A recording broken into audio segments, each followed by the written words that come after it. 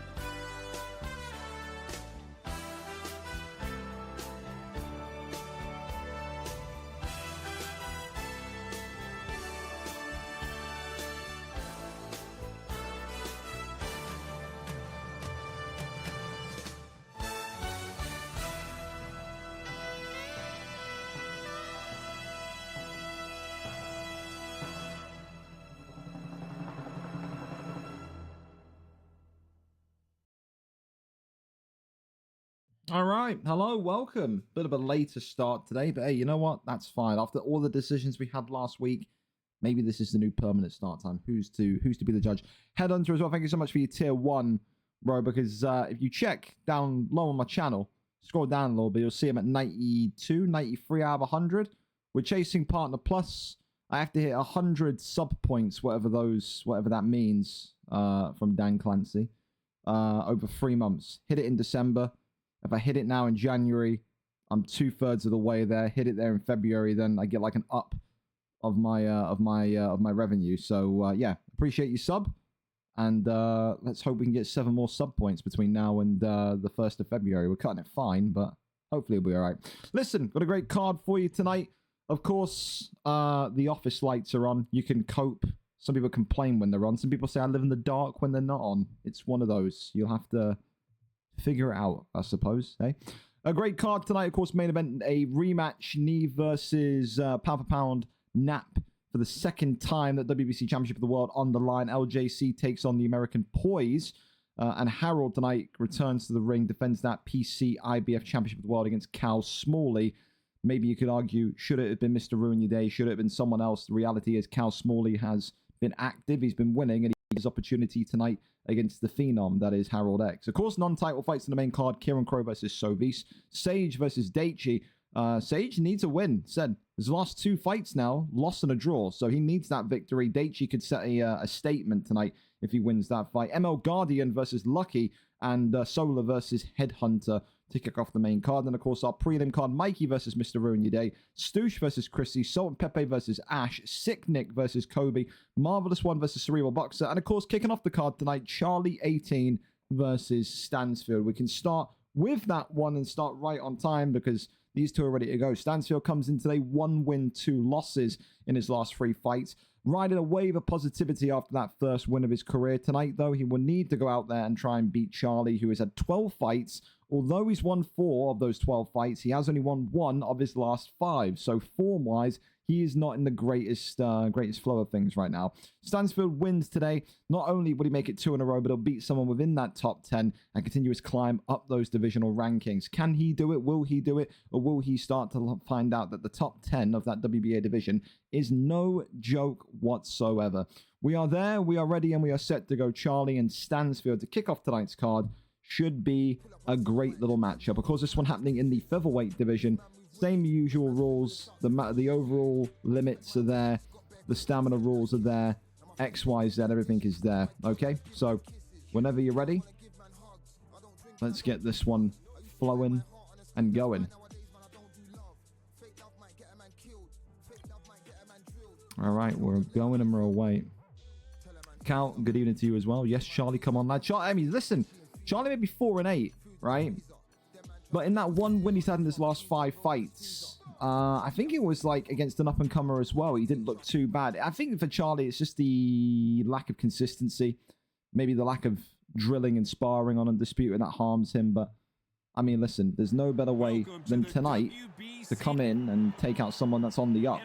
For Stansfield, of course, he wants to have a crack at maybe his good long-time FIFA friend in LJC who currently occupies the belt. Will he occupy the belt after tonight, though, is a different question. But we're here, we're set, and we're ready to go. Linares, of course, in the black and gold trunks today for Charlie.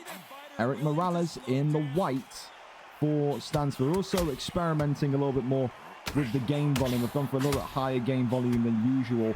Did it for UFC last week as well, because on playback watching, it just feels like the game volume is way too low. So you let me know if the game volume's too loud, too quiet, whatever, and we'll kind of adjust as the fight goes on tonight. As long as Todd Grisham isn't yelling in our ears, then we'll be fine. Beautiful combinations already coming in from the Eric Morales pick as Stansfield just continues to look to bob and weave, get those right hooks going, and get those power punches served. Of course, the big thing for Charlie here is to make sure he uses the speed of Linares and avoids those devastating hits of Morales, because right now it is a power puncher's wet dream inside the squared circle. Goes back down low to the body as Linares eats another big right hand. Charlie got to make sure he's working off that jab, sticking and moving just like Morales is, but eats a big one. And then Eric Morales here, Stansfield looking to get this one wrapped up nice and early. Still continuing to bob and weave, goes back down to the body shot. No knockdown coming. It's a big bit of survival from the Linares pick as the right hand swings by like a baseball bat to skull and bone all over again. Body shot there comes in now from Charlie, who eats another big right hand. And it's that right hand immediately switching onto that left body hook is really, really nice. In terms of a 2-piece combination from Stansfield. Right hand goes to the left side as well that time. Swings low. Absolutely nothing there, though. But air and mist as Linares just looking to maybe survive this first round and go again in round number 2. So far, Stansfield very much looking like this is the version of himself that he wanted to show in his first 3 fights. Not many in that WBA division have a multi-fight win streak. He wants to be in that list. Round 1 categorically clear as day. That is a Stansfield round. That is an Eric Morales in white round. Of course, didn't get knocked down, so it's only a 10-9 as well. So that's, I mean, there's positives there. Every cloud has a silver lining. But you can see as well that damage meter is starting to build. The yellow damage is there. And that's not something that maybe the Linares pick can continue to just take and accept. Goes back down low to the body. The right hand comes on, and again there's those double body uppercuts, I think there were that time. Works off the jab, goes back down low to the midsection again. Now swinging down low. Back into the body shot again. Works off the jab, and look at that. Then there's these big shots. Oh, big body shots this time.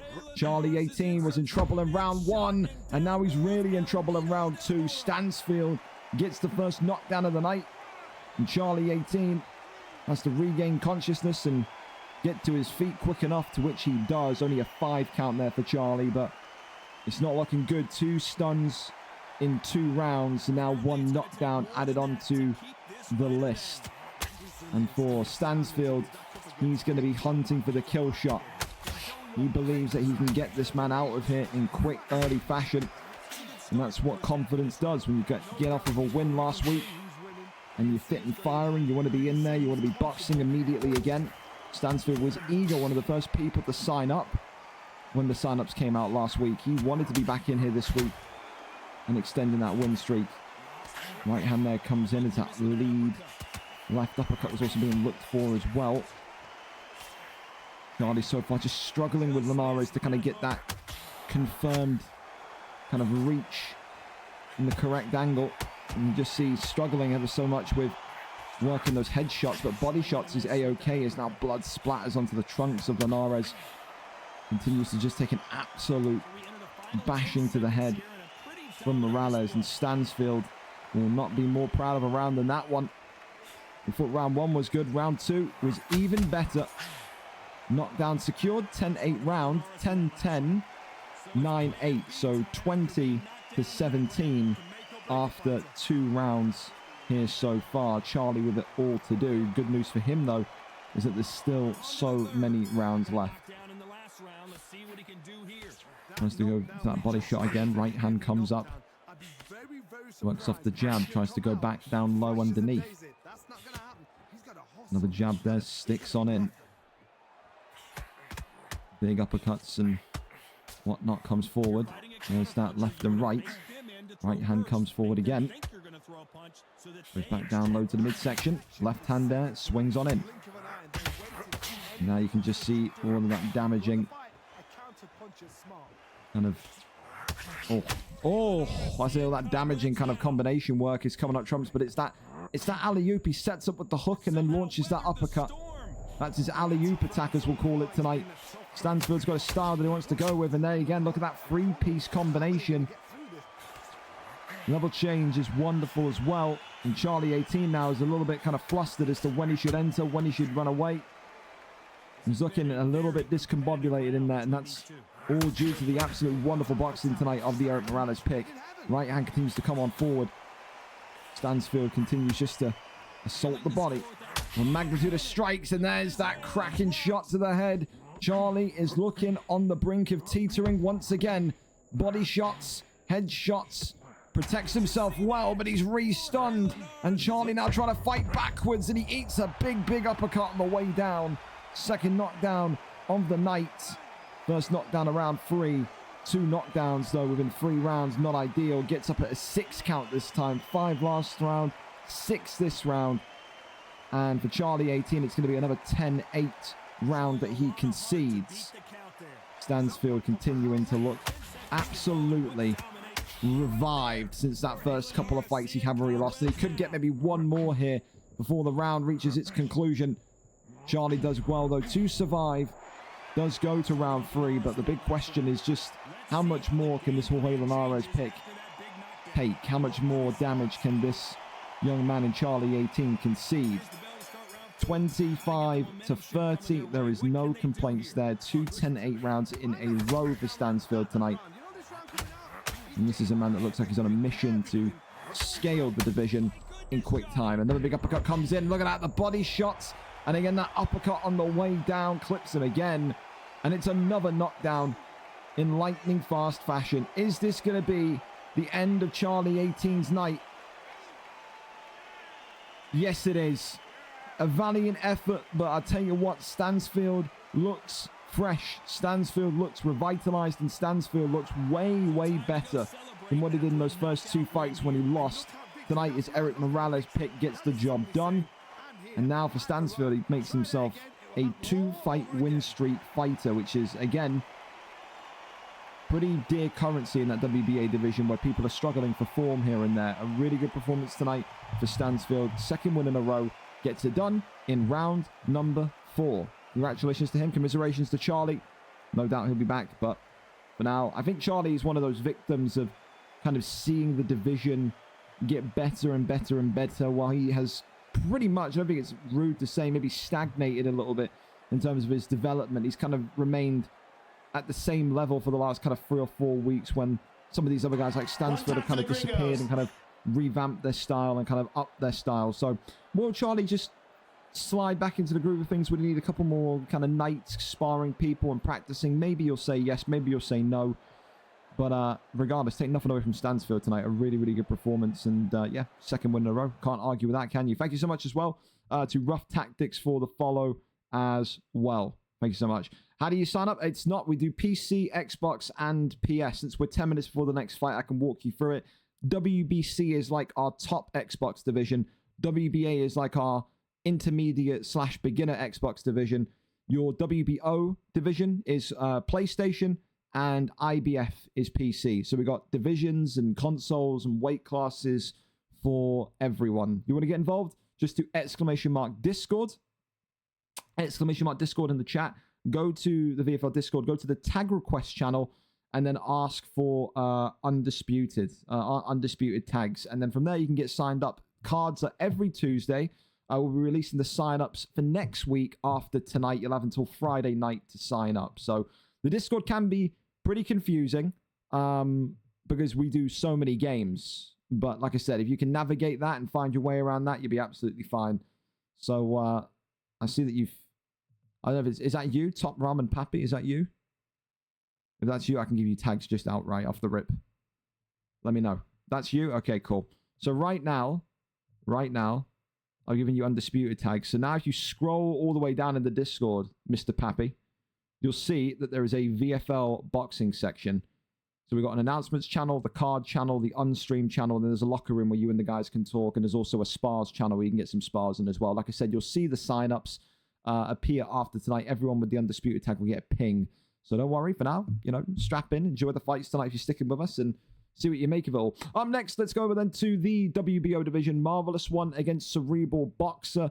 Of course, Marvelous One, 2 wins, 2 losses coming into this fight tonight. A 2-fight losing streak for him. Cerebral Boxer started off his career last week in brilliant fashion, winning in his debut. Tonight, he wants to do the unthinkable, 2 in a row. It's been quite some time since the time of Xavier, where we've seen a 2-fight win streak or more be amassed. You can say the same for Coxie, although he's been a little bit inactive here and there. And of course, Haywood is the next man up for the belt. So not many people have got a 2-fight plus win streak. Tonight, maybe Cerebral Boxer will join that list. If he can do it against Marvelous One, it would be quite an impressive victory, because although he's lost his last 2 fights, Marvelous One in his first 2 fights looked like he was going to be a storm trooper, a trailblazer in this WBO division. So listen, maybe out of form, but a great boxer nonetheless. Can Cerebral Boxer tonight outbox the Marvelous One? That's the big question on our minds. Let's go over to it and see if they're ready to go a little bit early. Cerebral Boxer is live for us.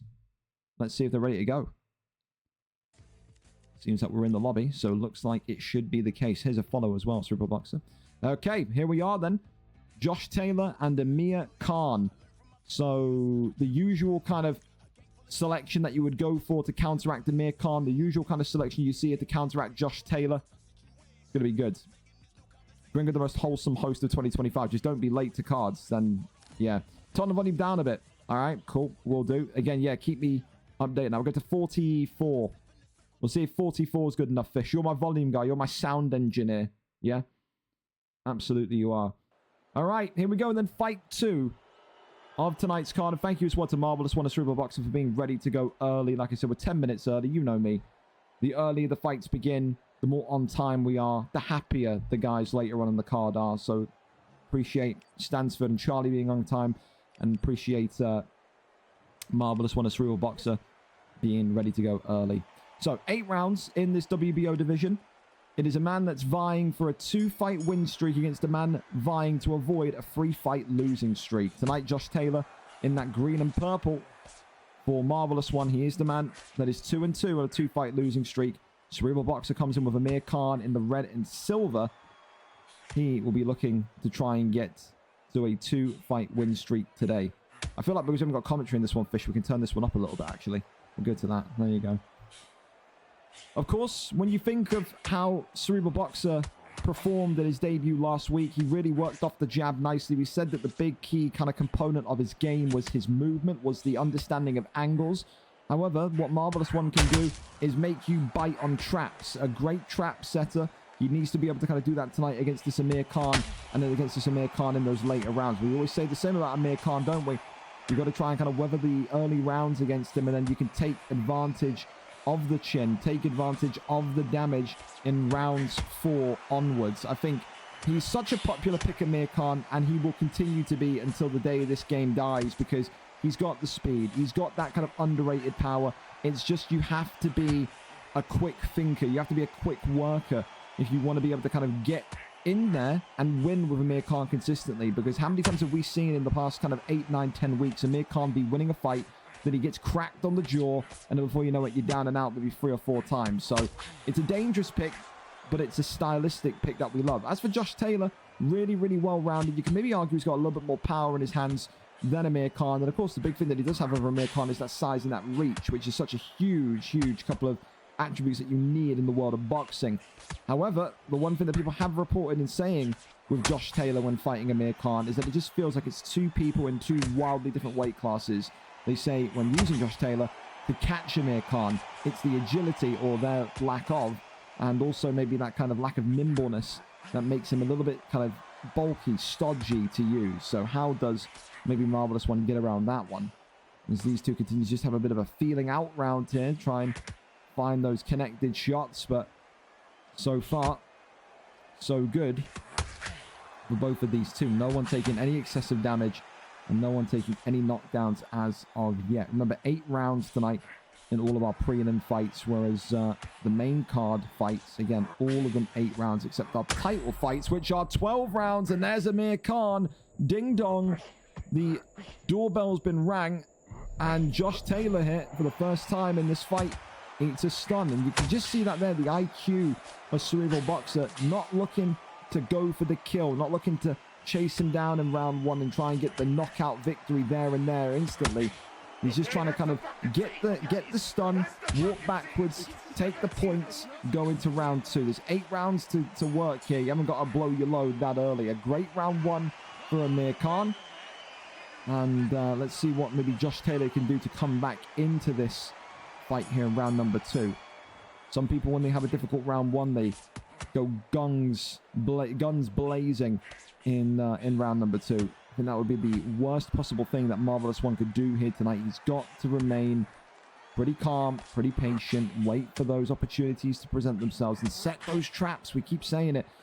Set a great trap setter in his day. Both of these two are, so far, it just feels like Amir Khan's got the better of the Josh Taylor pick. As look at that 3-piece combination, followed by that beautiful uppercut right through the middle. Keeps Josh Taylor thinking. There's that big right hand to the midsection, though, onto the belt line, as Amir Khan continues to eat some heavy shots.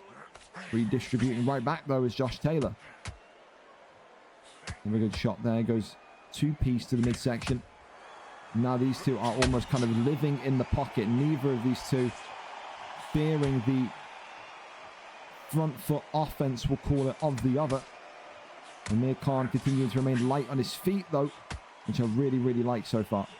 Goes back down low to the body again. That beautiful body shot tickles the ribs once more. And there's that 2-piece combination. Lightning fast from Josh Taylor as well. Inside the pocket, he's like a grizzly bear, man. He'll just kind of start swinging his arms and try and bear hug you if you're not careful. Swings that one right to the dome again. Goes back down low to the body. Again, goes down low. It does seem to me tonight that maybe Josh Taylor is thinking more about trying to work the stamina of Amir Khan and work those body punches onto Amir Khan rather than cracking the jaw. As I say that, look what happens. Right hand goes up. Amir Khan eats one. He hasn't absorbed too many hits to the head, but he has now. And there's Amir Khan's glass chin coming to the party. Round 1 was a pretty much confirmed Amir Khan victory. No real kind of signs of anything going on that would depreciate Amir Khan's health stats, but that's Josh Taylor for you. That's Josh Taylor's power against Amir Khan's sandpaper chin. Great knockdown, great response in round 2. And for Marvelous One, that gives him a whole lot of hope going into the next couple of rounds now. If you can crack that jaw early inside 2 rounds, then what can you do in rounds 4, 5, 6, 7, you know? There's so much opportunity there. Absolutely. Works the belt line again as Josh Taylor just continues to hold his block, trust his block, and tries to go for those counter shots. Really nice snapping shot to the body there. Josh Taylor goes upstairs once again, back down low to the belt line. as Amir Khan was hunting for a counter, as was Josh Taylor. And now you can just see it's clearly two different ways of thinking tonight. Josh Taylor trying to set up the headshot with a magnitude of body shots. Amir Khan just staying right up top with headshots to Josh Taylor. So intriguing and interesting. However, round two, Josh Taylor's round gets the knockdown. It's a 10-8 round, puts him pretty much in the lead here for Amir Khan. Now the question marks come out about your defense. You have to remain defensively resolute and try and avoid any extra damage. The worst thing that Cerebral Boxer could do here is go in, and like we said before, go in too crazy, too aggressive, and eat another knockdown. If he gets 10-8'd in this round, I don't want to say it would be impossible to come back from, because we're going to be 3 rounds in, but I mean, to say that you're going to have to chase that magnitude of points against someone as damn good as Marvelous One is quite something. The Marvelous One, he knows now that he's got the control and the momentum in his side of this bout. Just needs to kind of double down here and try and fish for that knockdown. I think, if anything though, my brain is telling me I think we're going to go back down to having a kind of like a momentum quashed round. I think after that kind of knockdown of round two, I think Amir Khan's just going to be looking to try and make the fight smooth again, make it kind of back and forth, rather than have that kind of chaos, that frenzy in the ring. We'll see though. Body shot there goes down. As that left hand comes in, look at that, another big one comes forward. Goes back down to the right of the ribs. Continues just to think about how he can maybe target Amir Khan's midsection. Amir Khan now getting some more connected shots, but there's that right hand, that peekaboo right hand we like to call it, of Josh Taylor. So many Josh Taylor users do that. They kind of work the body, then boom, right hand bazooka right to the chops. Tries to go for that swinging inward uppercut, but again just out of range as these two continue again just to try and obtain dominance inside the pocket. Avoids that one, does Josh Taylor, again with the reach of Amir Khan being a negative factor. Josh Taylor now just again, right hand, the speed of the right hand in the hook is ridiculous. More shots coming down low and up high. Amir Khan with 45 seconds left of round 3. Doesn't need to win the round, but definitely needs to kind of make sure that he's done enough to maybe cause a conversation of, has he won that round, has he not won that round? Goes back down low to the body again. Another snappy one there from Amir Khan. It does feel like this one here tonight may well. This, I mean, when I match made this, I did make it with the intent of it being a decision type fight.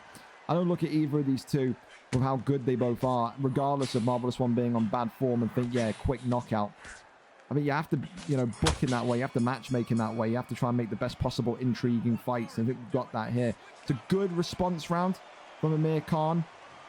But the only real negative side of things here is, yeah, maybe he's won that round, but has he won in the long run? How will his chin, how will his durability in general be feeling? Because now we're in the Amir Khan witching hour. We always say Amir Khan, when he loses in VFL, inside the VFL Undisputed ring, he often loses anywhere between round 4 and round 8. So those kind of later stages of the fight is when he starts to wilt and when he starts to fall away ever so slightly.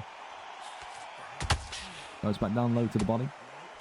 Avoids that one and avoids that one right back. Both of them ducking, dodging and diving out the way of one another's attacks as Amir Khan just continues to work that left and right.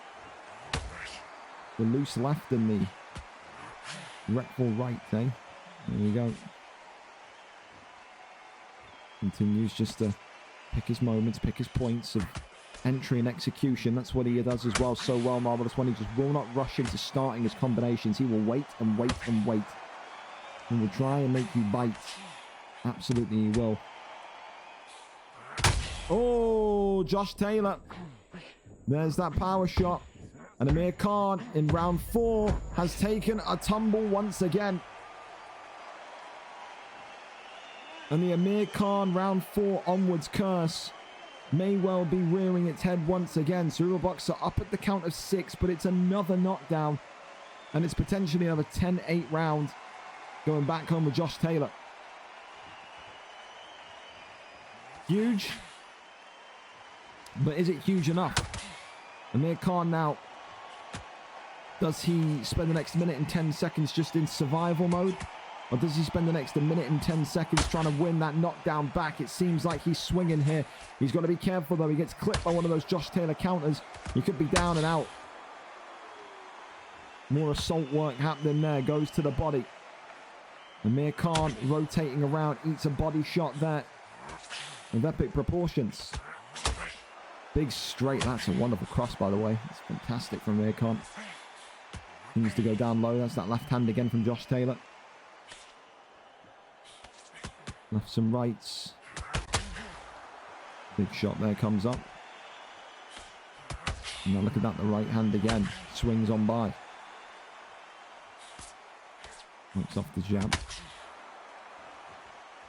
Got to try and just survive this one. Get into the next round. There's Amir Khan. Actually, a little bit crazy that he's refused to take the back step out the pocket, but I can respect it. The warrior, absolutely. That's going to take us into round number 5. Good round for Josh Taylor. Marvelous one. We'll be starting to think that that losing streak of his is coming to an end. Doesn't want to count his chickens before they hatch, though. We've seen fights result in epic comebacks before. You need to make sure you're not celebrating and mentally thinking that you've won too early. Just takes one brilliant round from Marvelous One to have you... Well, one brilliant round from Cerebral Boxer, excuse me, to have you on the back foot and panicking a little bit. So, got to just keep doing what he's doing, does Josh Taylor. Big right hand there, comes all the way in. Back down low to the body. Continues there to work that left and right. Got to think here for Amir Khan as well. At some point, you now need to go and find your own stun again. You need to go and find your own knockdown. Whether you do that through the body or the head, it doesn't matter at this point. You just need to start combining and compiling damage. Onto the Josh Taylor pick here. Big left and right hand there coming again from both sides. As these two continue to just camp inside that pocket. Goes back down low to the midsection. The belt line of Amir Khan has been taking a battering here tonight. Nothing has changed here in round number 5. Goes back down low there himself. Swings and misses. And Amir Khan on death's door again. And look at this. It's body shot, body shot, body shot, headshot. You unlock the head by targeting the body. And Marvelous One has indeed unlocked the head. Amir Khan could be in big, big trouble. And Cerebral Boxer has his first loss inside the VFL boxing ring tonight. It was a great debut, but he just could not handle that power, that presence, that pressure tonight from Josh Taylor. Marvelous One ends the 2-fight losing streak and is back to winning ways. It is a beautiful performance, I would say, with just all the confidence that he had in his pick. And tonight gets it done in beautiful fashion, gets a knockout added to his record, and is back to winning ways and back to climbing up the divisional rankings all over again. It's a round 5 victory tonight. And for me, so far, early doors, yes. But for me, performance of the night. Really, really liked that way of kind of using the body shots to unlock the headshots. He knew he had to target Amir Khan's chin. And, you know, through slow and methodical game planning, he did exactly that. And a well-executed plan there tonight. Congratulations to Marvelous One indeed. And also thank you during that fight to Mickey J for the tier 1 for 6 months. Again, fellas, appreciate all the subs. Again, we need those. We're getting closer and closer and closer to the Partner Plus goal. We need to reach 100 sub points by February 1st for 2 months in a row. And then we got to do the big one. If I can do it and get there, then in February, all I've got to do is get 100 sub points, and then we've done it. We've got Partner Plus for the year. So you can keep a track of my goal if you want to by going to the bottom of the channel. You see there's like a little ticker there. So, yeah, there you go. Got a lot to learn on Madden Grogs. That was a baptism of fire. Listen, well, Corey, you've got another game later on in the week. So stay in the save for now. It's all practice. It's all learning. It's all good. So, yeah, listen, we go again. That's what the Fantasy League is for, man. Learning and going from there. So, yeah. Thank you, though, for hopping in tonight and getting that done. I appreciate you massively. Well, listen, up to our next one. And we're going to go over to Sick Nick, one of everyone's favorite Americans. Of course, tonight he's back in there. And you want to talk about baptisms of fire. Kobe is going to be exactly that. Kobe, of course, tonight is a huge fighter that is on the up. He only has one fight on record, but when he came in his debut and had this incredible performance. This performance that got him the performance of the night bonus. Tonight, though, he's taking on a veteran. It's fight number 13 for Sick Nick tonight. 4 wins, 1 draw, and 7 losses inside the VFL boxing ring. Only 2 wins in his last 5, and also on a 2-fight losing streak. But we've already seen one man tonight end a 2-fight losing streak. Will Sick Nick join the line? Kobe is a dangerous fighter. Lots of forward pressure, lots of combinations, lots of free-flowing boxing tonight. This is a guy that we said when we saw him fight last, we feel like he's going to be eventually a WBC championship contender. Sick Nick tonight can end the hype train. He can derail the hype train and further project himself up those divisional rankings tonight with a win. Can he do it? Can he end his losing streak? Or will Kobe make it a night to remember and make it a 2-0 victory? Let's go over to Sick Nick and see what we've got set for us here tonight. We are in that lightweight division as well. Amir Khan and Marco Antonio Barrera. The Barrera pick getting more and more love now with every single passing week. So there you go. Hey, Corey, for the passing as well, make sure you got timed passing on. But yeah, no, honestly, get some reps in as well. Like a lot of guys in the Madden League, Corey, there is a clear difference between the FIFA side and the Madden side. A lot of people in that Madden side are really helpful in terms of like kind of, you know, giving you a couple games and giving you a few pointers. Dini is how do I describe Dini? Dini is overly helpful, annoyingly helpful, but he means it in good fashion. You want to go and kind of get some pointers and stuff and get some, you know, practice against anyone. Dini would be someone to definitely go and talk to. He seems happy to help everyone. He's helped Falcon out, who's now thriving in the league as well. So, yeah. Maybe if we'll have to call him Coach Dini. But yeah, definitely reach out to him and just reach out to a lot of the guys. Abdi, Bale 9. A lot of the guys are friendly enough that they're going to sit you down and kind of give you some games and give you some pointers. So don't be afraid to go in their ass, man. Anyway, back to the boxing. Barrera in the blue and white today for Sick Nick, whereas Amir Khan in those red and white trunks for Kobe. He'll be the favorite. And like I said, just watch out for this Amir Khan pick, man. He starts quickly, but Sick Nick will say, I will match your rhythm. I will match your pace here tonight. These two are boxing like they've got, I don't know, like they've got a meal on the way. Kobe then looking past him saying, where did that shot go? Again, you got to love it. These free-flowing, rapid-pace boxers. They create the spice. They create the fireworks on the card, don't they?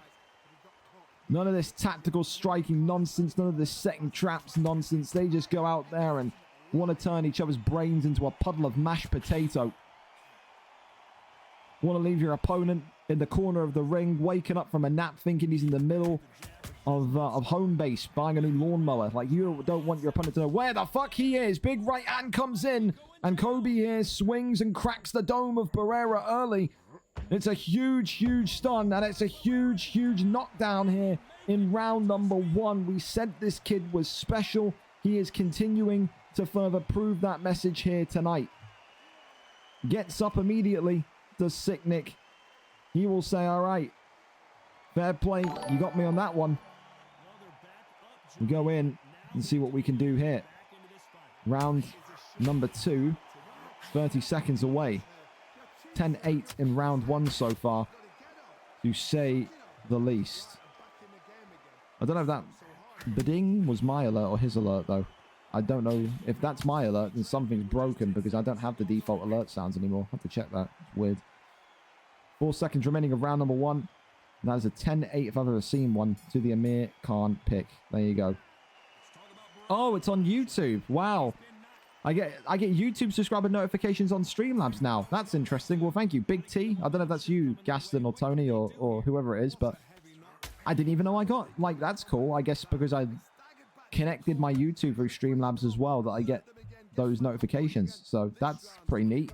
Cool. Hey, thanks for that. See? Appreciate that.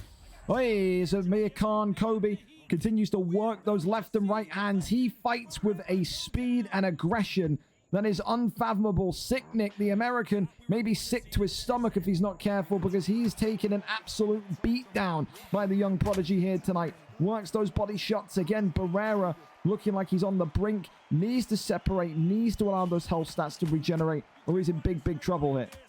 More body shots coming. Amir Khan, body head, body head. It's just that same rhythmic process of just working everything. He is making Sick Nick tonight look like a schoolboy in there. Works back the headshot as well. Barrera now just has to find his feet, just has to find his bearings. Continues now to work shots to the body. Amir Khan. Look at how damn fast he is, man. Oh my goodness me. Oh my God. Oh, uppercut. Oh, Jesus Christ. Jesus Christ. Get him a stretcher. He's eating shots uncontested. Referee deduct a point. Do something, ref. He's so fast, man. He is. I think as quickly as we gave that performance of the night bonus, maybe it could be 2 fights. Yeah, I don't know, dude. That's pretty fucking wild. 2 fights, 2 wins, 2 performance bonuses. I tell you, he is just unstoppably fast in the ring tonight. He really is. Goes back down low to the midsection again. 7 seconds remaining of round number 2. And Kobe there winding up the windmill, including the taunts. He's looking like a prime Muhammad Ali in there right now. I hate to say it, but he really is. He looks fast. He looks on his feet. He looks fluid. And he's got the taunts and the charisma to match. A really, really breathtaking round there for the Amir Khan pick. And Kobe continues to solidify his status as the guy to watch in the WBC division. This kid is talented. He is dangerous in there. For Barrera and Sick Nick, it's a shame because I love the guy. I think Sick Nick's one of the most nicest, awesome dudes in the league. I really do. But right now, man, I think this is just a case of you are being outboxed by a younger, more reflex-heavy fighter. I mean, listen, I've been there, man. I'm nearly 30. Like, my reactions and reflexes in games just have fucking dropped off of a cliff in the last, 5 years. I don't know how old Kobe is, but this kid's fighting like he's just snorted a line of G Fuel laced with fentanyl off of his desk. He is something else. He is something else. Amir Khan then doing the little no-look taunt again, winding up the windmill and getting the feet moving as well. Oh my good God. 3-piece combination comes forward again as Sick Nick now continues to try and find some sort of hope of getting a knockdown or some sort of stun back, but it's more and more damage that continues to creep on through. It wouldn't surprise me if the boys over at P4P or TKK looked at this tonight and didn't get in contact with this man. I think those 2 big boxing camps could very much poach one of the big up-and-comers of this undisputed boxing scene in this young man here. He looks unbelievable. Goes back down low to the body. Sick Nick there swinging for the heavens, trying to just connect anything, connect something. There's more and more damage coming in. 4-piece, 5-piece, 6-piece combination. More shots landing and connecting. Can he get one more knockdown? Or will this go into round number 4? I mean, fair play to Sick Nick. He's got the defensive reactions and the resiliency of a saint here. I mean, you may need to knock him down 4 or 5 times if needs be, but he refuses to stay down. Another great round for Kobe. For Sick Nick, I don't know. I'm out of superlatives to describe how good this fight has been for the Amir Khan pick, and I'm out of advice to give for Sick Nick and Barrera as how he can come back into this one. Do you stick and move? Do you try and just kind of, work the jab and try and slow him down? How do you slow down someone that is moving with such energy in the ring tonight? I don't know. I really don't know. Swing and a miss there on the upstairs, but Amir Khan continuing to just throw those heavy hands as another big right hand, left hand. There you go. That's more like it. Barrera gets the first stun of his fight tonight. And Sick Nick saying, I'm down, but I'm certainly not out here. Oh, Amir Khan levels him right back, though. Says, yes, you are, old man. It's my time. It's Amir King Khan time. As another body shot comes forward. Uppercuts now. A right hand coming through the middle. But so far, these fights having probably the closest round that we've seen so far in round number 4. Both of them getting a stun against one another. And he continues to get the feet moving and get the dance moves out here tonight. He is loving his time in there. The no-look taunt, the windmills, he's loving life. He really is. The only thing that could make this fight even more crazy is if somehow Sick Nick Barrera gets a flash knockout. I think he would erupt in his house. The whole... Oh, I think he's done it. Oh, I think he's done it. There's no way I've called that. There's no way I've called that. Oh, he didn't. I thought he flash knocked him. I thought he flash knocked him. I thought he flash knocked him out. I really did. That would have been the greatest clip of all time. I legitimately thought he fucking immediately, like, doctor stoppage, whatever, TKO'd him. He gets a knockdown, though. Well, there you go. He's still in good spirits, though. Back up at the count of 6. Great round for Barrera. And now maybe a little bit of calm in this matchup. Goes back down low to the body, and look at that again, the 4-piece combination coming forward there, and he almost hit him and clipped him again. Jesus Christ almighty. Well, listen, a good round for Sick Nick, a stun and a knockdown. And I think he would have had his heart in his mouth as well. I think when he got that knockdown in that round, he must have felt like, because of the camera angle, it's the camera angle of kind of, it zooms out slightly. You think, have I just got the flash knockout? That would have been the knockout of the year, comeback of the year, upset of the year, all of the above. For potentially Undisputed in 2025. It really would have been. Big right hand comes forward. And look at this. There you go. Those big heavy shots coming in from Sick Nick again. Avoids that one. Cracks him though. There's Amir Khan. And Amir Khan now teeing away to the body. And look at that. More uppercuts coming forward again. Trying to kill the man because he won't stay down. Can Sick Nick return to his feet once more? The answer is yes, he can. 7 count. He's back to his feet.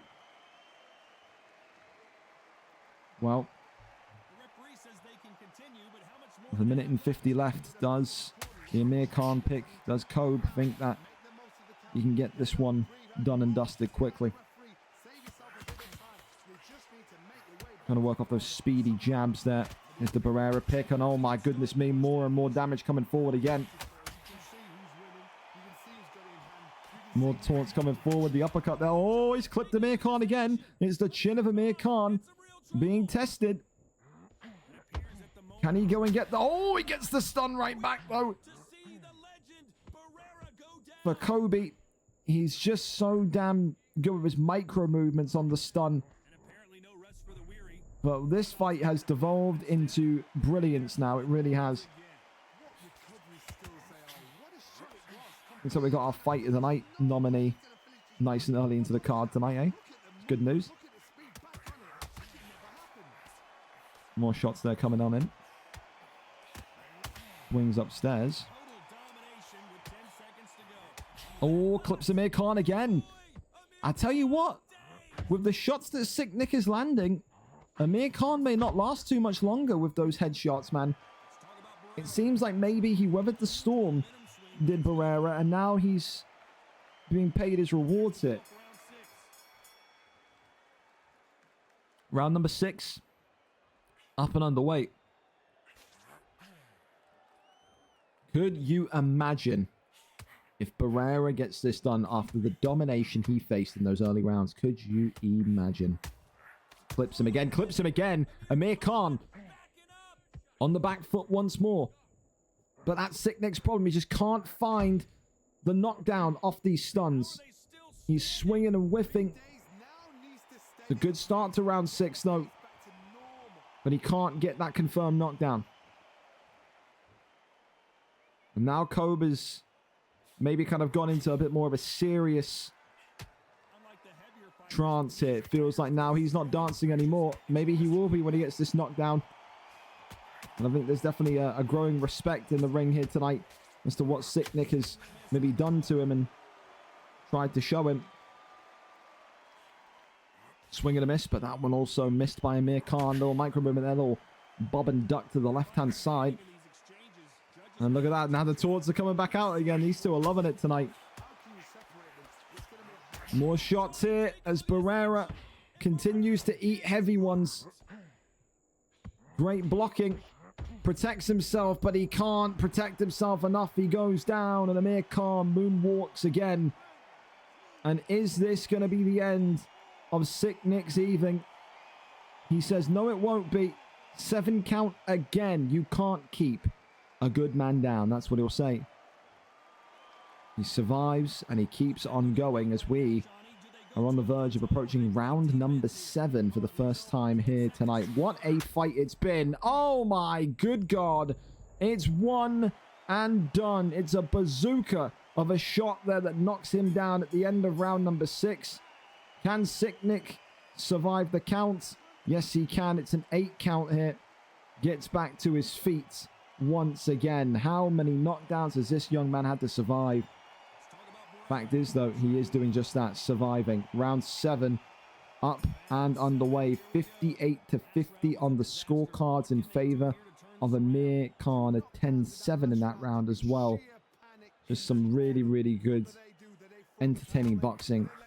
Very much on view here tonight. Tries to go back down to that body shot again as Pereira continues now to try and find a way to marginalize those 8 points of difference in the scorecards. As that right hand again pops on through from Amir Khan. Goes back down low as looking at the uppercuts there continuing to fly on down. Got to think here for Amir Khan, if you can't find the knockdown or the knockout, do you need to be a little bit more careful than what you were in the first 3 rounds, because your chin has been tested and has been cracked. But I feel like with the way that Kobe is boxed tonight, there's going to be nothing on his mind other than getting the knockout. I think he'd be disappointed in himself if he didn't walk away with a finish tonight. Barrera, though, continuing to just eat those heavy shots. Amir Khan circles back round, has him, against the ropes now. Body shot, uppercuts, more and more. And Amir Khan with yet another huge knockdown. And this now is going to be even more difficult than before. And this could be the end here. It's a round 7 victory tonight. Kobe has done it. 2-0. I thought it took a knee. And I'll tell you this much. Fight of the night. Damn. Absolutely. Show the knee animation, man. This is going to be a difficult one to beat. Kobe now, 2 fights, 2 wins, a performance of the night bonus, and a fight of the night bonus. This kid may well be one of the most entertaining fighters in the league. But there you go. Tonight, Sick Nick feels the power, feels the force of one of the new and upcomers, and he does walk away as a round 7 victor, does Kobe. Congratulations to him. A great, great performance. A great fight in general. That takes 2 to tango. A great fight tonight there from those 2. Up next, though, we keep on going. Sultan Pepe back in the squared circle tonight. 3 wins, 4 losses against none other than Ash Axon, if I'm pronouncing that correctly. 3-4 versus 1-0. Of course, Ash Axon was at the center of that kind of controversy when pound for pound Hooves was ulting on someone's account. So technically Ash lost the first fight of his career, but that one was made back to a no contest due to that proven cheating that was ongoing. Had his second fight, or quote unquote his debut last week, won that fight. It was a clean fight, no controversies there. Kobe now 1-0. Sultan Pepe today is going to have to be the man that gives him his first official loss. Sultan Pepe, of course, so 3-4 and only 2 wins in his last 5. Difficult to adapt and find your feet in this WBC division, but Sultan Pepe will be hoping to do so and neutralize his record back to a 4-4 stance. Who gets this one done? Will it be Sultan Pepe or will it be Ash? We are up and over to it. Let's go and see what the picks are set to be in this one here tonight. Carl Froch and Daniel Jacobs. Fellas, you are good to go whenever you like. There you go. Just saw you have boxing. Want to be again, Kettle? If you can hear this, just ask for Undisputed tags in the Discord, my boy, and you'll be absolutely fine. Okay. Okay, sounds good. All right. Full screen. We're going again. Let's see. Let's see. It was a great fight, by the way. It's a great fight. Sick. Fantastic fight. Okay. As we continue to speed through these prelims today, I hope our main card's potentially ready to go a little bit early. I mean, listen, I could have just absolutely jinxed us there verbally. And now we just see nothing but decisions for the rest of the night. Hope not, but here we go. We're in. And the silence of the gym that we're in. And of course, Carfroch tonight in the black trunks for Sultan Pepe. Ash Axon in those grey and white camouflage trunks of Daniel Jacobs. 1-0 for the camouflage trunks, Daniel Jacobs. 3-4 record for Salt and Pepe in there with Carl Froch tonight.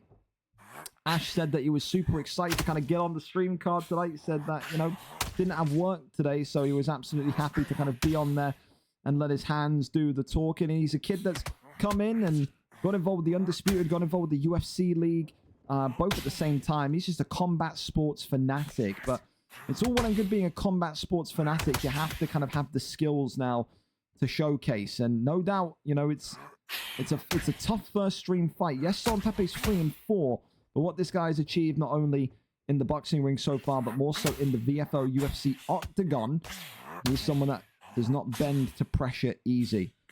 I think he's someone that as well, you ask him, you know, how much development do you think you've had in the last kind of like 2 months in Undisputed? He'll say a metric ton. He has improved so much. Wants to maybe use those spars that he's been having in pound for pound, P4P, in a way that will maybe kind of benefit him. But look at that, a body stun already as Salt and Pepe now tease away. Look at that. Now look at this. Just collapses Daniel Jacobs to the floor here. An absolute flurry of punches that collapses Daniel Jacobs onto the ropes. And that is going to be a 5 count that he gets up from immediately. A good start from Salt and Pepe, who looks like he's got a lot more ferociousness to his game, a lot more speed to his game here tonight. And just looks to be kind of having his way so far in round number 1 against Daniel Jacobs. Round 1 in the books, and that's a 10-8 round to the Carl Froch pick. Salt and Pepe will be happy with that one. A great start. But now it's about maybe chasing the kill. Salt and Pepe will not want to go all the way to a decision here tonight. No way will he. Not a chance. Swings upstairs, goes to that right side, goes back down low. There's that right hand coming on in. Got to see what can happen here. Lefts and rights again. As he continues to be a menace here. Goes back down low. As Carl Froch continuing to just try and find that counter shot. He's looking for that kind of heat-seeking missile of a right hook. You can just see it. He's kind of leaning backwards and trying to get that right hand in. Does there, but to no kind of avail of extra damage on Daniel Jacobs. Goes back down low to the body here as Carl Froch continued to back away and make maybe some minor tweaks and adjustments. Big shots there coming in again. The right hand continues to fly on through. Daniel Jacobs, oh, he eats a big one to the body. And now Daniel Jacobs on the retreat. Carl Froch on the chase. Can he find another knockdown? And the answer is yes, he can. Daniel Jacobs again. Look at that collapsing on the ropes. He's ready for a 619 from Rey Mysterio, the way that he keeps landing. He really is. And this one here, is it going to be game, set, and match? No, up at the count of 6. It was a 5 count in round 1. It's a 6 count here in round 2. As this one will resume with 37 seconds and counting. Daniel Jacobs with so much ground to cover. Big lefts and rights again coming forward. Goes for a slick one there, back down to the body. Pulls back and away. Right hand there goes in again. Beautiful shots there by Daniel Jacobs as well. Huge shots there by Daniel Jacobs. That's better, but again, only 30 seconds effectively of great work from Daniel Jacobs pick from Ash, whereas there's been maybe you could say 2.5 minutes of great work there from Salt and Pepe. Feel like he's controlled both rounds and has of course cemented that with 2 10-8 rounds after knockdowns in each. And look at this now, going right back to it. And this is not where Ash wants to be. Back against the ropes. Helpless, like a defenseless animal. Does not want to be there. Continues, though, that forward pressure. Swings that right hand up. Does Froch. Goes back down low. There's that right hand again. Is it 3 rounds, 3 knockdowns? He takes the knee that time. Does Daniel Jacobs. He does not want to have his mini game tested.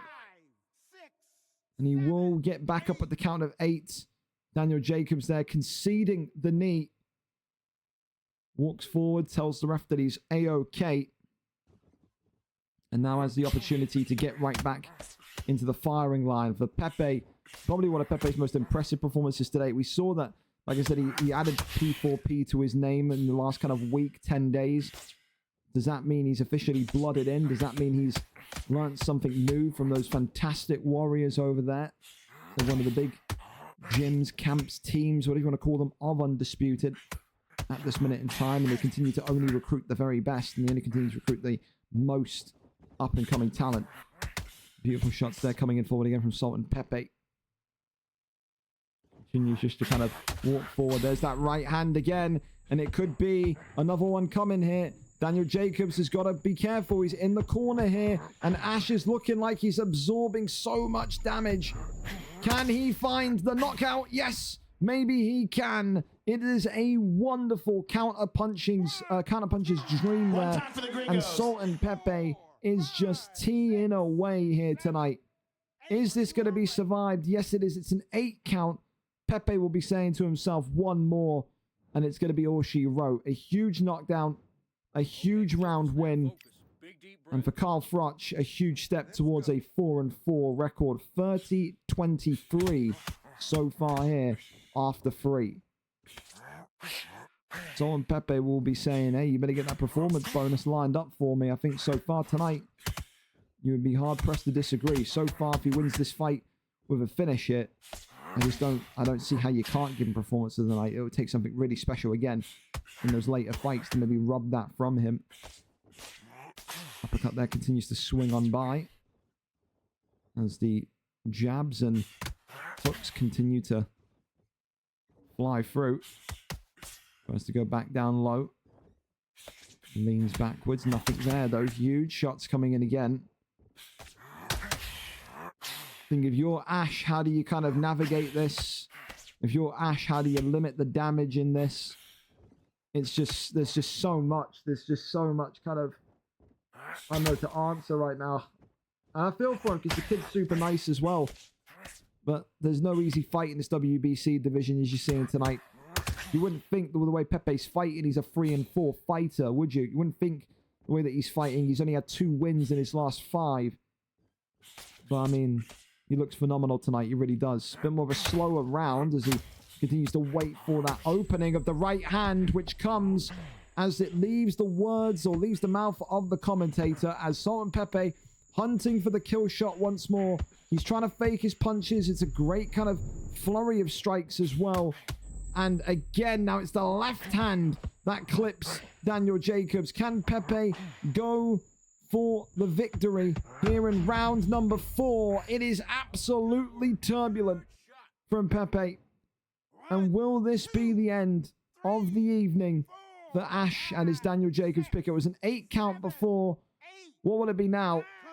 It's a 9 count. Wow, resiliency is off the charts. Fair play to Ash. Refuses to be down and out. Refuses to be knocked out. Salt and Pepe will have to try and get that in round number 5. It was an 8 before. It was a 9 now. Surely, Salt and Pepe just needs one more. And this is all done and dusted. For Ash, it would need to be one of the comebacks of the century here tonight if you want to win this fight. There's no other way to describe it. There really isn't. Avoids that one. Beautiful shot there again coming on through. Lefts and rights once more.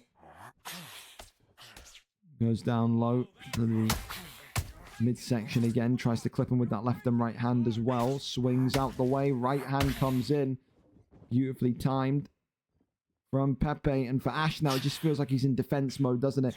He's walking backwards. He's off the back foot, just trying to protect himself. There's no real, I think, belief or concern from Ash in terms of launching any offense. I think he's just kind of resigned himself tonight that this is just going to be not his night. And I think maybe he'll say to himself, well, the only way that I can really annoy Pepe is if I maybe go and, you know, lose here on a decision rather than lose here by getting knocked out. But, I mean, for Pepe, it's the same story as the previous 4 rounds. He's not going full aggression. He's trying to get that counter shot. He's trying to get that right hand crept through to kind of get the finish. Swings back round and gets that body shot coming off as well as continues to get those hands moving. Blocks that one up and throws a right hand right down the alleyway. Avoids that one as, again, that little jab puts Froch off balance. Probably, for me, Ash's best round so far tonight here in round number 5. It's just a shame that it's come after all that damage and all those knockdowns have kind of found their way through. Goes back low to high. Beautiful work again from Carl Frotch, and that's going to be the end of round number 5. We go to round 6 for Sultan Pepe.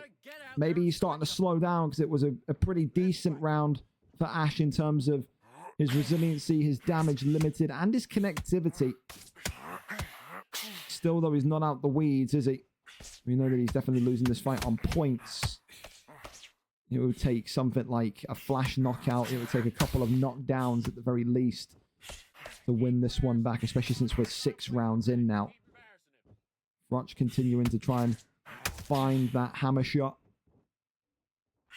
As Daniel just needs to move and rotate back round into the middle of the ring here. Big right hand comes in. Sultan Pepe clips him.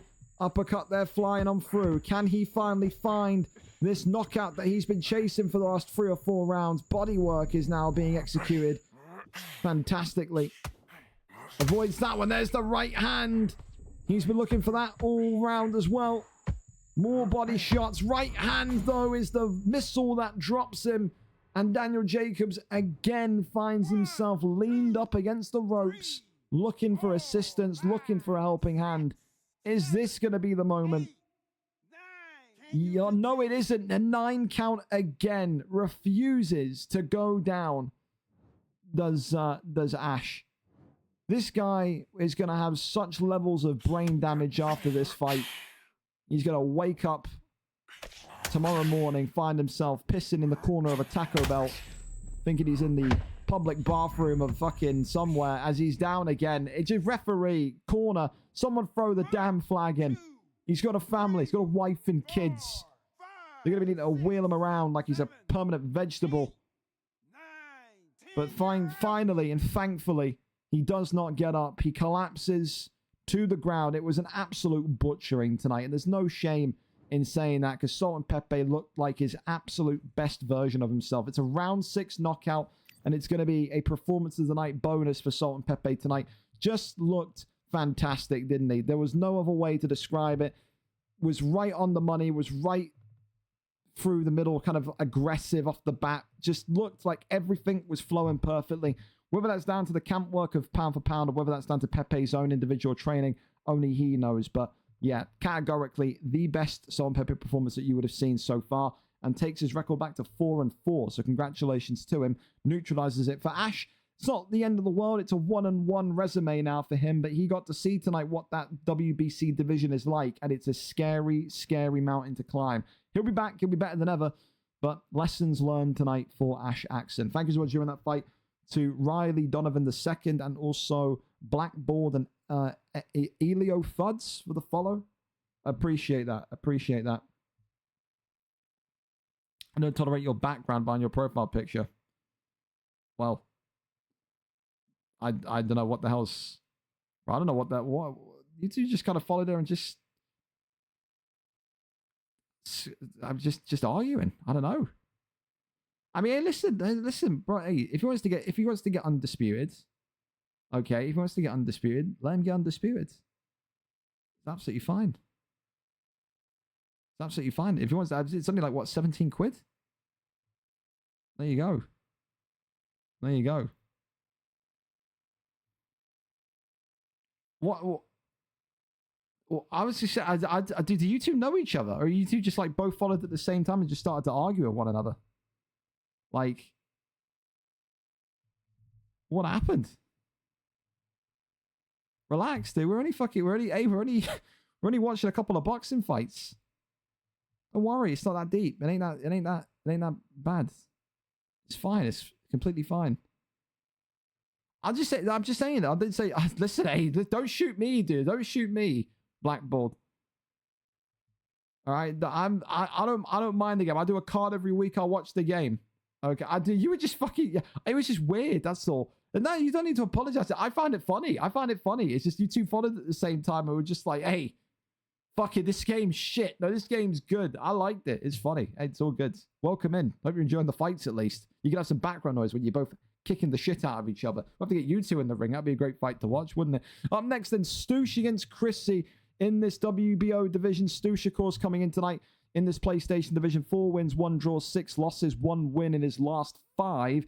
Chrissy, of course, is the man on the up, the Scotsman fighting out of Saudi Arabia or Dubai. I forget which one he's living in now, but said one of the most reliable fighters in the business tonight. Wants to try and make it a free fight win streak. He'll argue, should he win here tonight, it's got to be a contendership fight next because of the win streak. I'd have to agree. Stoosh is the biggest opponent he's faced so far. It's someone near the top 5. It's someone that was once upon a time a title contender, and no doubt the biggest jump in opponent that Chrissy has seen to date. Will he do it? Will he not? It's a free fight win streak on the line. For Stoosh, it's a return to form. He needs to win here tonight for his own sanity. Will he do it? Won't he do it, though? Is the big question. We're going to go up and over to it. Stoosh is live for us in our, what is this, second to last prelim fight of the night. We have made excellent time, fellas. Thank you to everyone tonight on the card that has been on time. I'll go and ping Chrissy. Are you in touch with Chrissy, Stoosh? Or do you need me to go and just yell at him? I'll go and yell at him. Don't worry. You're up, by the way. We're early. There you go. Hopefully he's all goods. Hopefully he's all goods. Wait, what happened? Reese, what happened? The fuck did he do? I missed it. What happened? Did he drop a gamer word or something? Boys, help me out. What the fuck did he do? Needs to go on a walk or something. What the fuck did he say? I'm not seeing his background pic. I did not. I didn't. What I did. Thank fuck I didn't load it up.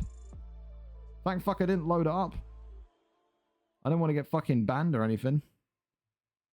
Try and describe it in the most kind of polite gamer way. Listen, now you. I don't want to look at it. I don't want to look at it because now you're scaring me. What the fuck was it? Just see. Listen. I can't. If you're telling me it's bad, I can't look at it. Someone describe it in the most PG way possible. Oh, okay. Yeah. Rhymes with Patsy, does it? Yeah? Yeah. Jesus Christ. That's a yikes. Was this account fresh? Was it like made, like recently, Reese? I don't know if we can see it or not because you wiped them out. Did you time him out or ban him? Ban him, by the way, if you haven't. If you got his name, just do /ban and just ban him. Respect Patsy, please. Please, Soren. Thank you, Nap. Straight to the point. That's why you're the future champion, bro. That's why. Yeah, just do /ban and then just write his name, Reese, so you can remember it. But blackboards, that's what it is. All one words. He's messaging you on this. No, just I'll do it. Hang on, I'll ban him. Dude, it's fucking weird. I got it. Hang on. There you go. There you go. Okay, there you go. Chrissy is on the way. He said he'll be a minute. So you're absolutely fine, by the way, Stoosh, if you can hear me. We're on for good time tonight, boys. We're on for great time tonight. Fantastic. The 8 p.m. cards may be the way to do it. I can't lie. Absolutely. He's a league owner too. Stop it. You're kidding. You're joking. You're Nap, you're pulling my fucking leg, bro. There's no way. I'm here this time. I'm glad. We missed you last week. You big dork. You made me sad last week. I was ready for a Mr. Ruin Your Day masterclass. I was. He's telling me I'm a Twitch mod, so I should go and eat a dick. I don't think he realizes, Reese. You're the worst Twitch mod in the world. You just rock up, say shit takes, and then leave. PlayStation League. How the fuck is bro a PlayStation League with that shit in his profile? It's why. Hey, listen, not my fucking problem. That's not my problem. It's weird. Strange. Oh well. To each their own, eh? Freedom of speech and all that, just not in my chat. We're a North Korean dictatorship here in my chat, unfortunately. There's no World War II sympathizing here, I'm afraid. Sympathizing. Sorry. Riley, I can't lie, Riley. I thought you two were like together, like not like together, like you know, fucking, but like together as in like friends, because you both followed at the same time. So I thought you two just came in and were just like staging an argument. But I mean, yeah, hey, enjoy the fights, I guess. But all good. All right, listen, Stoosh against Chrissy. We're here 10 minutes early. Thank you to Chrissy for being on time and early, as well as Stoosh. For Chrissy, a big opportunity now to go and get his 3rd win in a row. He's the feel-good fighter of the PlayStation division, boys. He is. This is a guy that was 1-8 at one point, has kind of focused, got himself kind of practicing, free-flowing, and is now on a 2-fight win streak with a view to a 3rd. Stoosh, though, is the man with Amir Khan tonight that has to break those dreams, shatter those dreams, maybe, and say, back of the line you go, kiddo. For Stoosh, he needs this win. Only 1 win in his last 5, remember. Not going to get you contendership if you win this fight here, Stoosh, but it's going to give you confidence, and maybe that's one of the bigger things that he needs right now. We're here in the underwater city of Atlantis. Unbelievable. We've got fucking sharks swimming around. We got octopi in the background. We got a massive stingray. That one killed Steve Irwin. That one there. That's the one that killed Steve. So all the celebrities are in the building, both mammals and sea creatures, eh? Unbelievable. Well, let's see who walks away with a victory tonight. Thank you to Chrissy as well for being able to show up at this time as well. We know that wherever the fuck he is in the world, whether it's Dubai, Saudi Arabia, Mars, the time difference is quite nuts. So I'm going to appreciate him. Then he knows he's going to have to fight a little bit later as he continues to move up the card in a winning way and continues to move up the card with views of championship opportunities. But there you go. Well, we're here and we're set. Who gets the victory? Amir Khan in the white and gold tonight for Stoosh. Josh Taylor for Chrissy, the Scotsman, in green and purple. Of course, only one more fight of our prelim cards here tonight as well before our main card comes in. 3 title fights on the main card tonight. Those 3 title fights are all 12 rounders. You've got some fan favorites in the building. That main event, Neave and Pound for Pound Nap 2 is going to be fantastic. But again, really excited to see what Poise can do in that WBA championship matchup. Excited to see the return of Harold after about 3 weeks out. He is one of the most dangerous champions of recent memory. Made SB9 retire, made Winter XJ retire. He has been collecting scalps in the Undisputed boxing ring on the PC division, hasn't he? Paul Stowe tonight, it's all about who can collect the scalp here. Chrissy, so far, doing well with his counter shots. We know Chrissy is actually quite a complete polar opposite to the last couple of fights we've seen. Chrissy, more of a slow, methodical, strategic fighter, a chess match boxer, he likes to be described as. Whereas maybe Stoosh is someone that is, again, also a little bit reactive. Tonight, it's going to be about whether or not Stoosh can lead the dance, whether he can take charge of this fight, take charge of this boxing bout, and really make himself present, really make himself here in the now against Chrissy. He has to make Chrissy wobble. He has to make Chrissy almost kind of, you know, retreat back into the kind of bad habits he had back a month or 2 ago when he was just swinging power shots for dear life.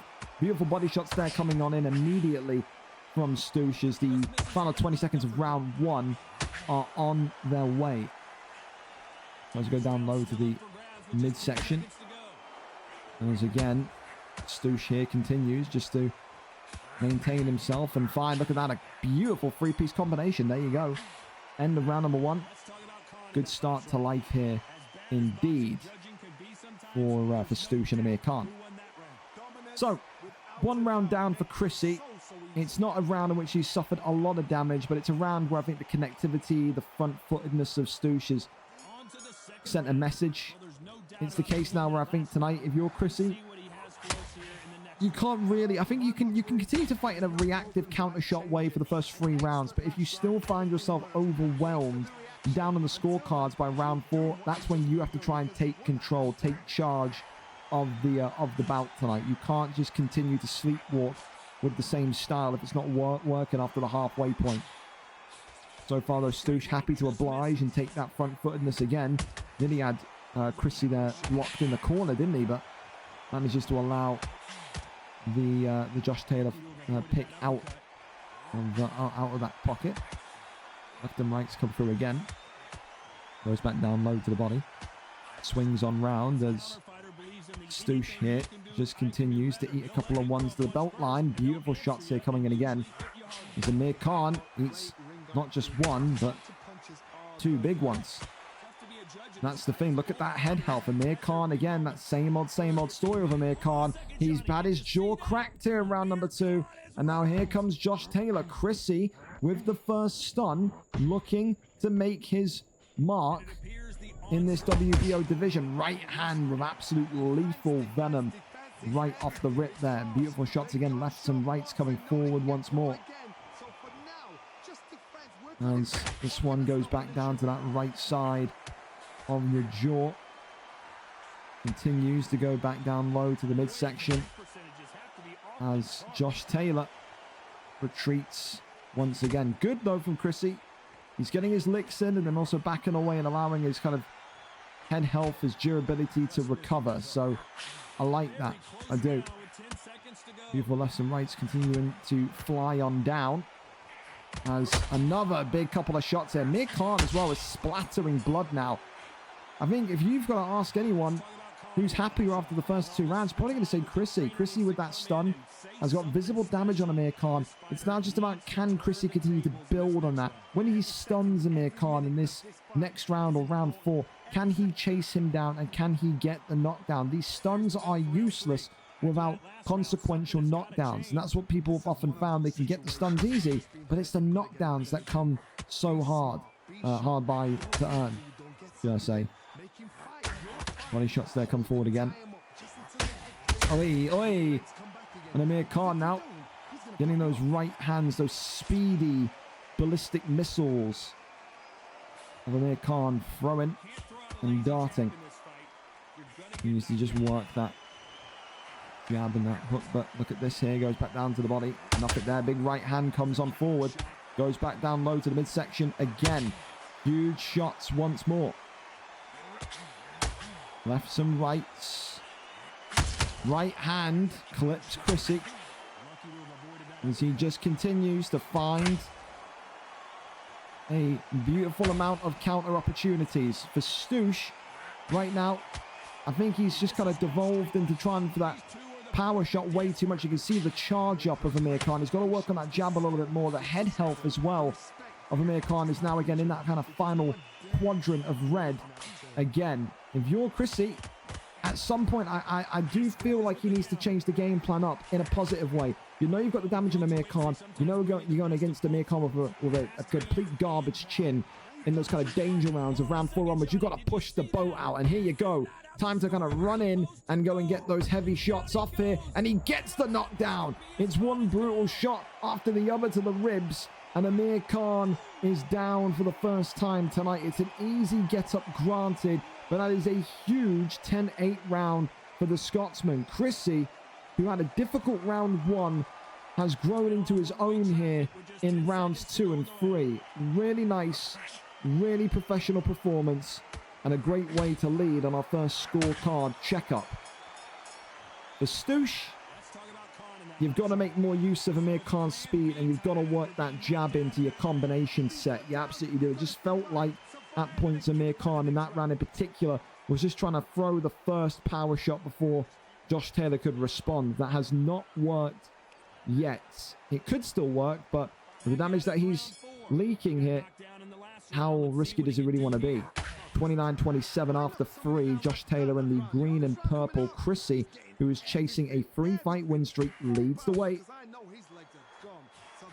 Has to work off that jab, that lightning left hook of Amir Khan, continuing to just try and find home as well. Has to go down low, nothing there. Swings up and swings around. Another big left hand comes forward again.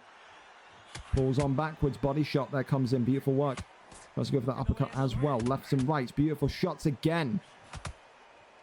As Josh Taylor eats one to the body. Lefts and rights again. Chrissy continuing to work those that left-right two-piece combination to perfection, and it's just not being read by Stoosh at the minute. It's just the case of when is Chrissy going to maybe go a little bit more aggressive. That's the only thing now that could make this fight a perfect fight for Chrissy, is switching up his speed, switching up his performance.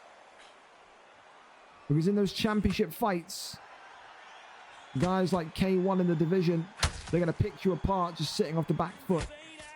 I mean, that's when you need to start seeing Chrissy come into his own in terms of using a game plan in the first couple of rounds and then changing that game plan up to his plan B when the damage is acquired. Take nothing away from Chrissy. It's a great performance so far. It'd be the biggest win of his career to date. But I just feel like he could go for more if he wanted to. It feels like he's being cautious. Feels like he's saying to himself, if I get the knockout, great. If not, I'm happy to take the points win here tonight. Which is fair. But it's not going to be having your headlines and spectacular attached to your names, is it? This one goes over into round number 5. Stoosh with so much to do, and now you could argue limited time to get it done. 4 rounds down, 4 rounds to go. Chrissy continues to lead the way. Left some rights again, flying on through the center. And again, of course, appreciate every single player, user, watcher, viewer that has subbed this month. As I said, we are going for Partner Plus. If you scroll down in my channel, you'll see we're at like 92, 93 out of 100. Every paid sub gets 1 point. A tier 2 sub gets me like 4 points. A tier 3 sub gets me like 6 points. I've got to hit 100 3 months in a row. Hit it in December. We're on the verge of hitting it this month. We've got like 3 days or 4 days to go and get like 6 points or something like that. And then if I can hit it again in February, then I've got Partner Plus for the year, which would be massive, be huge. So appreciate everyone, whether you're paying for the sub, the gifted subs. Again, they've been on record, and I know Twitch don't know who the fuck I am. That's fine, but like, how are we partnering with Amazon Prime? And you're saying that Amazon Primes don't count towards Partner Plus. It's crazy, it's ridiculous, but it's whatever, man. What can you do? But yeah, appreciate everyone that subbed this month. Needs to support me, the league, the channel, all of it. Guys are the greatest. Appreciate that massively. Swing and a miss there on that right hand. Goes through again as we teeter on the brink of round number 6. And again, we talked about Salt and Pepe having probably one of the best performances of his career so far tonight.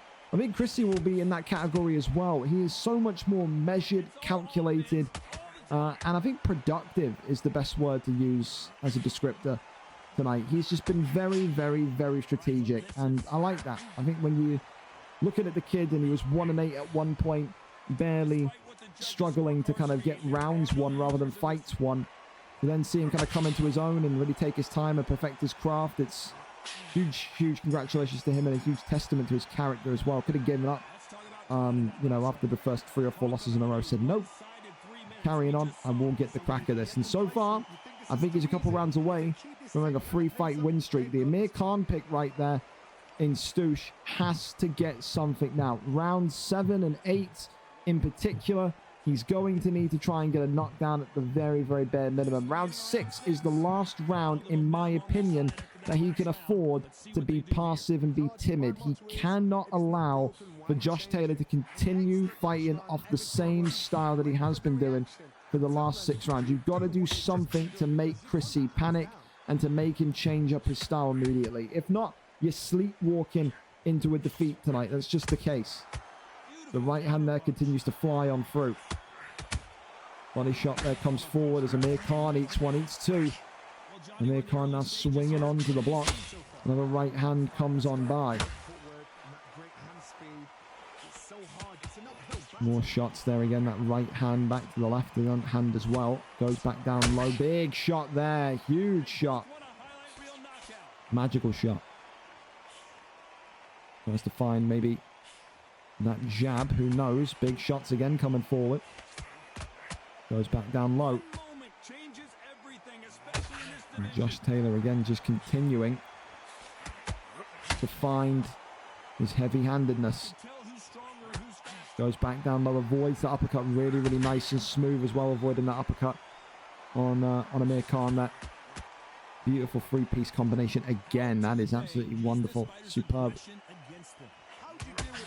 Needs to go back down to the body. Lefts and rights again. He needs to go forward. As this one is look like it's going to reach round number 7 for Chrissy. It seems like we know what the plan is now. And the plan is to just kind of get this done in a real safe way. Which again, may not get him plaudits for the excitability of his fights. But when you're on the verge of winning and winning 3 times in a row, you have to treat it in your own way. And you have to treat it in a game plan style way. That looks like what he's going to do here for Stoosh. Time is running out. We said round 6 is the last round you could afford to lose. Now you got to go. Now you got to get those power shots connected. You got to get that front foot moving. You got to kind of really lock down. Wow. Well, look at wow. Okay, never mind. Slap me in the face. I know nothing about boxing and what I'm talking about. Because Amir Khan on the scorecards now has won the last. I'm amazed at that. Amir Khan has won the last 3 or 4 rounds in a row. I don't think so. I really don't think so. But fair play. Fair enough. If that's what you want to say, then hey. Now it's, again, we said though, it does make a little bit of sense. We said at some point in this fight, Chrissy was going to have to stop being the reactive counter boxer and take the front foot, especially after he cracked Amir Khan early. So, again, maybe he's getting punished here for his lack of aggression, for his timidness. Maybe that's the case. Lefts and rights continue to fly on through as the left and right again of Amir Khan just continues to maybe find a way. But look at that. There's that aggression that we needed to see. Now you need a knockdown. He's swinging and missing with those body shots. He can't get close enough. Chrissy can get the stuns, but he's in that same camp as so many other fighters. You can get the stun, but he is completely out of ideas in terms of the range and the range finder to go and get the knockout confirmed. Regardless, though, a stun's a good start in round number 7. If he is a round down, he's just equalized the cards going into round number 8, unless he takes a big shot or a big knockdown here in this one. Really intriguing fight with that last scorecard update. And now it kind of makes me question everything. Is he leading? Is he not leading? The drama of the fight has heightened as we could be on the verge of our first decision here tonight. Amir Khan eats another big one, and this is when he should go to the body. Again, he's just out of bounds, again, out of distance. Can't get that connection. He's got to try and run towards Amir Khan. Speed boost towards him. End of round number 7. I like that round for Chrissy. I think if we're going by that last judge's scorecard, it's got to be a tie going into this final round. For Chrissy, 2 big stuns in that round. Now it's about, can you or can't you find a knockdown? Now it's about for Amir Khan, can you find more clean, connective punches or not? Always a great fight when Stoosh takes the ring. And no doubt he's pushed Chrissy tonight. Big right hand comes in there as Stoosh gets the first potential moment of this round number 8. Big right hand comes forward again. Chrissy continues to eat big shots. Oh, body shot there, though. Stuns Amir Khan. Swings to the body. A knockdown here would absolutely create pressure. And it does come. Chrissy with the knockdown on Stoosh in round number 8. And now it's going to be down to Stoosh to try and find a knockdown in what would feel like 1 minute and 30 seconds. Does Chrissy retreat and play Floyd Mayweather defensive boxing, or does he walk right back into the fire? It is down to Amir Khan. It is down to Stoosh to chase this matchup. And this is the same performance we saw in round number 1. Chrissy just staying out of the way. Amir Khan there nearly gassing himself all the way out with how many shots he threw. Right hand comes on in. Back down low to the body again. Swings and misses there, though. Bobs and weaves back on the inside as again Amir Khan just looking and hoping for a way that he can kind of crack through in this last 30 seconds. Right now, Chrissy, with the way that he's retreating and just kind of staying out the way, he believes he won last round, and he also believes that he won this round due to that 10-8 knockdown. categorically, we know he's won this round 10-8 because of the knockdown. Doesn't look like there's going to be any sign of a knockdown coming from Amir Khan either.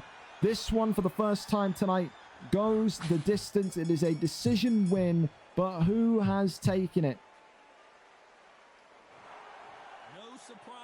And Josh Taylor has his arm lifted. The 10-8 round, number 8, has guided him through, and he has extended his win streak to 3. Chrissy up next. It will have to be, it must be, a contendership opportunity. 3-fight win streak for the young man now, and he does it against his toughest opponent yet in Stoosh. Congratulations to him. Commiserations to Stoosh. Just couldn't kind of cope with that kind of counter-attacking, counter-productive, counter-punching pick that Chrissy had here tonight. So there you go. Lucky good evening to you, by the way, as well. I swear that like Postman Pat without the hats. We'll take that. I've been called way worse. Thank you very much. Welcome in today as well. Who was that? Mickey Jail. Welcome in. Hope you're enjoying the fights, man. Mikey, and he said Mickey 19. Mikey 19 against Mr. Ruin Your Day. Up next, Mikey, of course, coming. I have a black and white cat. I'm not joking, actually, now that you've said that. The family cat is black and white. Coincidence? You be the judge. Mikey 19 comes in today. 4 wins, 4 losses, 3 wins in his last 5. It's a 2-fight win streak, which he wants to extend to 3. But you talk about people that have shaken up the IBF division, shaken up the PC division in general with his entrance. It is Mr. Ruin Your Day. He was supposed to be here last week to extend that record to 3. No, he was not. He returns today, this week, with all intent of doing so. If he goes 3-0 tonight, it would be categorically one of those decisions where you start to say, we know I woo, you woo back. It's going to get the next shot, whether it be Harold or Cal Smalley. And then after Mr. Wu gets his shot, if Ruin Your Day wins today, does he get the shot after that? There's a line forming in this IBF division. We go over and up to it. Our final prelim fight of the night. Mikey 19, Mr. Ruin Your Day. We end our prelims on that incredible PC matchup. Let's go over and up to it. Mr. Ruin Your Day is streaming for us. Show us your van. I do not have a van. I don't have a van. I have a black Ford. That's what I've got. Don't call it a van. I will never beat the pedo allegations if you say that I've got a van. Okay, I don't have one. All right, Jake Paul coming out today for Mr. Ruin Your Day. Let's get it. DXY. I don't know how you say that, but let's get it. And Lawrence O'Coley in the background for Mikey. Thank you to Mikey and Mr. Ruin Your Day as well for being early as well. So there you go. There you go. Wait, Mickey, Mickey J, where the fuck have you been for like the last like 2 years? By the way, I wore a hat the other day because it was windy and I was moving my car before the stream. But yeah, I know where the fuck you've been, man. I don't know. Hey, I haven't played in like a week, but we're gonna cook. Let's has get it played in a week? Oh, He's 20-1. I sense there might be some running. Sorry, I'm wrong. Are the excuses coming out? He says he smells a track star in his midst. What are we going to have here? I'm not going to talk too much, so. Lawrence O'Coley. Jake Paul. Absolutely horrendous pick for Jake Paul. The steroids absolutely gleaming through. But makes it even more impressive if you can beat Lawrence O'Coley with Jake Paul. Does have high hit power, though. Here we go. Jake Paul in the purple for Mr. Ruin Your Day. No running. Lawrence O'Coley in the white trunks for Mikey D. He says tonight, Mr. Ruin Your Day, he doesn't want to see any running, any track starring from Mikey. I gave him that. As the big shots continue to come on through already. Lawrence O'Coley, of course, known for his heavy-handedness, known for his absolute power bombs that come through. We got hella stamp. And look at these body shots coming through again.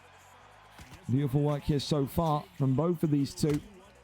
Continue to get their hands moving. Of course, they get main card next after this. Oh my gosh, this is a stamina war. And he is loving. I don't know if he's loving or hating the stamina. I can never tell, Mr. Ruin Your Day. Got glizzy on my hip. The fact that he's singing along, I think he's loving it here. Come on. Bing, Left hand comes forward, and there's that right hand. Bro? So he's got definitely one of the most charismatic backgrounds, does Mr. Ruin Your Day. A fighter that so many of that PC division want to see prosper. Needs to come forward again as there's that right hand coming on forward again. Right so Coley. I'm sending it. I might get knocked. It's okay if I do. Uppercut. Oh my good God. Jesus H. Christ. There we go. Don't back up. Don't back up. It's a rocket propelled uppercut. Look at this. The stun's there. As Mr. Ruin Your Day continues to just assault the body. The uppercut then launching forward. And Lawrence Okoli didn't want any of that. Right hand continues to fly forward. Talk about fast starters, fast combination artists. Mr. Ruin Your Day is right up there. Come on. Continues to go forward again. Rocks the body. Goes back down low. Goes up high. Swings that one down as well. That right hand. That was nice. That was nice. Combination comes forward again. Mikey, of course, don't forget, on a 2-fight win streak in this PC division. He's absolutely not a pushover. And neither is Mr. Ruin Your Day. A good fight so far between two keen fighters. As the boxing will continue here in round number 2. And I think today, if you had to put a parlay on this fight, you would not say this one goes to a decision. The way that these two fight, Mr. Ruin Your Day and Mikey, they are known for knockouts. They are known. Work that jabber. We're gonna pretend it's normal stam. We're gonna work that fucking jabber instead of spamming power. There you go. Hey, he's talking. He's boxing good. He's talking to him. Body shot that comes on forward. Goes back down low to the body. Alright, let's do the famous Jake Paul move, bro. Let's do it. Come on, I need a knock with that fucking shit. What's the Jake? I don't know what the famous Jake Paul move is. I need a fucking knock with that shit. Goes back down low to the body. Damn, that boy's swinging. Right hand goes down low again to the midsection. No way I hit him with that. Goes forward again, gets that right hand connected. Yeah, we dancing. It's been a week, but I'm feeling my groove. Your head hurt? Your head hurt? Lefts and rights again. Jake Paul continuing from Mr. Ruin Your Day to get his hands going. Lawrence Okoli, though, answering back with fire and speed himself. He's trying to keep that rhythm against Mr. Ruin Your Day. Again, it's one thing that fighters that play Mr. Ruin Your Day don't do. They struggle to keep that pace that he sets. Definitely a pace setter. As that big uppercut could have been. This fucking top ball. He would have. He would have. No didster. He would have absolutely sent his chin to the moon if that uppercut connected. Let me show you something. Goes back down to the body. There's Okoli is Mikey 19. Again, throws that body shot forward. Beautiful work there again. Mikey, of course, I wanted that. hell of an underdog here tonight, despite having more wins than his opponent. But it's just the impressive nature of the opening 2 wins of Mr. Ruin Your Day that gives him maybe a lot of, I don't know, hope from his fellow fighters in the division. Round 2 in the books. Difficult fight to call so far because of how kind of free fire it's been. 2 different leagues. I hope they're talking about me. I hope. This one here works in again. Nope. Let's actually work the jab, make him for real box. Works that double jab again, tries to go back down low to the body. There's that right hand comes in. He got his little hit in. From Okoli. There, we get it back, just like that. As again, Okoli just continuing to try and weather the storm. Does so in a nice enough manner. Works the body back upstairs, back down low. Should have fell. Beautiful work again from the Jake Paul pick. Swings and misses. Jake Paul continues to just eat shots to the midsection. This boy need a fall. And he says he can't believe that Mikey 19 hasn't collapsed yet. I agree with him. That shots that Mikey's taken just shows you how damn durable Lawrence Okoli is. Every time he steps back and stands still like that, he's hurt. I promise. Swings that wild hook in again. Lefts and rights coming forward. Beautiful shots again. Beautiful 4-piece, 5-piece combination that Mr. Ruin Your Day continues to add pressure to the pots. Works back down to the body. Okoli. Back down low again. Works off that double jab. Right hand comes forward. Come on. Again, Mikey just staying out of dodge, allowing that recovery to happen. And surprisingly, So I think me, you, and everyone, probably these two Gotta themselves, sleep eventually. not a single I mean, this is stun crazy. so far. Not a single one. Which is wild okay, to though. me with how much has We're just gonna connected. let him kill all that sand. He needs points. Right hand again comes on forward. Beautiful work once more. Avoids that one, goes back down to the body. And that's going to be the end of the round. A really good fight so far. I'm going to get that first scorecard update. Should be up 3 points, hopefully.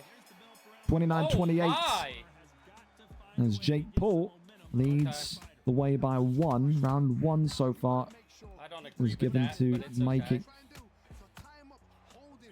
Doesn't agree with that. He says, as well, Mr. Ruin Your Day. That's the world of boxing judges. Never leave it in their hands. Criminals, man. Employed criminals. Just get a knock. It's only round 4. Goes back down low to the body. Shoots. A beautiful kind of flurry of combinations again. That's a great hit there as well from Mikey. Right hand continues to work and create pressure. More and more shots bellowing through. Wants to work that double jab down as Jake Paul tries to get the uppercut lasered on forward. Right hand there comes nicely clean. That boy's boxing. That boy's boxing. Swings upstairs as well. Works off the jab.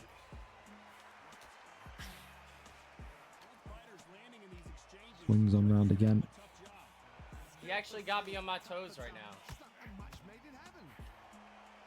Got to see here if Okoli can just find a way to get that first stun, that first knock. I'm amazed that we're talking about potentially going into round 5 and there's no signs of a stun or knock yet. This is an interesting fight. It's an intriguing fight because I think a lot of people expected Mr. Ruin Your Day to have this fight done and dusted within the first 3 rounds.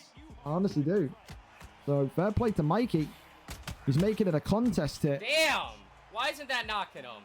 Lawrence Okoli again continues to show that his head is made out of pure obsidian. Cinder Like I blocks. said, he backs when he is. Look up there, comes that. forward again. Give us Swings some on round. points. Flash from right. Give us my point. And that's going to be the end of round number I 4. don't know. He might have got that.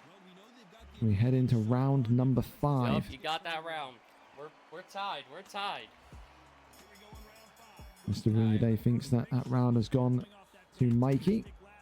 Maybe say you can agree with that as well because of the sheer amount of volume that connected as well. That accuracy as well as that power are going to become key components going into these later rounds. But Mr. Ruin Your Day, who hasn't lost the fight yet in that IBF division of the VFL boxing ring. It's one of those tonight where if he was, I'm not saying he is, but if he was playing with his food, Alright. he's going to need to lock in now and try and find a way to end this one. Because this is becoming a bit too close for comfort if you're the Jake Paul pick, especially if you're coming in as the favorite.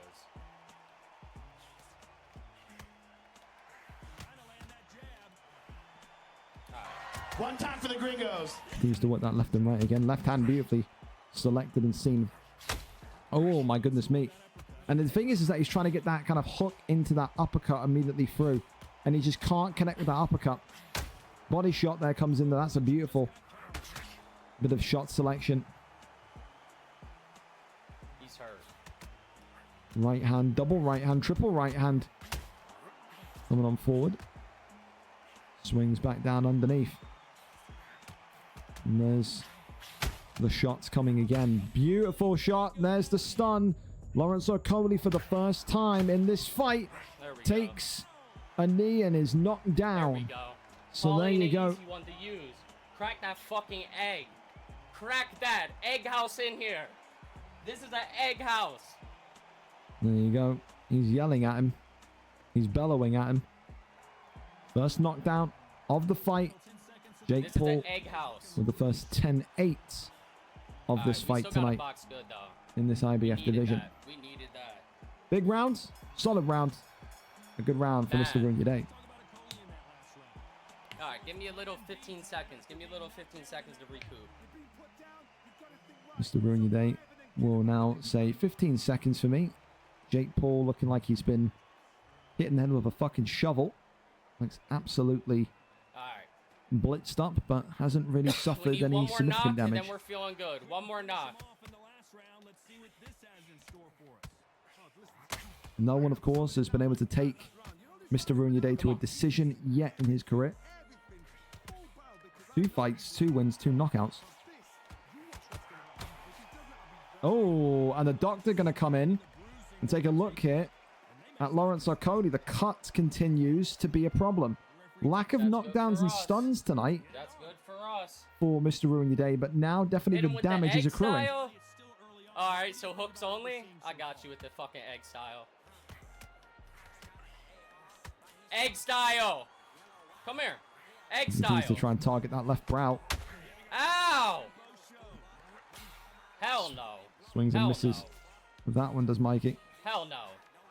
Right hand continues to come forward as the body shots now raining no. on in. Avoids that Hell one. no. There's the stun. Stop that. And Lawrence Okolie Push, push. I love it. could Push. be in trouble, and he is in trouble. Down to a knee. And Mr. Ruin Your Day Oh my. has 2 quick fire Fucking knockdowns. Egg House came in here and turned me up. And he is back up to the count of a 6. So although he isn't out, it's starting to look bleak. He gonna come crazy. He's mad. 2 Watch. We're quick gonna knock fire. him again 'cause of it.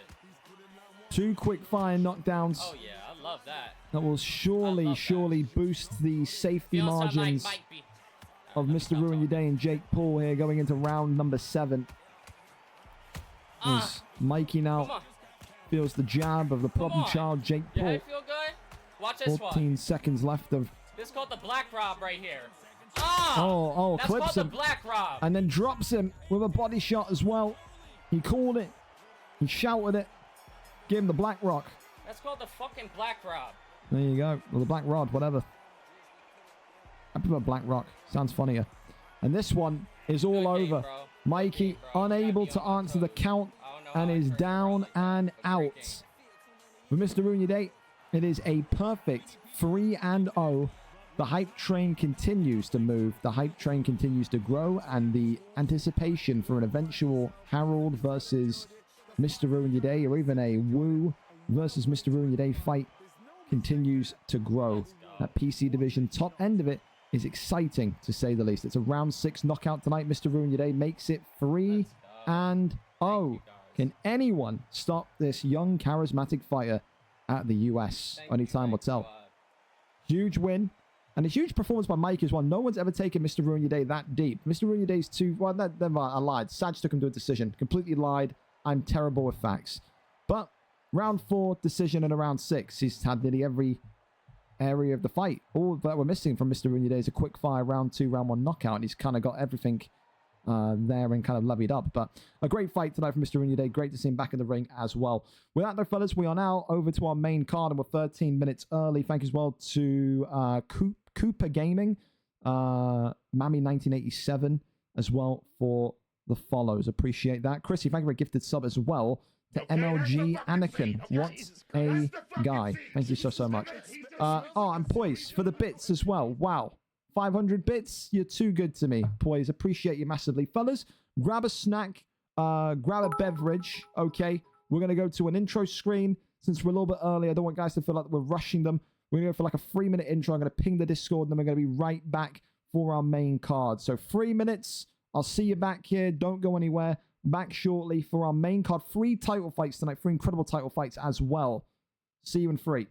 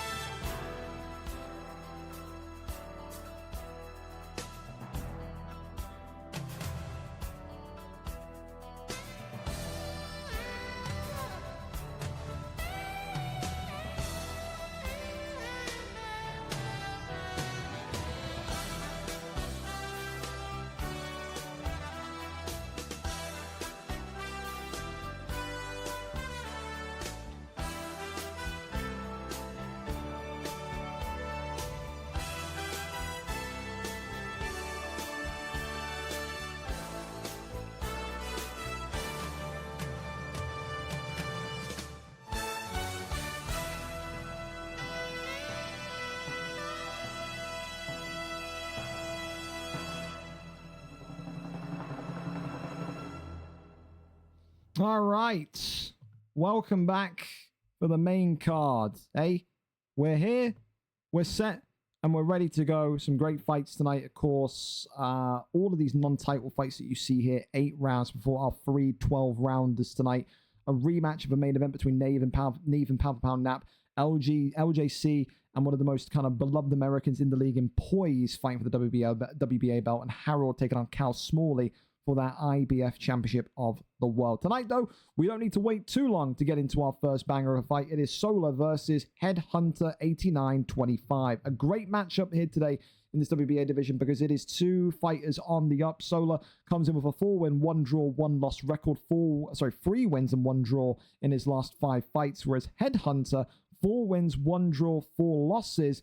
And again, only 2 wins in his last 5, but a draw last week against the inevitable and deadly EF Sage has allowed him to kind of fight upwards. Today, it is number 6 versus number 8. One of these two will crack 5 wins and eventually crack that top 5 of this division. It's a huge building block fight for both of these two, but only one of them can walk out victorious. Who wins? In the lightweight division, all fighters are legal. Solar versus Headhunter. We can go over and up to it and see exactly what there is to come here. Let's see what the picks are going to be. We're here, we're set, and we're ready to go. And the support's in for Headhunter. The bits are raining down. The fan support there is ready. All right. Juan Manuel Marquez in one corner, but who's going to come out of the other corner? Terence Crawford. Love the pick. Always will. Can Headhunter today get this job done inside 8 rounds? Solar comes in with a reputation. Some say it's a bad reputation. Others will say it's a reputation of a above average undisputed boxer.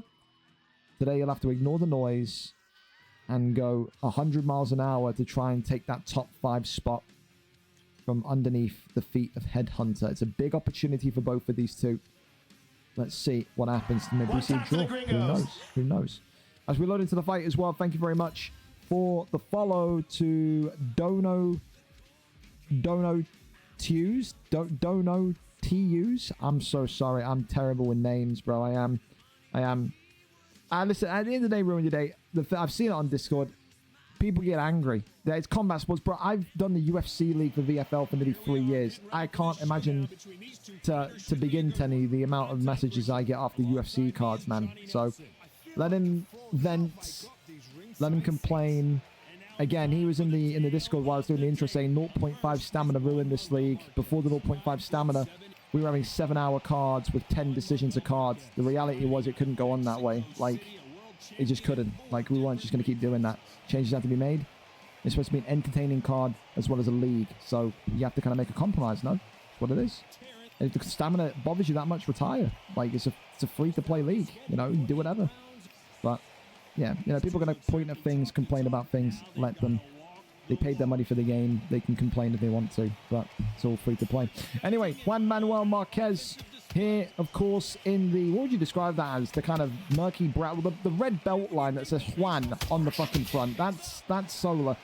Of course, Terence Crawford for Headhunter in that black and gold.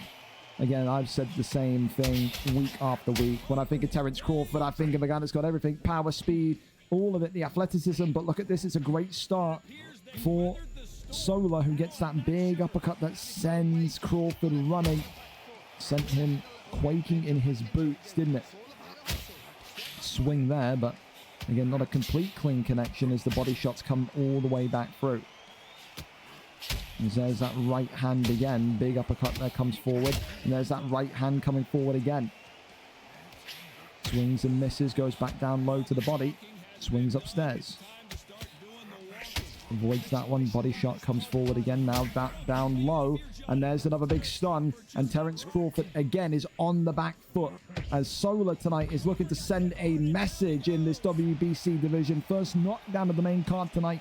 And the Marquez pick takes it.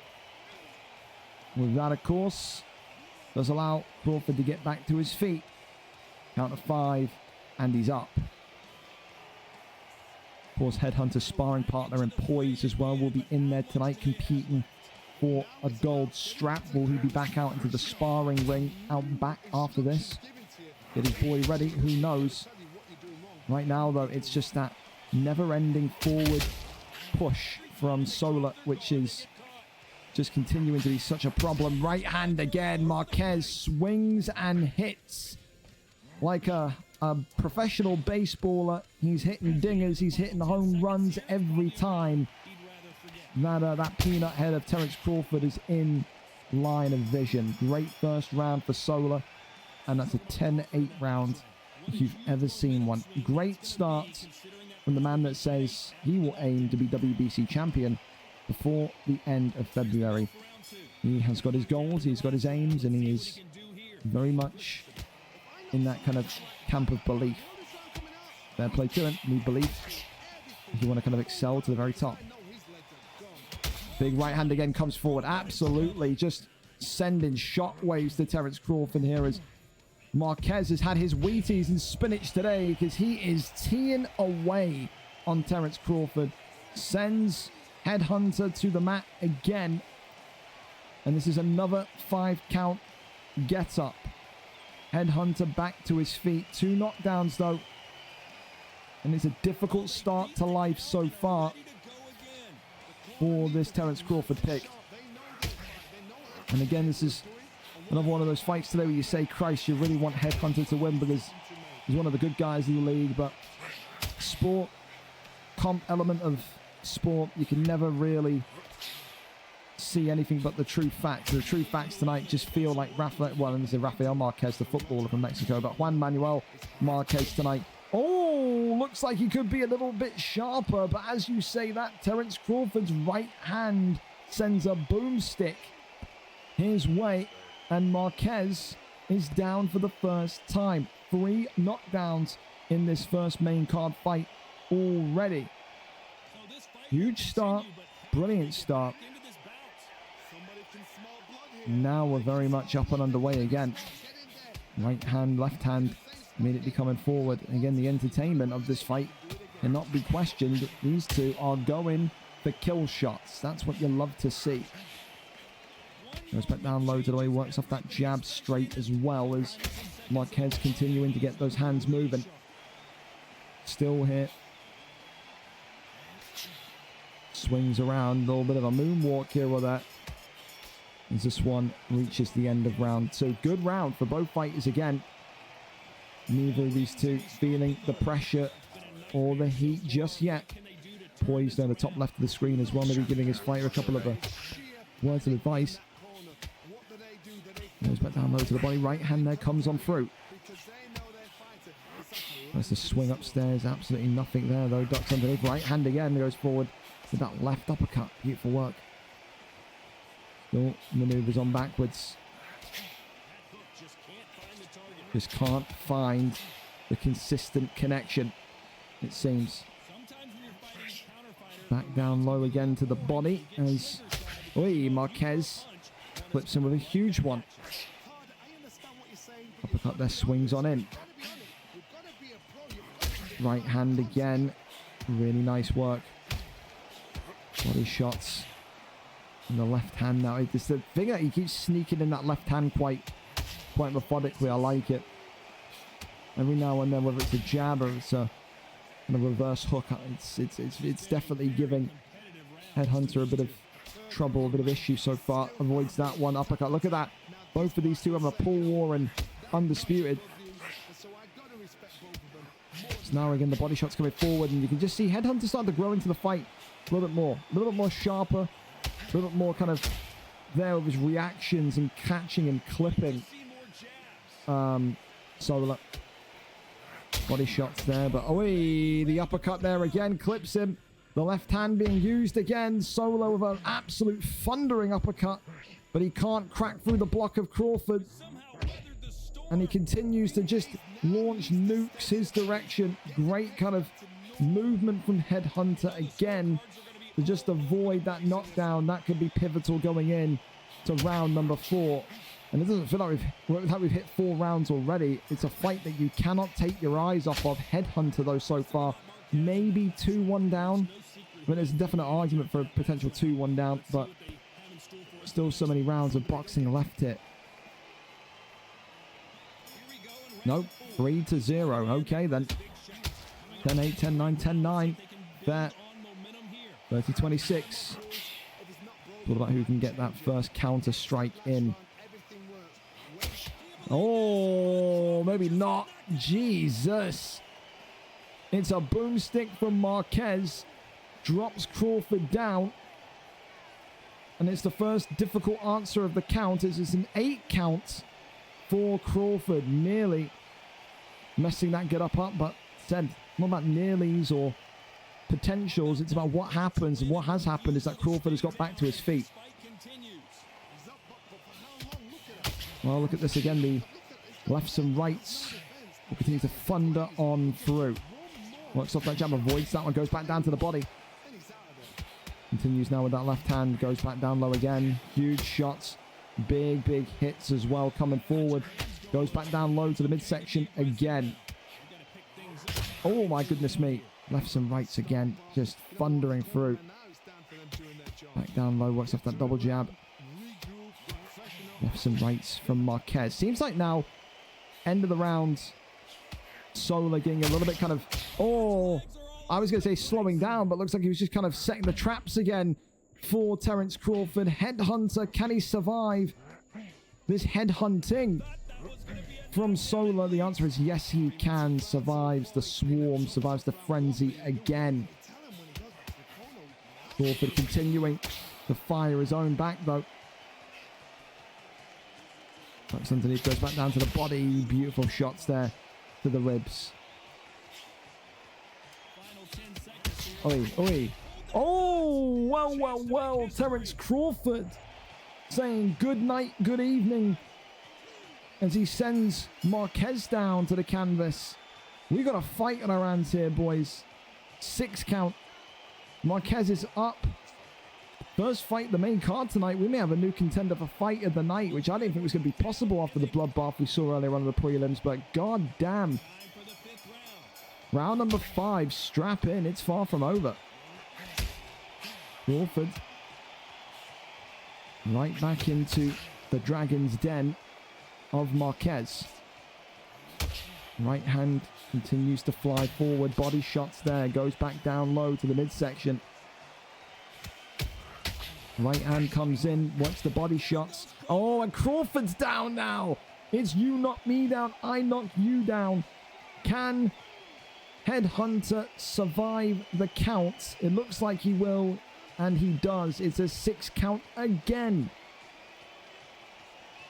Mother of God, the CTE is flying here tonight. The prelims, the main card. We've had brain damage all over the place. As that right hand leads forward again, Marquez has to work one to the body, gets one down low. Left hand goes up as the body shot continues to come on forward again. Marquez here, right hand was just being creeped in or was being suspected. Continues just to cover himself and block himself, swings and misses. And the one thing I do like now from Marquez is that when Crawford is swinging and missing, he's going for those counter body shots, counter body uppercuts, counter body hooks. It's something that Headhunter is definitely not making the read on just yet, and he's alternating. He went to the head that time, so again, he's got a game plan, he's got a roadmap. There's again more shots filter on through. Are we going to see one more knockdown here in round number 5? Sola would definitely say he feels one in the pipeline coming. Lefts and rights though coming again from Crawford. Continues to try and fend off the oncoming damage from the Mexican. But this one will take us into round number 6. What a fight. What a war. What a fight. Yeah. 10 points. Be careful of that side step. And the words there from the coach we just heard there. Be careful of the side step. So Poise has seen something and he's alerted his fighter too. And there's still definitely a belief here through Terence Crawford's brute force power and strength that he could walk away tonight as the victor.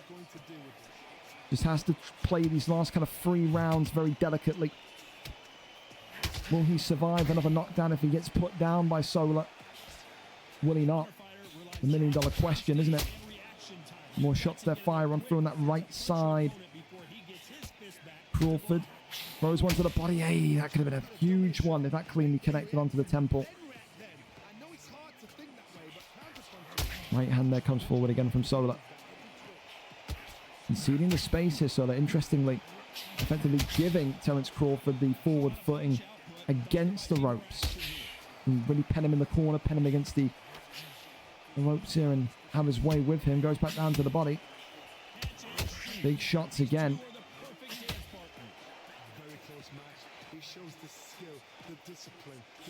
Works off that jab. Swings again. Uppercut there. Comes forward once more. Back down low to the body. Marquez is hit and injured. Solar is in big trouble here. And here comes Headhunter. Conceding all that space against the ropes. Headhunter. Can he creep through the block and the guard? The answer is no, he can't. But it's again a great start here in round number 6. Oh, but he clips him again. Drops him again.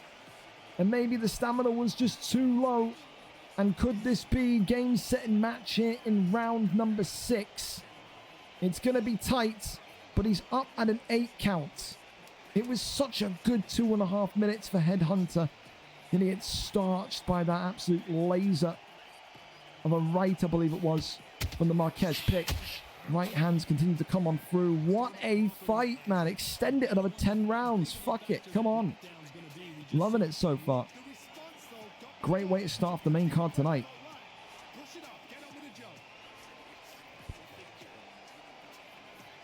Round number 7. And although it says 60-51 on the cards, it's still been a very back and forth fight. And again, Terence Crawford starts off the fight and the round with super aggression and catapults Marquez backwards. To the canvas you go. As Marquez and Solar has to find a way to his feet. It's a 7 count this time. He is getting closer and closer. It just feels like the next knockdown could be the winning knockdown. Swings there. Back down low to the back. Oh my goodness me, the head movement was world class there. Goes back down low again.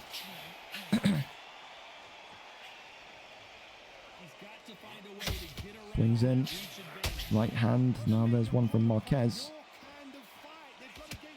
Lefts and rights being measured up here. Swings underneath.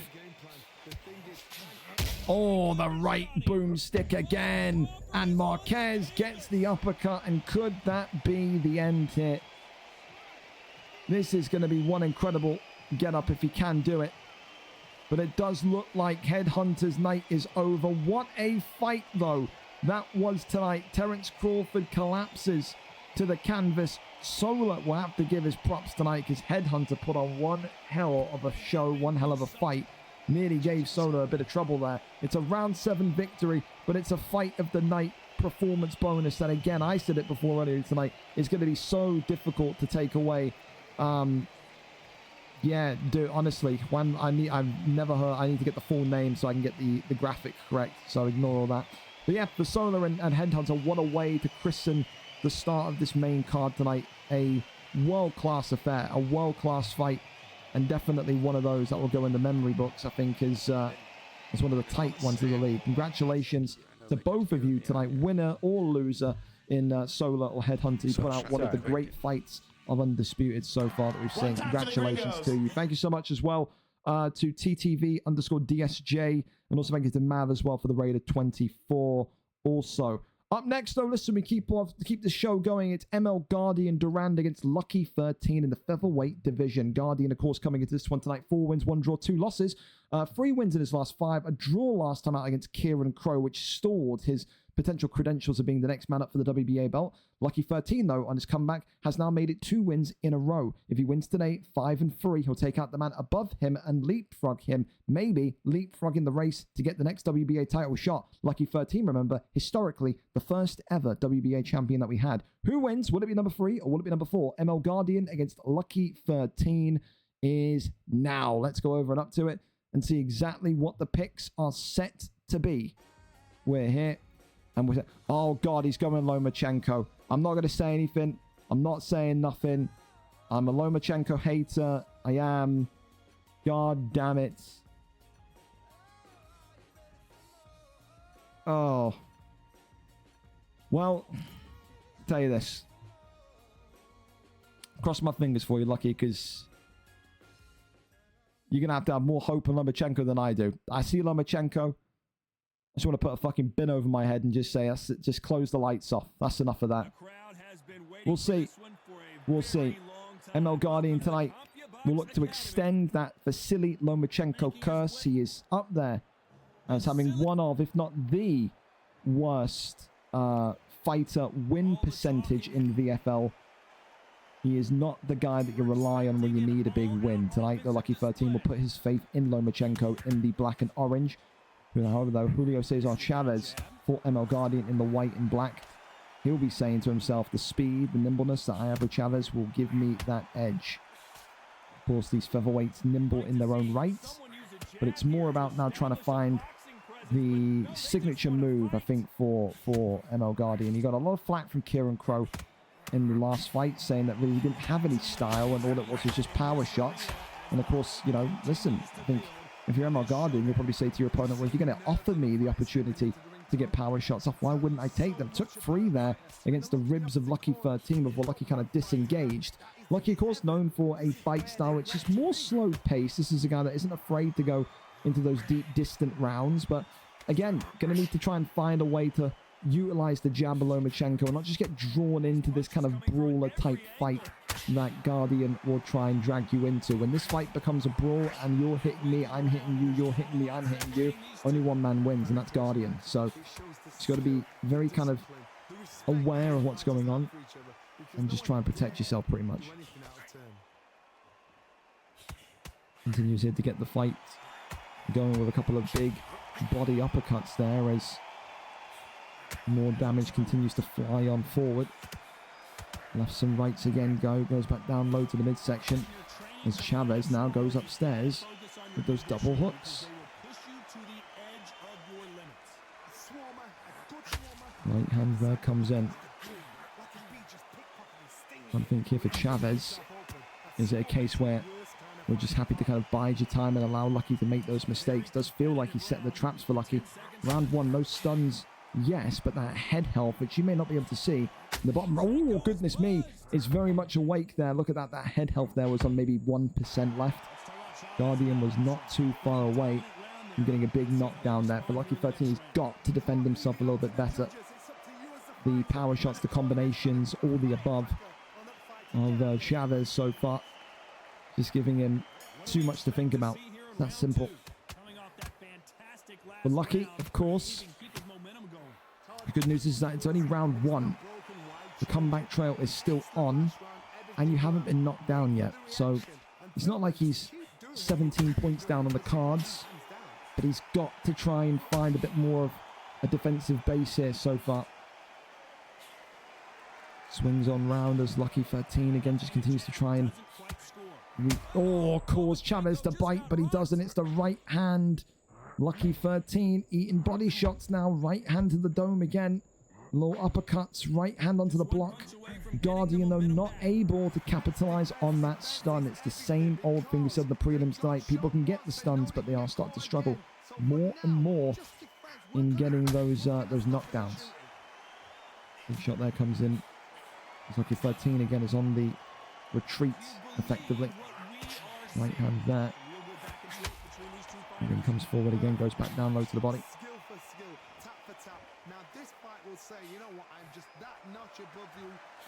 Lomachenko still again going down low, right hand upstairs. As another right hand comes on forward. I'll close my window, by the way. It's raining like fuck outside right now. Right hand again. Ooh. At the same time, it felt like. 39 seconds left. Lucky is just looking very hesitant right now. I can't lie. There's, again, you can see why every time Lucky's trying to make a shot count, he's just being countered. He cannot stop those counter shots. And another one comes forward. And Chavez here, will he build upon the stun this time? He can't get close enough. Oh, he stunned him again, though, with an uppercut. And another right hand doubling up there. Back down to the body. And he has knocked Lucky down at the end of round number 2. As I stand up to close my window because it's raining like shit. Oh, yeah. Beautiful. All right. Fuck. Well, tell you what isn't beautiful so far. Lucky 13's chances of securing victory in this fight. It's 2 difficult rounds, and it's 2 difficult rounds in which Lucky is only kind of adding more problems to his plate because he's looking very timid and he's not looking like he's confident enough to double up and really kind of risk going forward. It feels like he's hesitant to throw a strike because he's expecting that right hook. He does not know how to counteract that right hook of Chavez right now. Absolutely does not. Right hand continues to just pile on down. Chavez again, just right into the pocket. Look at that, the 3-piece, 4-piece combination. Oh, and there's the baseball bat. Cracks him. As Lomachenko, the Ukrainian, on the back foot again. Can he get the knockdown? No, he can't. It's another stun, though. It's an uppercut comes forward. And Lucky 13 does eat the knockdown. Ah. Lomachenko. More like Lamachenko, am I right? But and it seems that Lucky 13 tonight is down and out. He's given up. The controller's down. He's just been outclassed. He was too timid. He was too nervous. And in the end tonight, that losing, or that winning streak, shall I say, is back down to nothing. For Durand, Guardian as we know him, he needed a big win tonight. He gets a big win tonight. He was aggressive. He was relentless with Chavez. And are we looking at the next WBA champion after tonight? Could well be the question. A big win tonight. Great bounce back after his draw last week. Gets it done in round number 3. Easy as that. Congratulations to him. For Lucky, commiserations. Again, it's that Lomachenko pick, mate. No one ever. Lomachenko should just be blackballed in terms of how ass he really is. It's just my opinion, but never seen a good performance from Lomachenko in this game yet. Never. Well, listen, we keep on... How cold is it over there? 4 degrees by my computer at the minute. DSJ, how do you want to beat these bums? Exclamation mark Discord. Once you get in, go to tag request. And then basically go and request the Undisputed tags. We do the card every Tuesday. So, there you go. There you go. All right, well, up next, we go over and see the former undefeated champion in EF Sage. But he's had a bit of a rocky few weeks, hasn't he? Sage, of course, nowadays, ranked number 2 in this WBC division. Of course, 6 wins, 1 draw, 1 loss. Only 3 wins in his last 5, one of which was the championship title win, which he then lost. And then, of course, he drew in the unstreamed bouts last week. He needs to win to get back to winning ways. If he doesn't, he could be in trouble. And tonight, the man that looks to take advantage of maybe the recent poor form, Daichi, 5 wins, 5 losses, ended that horrendous losing streak of 3 fights with a win last time out. Now, the number 5, ranked with a 5-5 record, ironically, 555, will be looking to take the scalp of one of the most prolific fighters of the recent months in EF Sage. Can the former champion get back to winning ways, or does Daichi shock the world? It's a middleweight matchup between Sage and Daichi. We are there, we're set, and we are ready to go early. Thank you so much to those two as well for being ready to go early. Helps everything, doesn't it? Here we go, though. Carl Froch and Roy Jones Jr. 8 rounds in this middleweight division. Let's see exactly what happens here. We're here, we're set, and we are ready to go. Back in that WBC division, where, of course, the top contenders reside. Will Daichi pull off one of the biggest upsets in recent memory? Of course, Carl Froch, great pick. Roy Jones Jr., we've seen have success in recent weeks. He's been a great pick as well. Only one of them wins today, though. Roy Jones Jr. in the gold trunks tonight for EF Sage, the former champion. Carl Froch for Daichi in the black and white.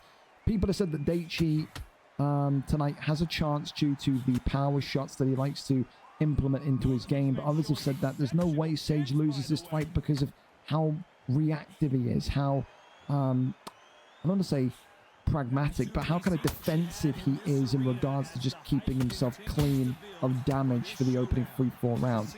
Tonight you're going to need to walk Sage down into a corner. You're going to need to try and kind of get those shots going quickly with Froch, get that power going with Froch. He went to a decision last week with Headhunter. There's every real possibility tonight that he can go to a decision and maybe lose this fight against Daichi. He would have learned a lot from that fight against Headhunter. He knows he can't leave this in the judges' hands. He will need to maybe dial up the aggression a little bit more as the fight reaches its kind of burning moments. If this fight does, of course, go to rounds 5, 6, 7, 8. Of course, for Daichi as well, would love to make it a 2-fight win streak against the former champion. But again, not many have defeated or even taken some sort of pride away from a match with Sage. Only the current champion Neave and Headhunter have taken a draw and a win away from him. The right hand there immediately coming in again as the little backstab is there. Carl Froch just eating a couple of big shots there though, as Sage again just continues to let his hands move and let his game take place. Don't forget as well, tonight's 3 title fights, the WBC, WBA and IBF championship bouts, all set to be 12 rounds. And we have a fight on the card, 8 rounds. Left and rights continue to come on forward as Roy Jones Jr. will probably take round number 1, like that round for Sage. Think if you're Carl Froch, if you're Daichi, it's not a bad round, but you've got to expect that Sage will maybe look to point fight you if he feels like you've got the stronger, taller, more powerful guy. Also, anything is possible, anything is plausible. Body shot there comes on in, and now look at this, tries to go down low. A kind of lofting hook shot to the body. There's that left hand that comes on forward. Seems like Daichi doesn't really have anything in his locker apart from that big right. He's not leading that right with anything. He's just kind of hiding behind it. And right now, he's not connecting because Daichi is just staying out of the correct distance of it every single time. He landed it there, the commentator's curse, but you get my point. It's the evasiveness of the Roy Jones Jr. pick and gold. It really is. Tries to go down low to the body again as Carl Froch tries to lead the chase. Said it's a card tonight which is a complete contrast to the card last week. 11 or 10 decisions last week so far tonight. Only 1 fight has gone the distance. So we've brought the energy today. Good to see. Goes back down low. There's the hook shots upstairs. Roy Jones Jr.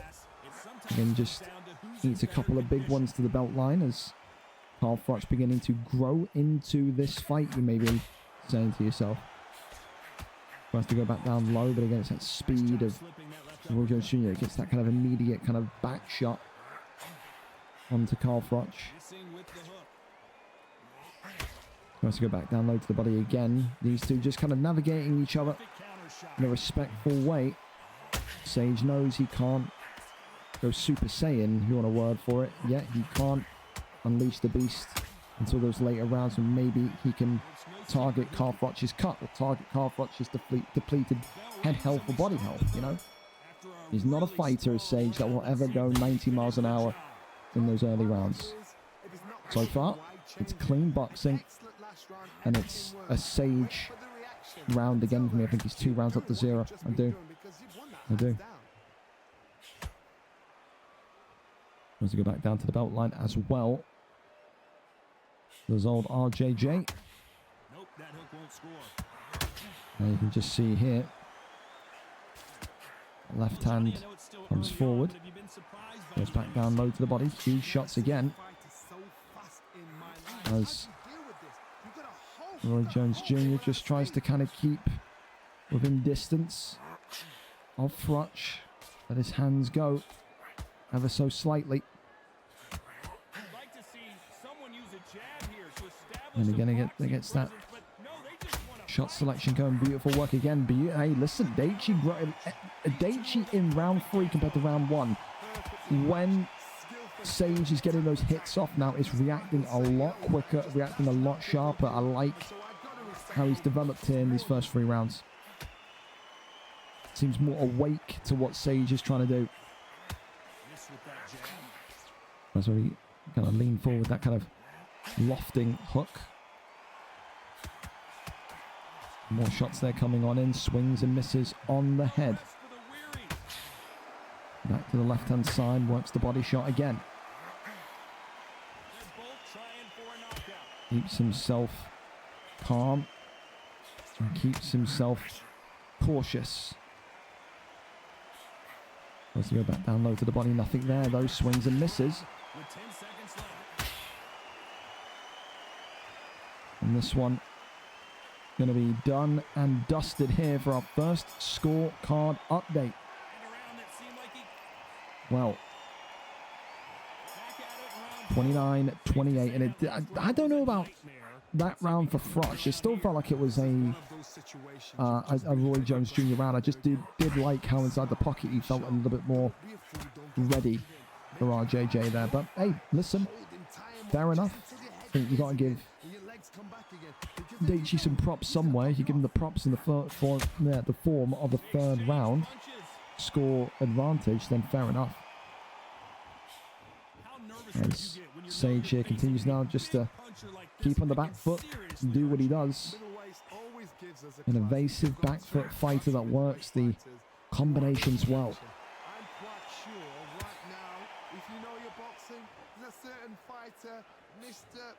Goes back down low to the body, but not able to firmly find success. He's almost now kind of going back to a very much calmer and more stoic round 1. This reminds me very much of what we saw in round 1.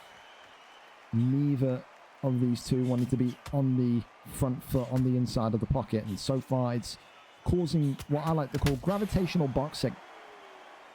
Magnet boxing. You walk towards me, I walk towards you, we both repel each other. That seems to be the story of this one so far. They give a Sage, you know, maybe he needs to fight in this way. Maybe he says, listen, lose tonight, it would be a loss, draw, loss. So be out of that conversation of getting an instant rematch. He was adamant that he felt when he lost to Neave, he should have got an instant rematch. Wasn't to be. Can't claim an instant rematch when you've won the belt and then lost on your first defense. Just not how it's going to be. Has to earn his way back to the top. And as you can see, this division is only getting more and more improved. A good round from Daichi, a good round there as well from Sage, but it just feels like, again, we said it earlier on about one of the prelim fights, it's about who's going to maybe take that first aggressive step forward. Both of these two right now fighting in a very reserved and timid way. Maybe they'll say that they need to do that. Maybe they'll say it's all part of a later strategy. Look at their swings on through, but nothing really there. Beyond a couple of light taps and light jabs. There's that right hook of Frutch, which creeps through nicely. Not a lot of punch output. Thought there might be more action here. Eats one to the body there as Roy Jones Jr. continues to kind of stick and move. And there's that two-piece combination there to the body as well. Back down to the ribs. Daichi not in range again. Continues to sway back on round into the middle of the ring.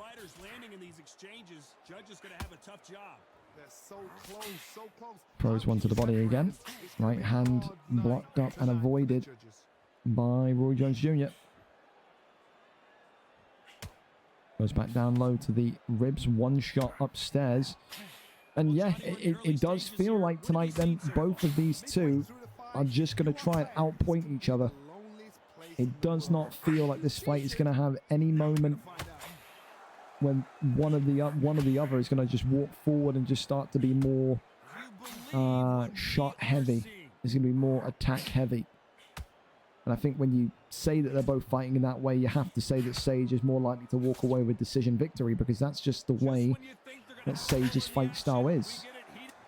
It's tap, tap, tap away and avoid being hit by self. As this one is going to go into round number 6. Again, don't ask me about who's leading. Terrible when it comes to these types of fights where you're seeing kind of limited activity, limited connectivity. Good news is the judges have got us covered after this round. We're going to get a scorecard update at the beginning of round number 7. So keep yourselves calm.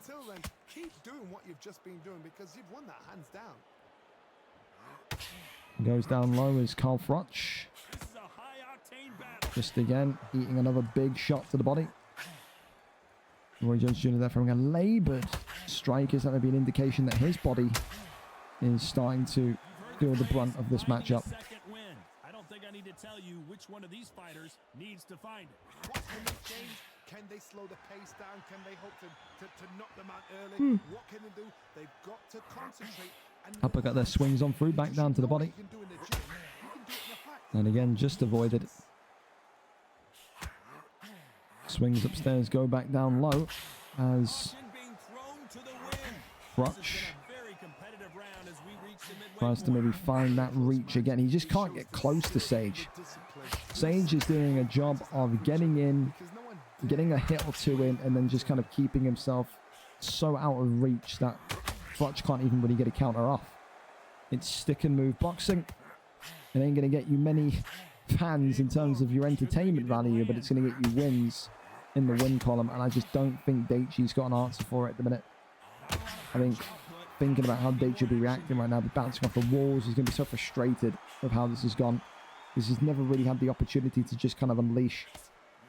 And when he's tried to, it's just been out of distance. He's been just completely out the lane.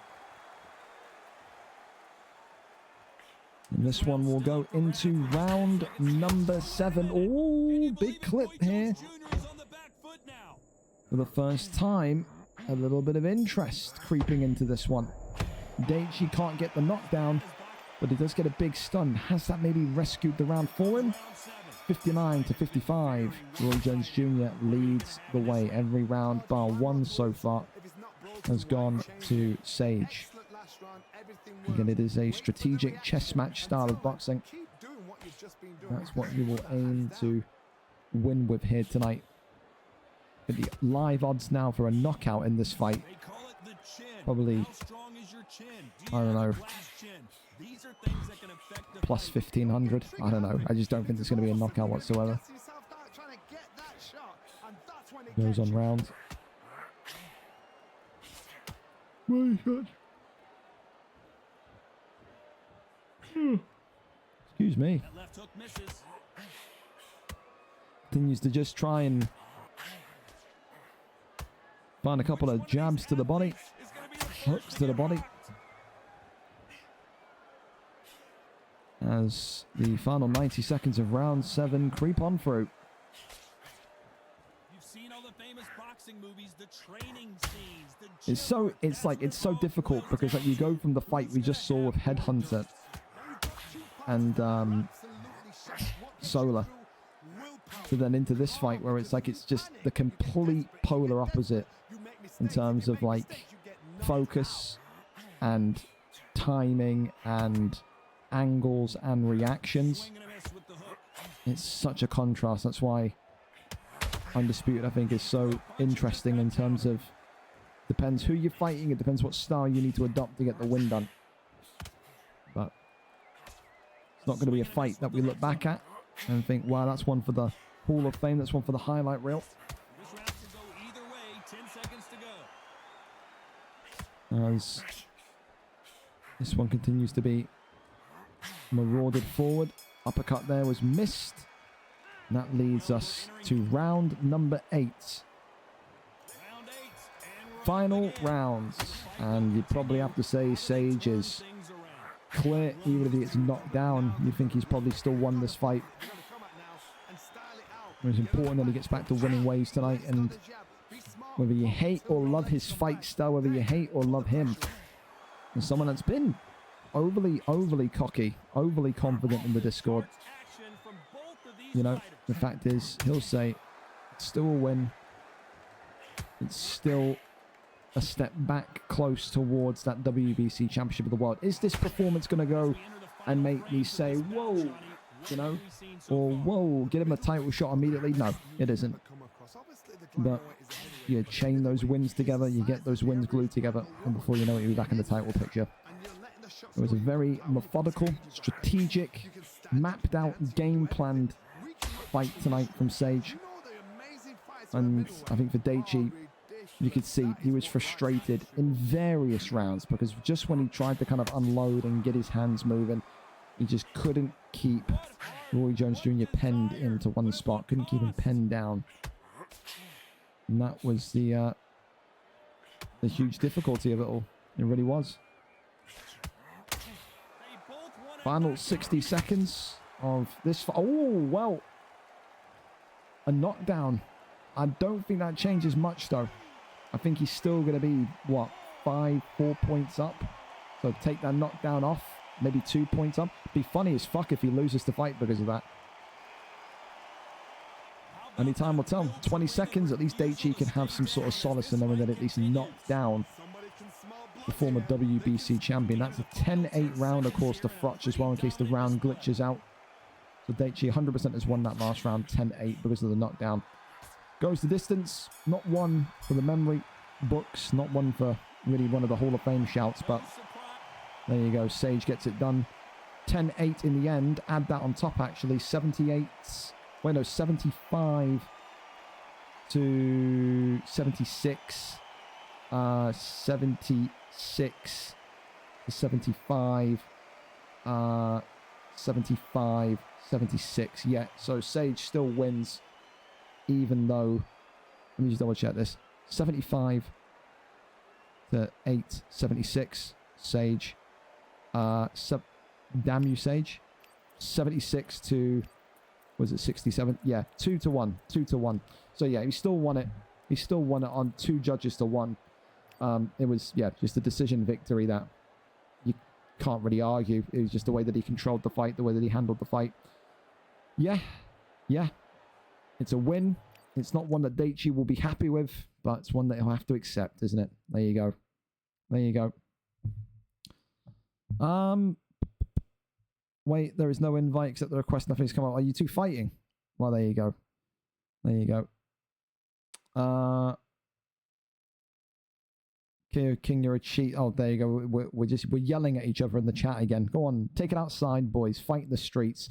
Up next, our final non-title fight of the evening, and it's Kieran Crow against Sovis. Hopefully get a little bit of energy back into the card here. Kieran Crow, 4 wins, 2 draws, 2 losses.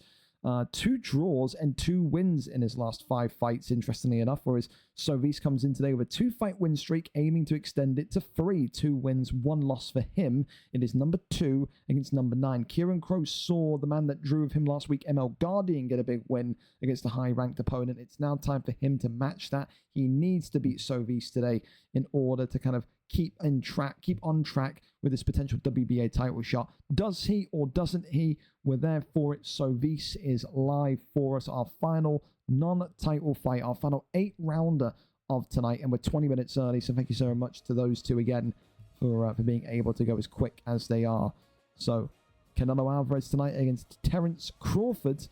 Crawford seen yet again here tonight. So there you go. There you go.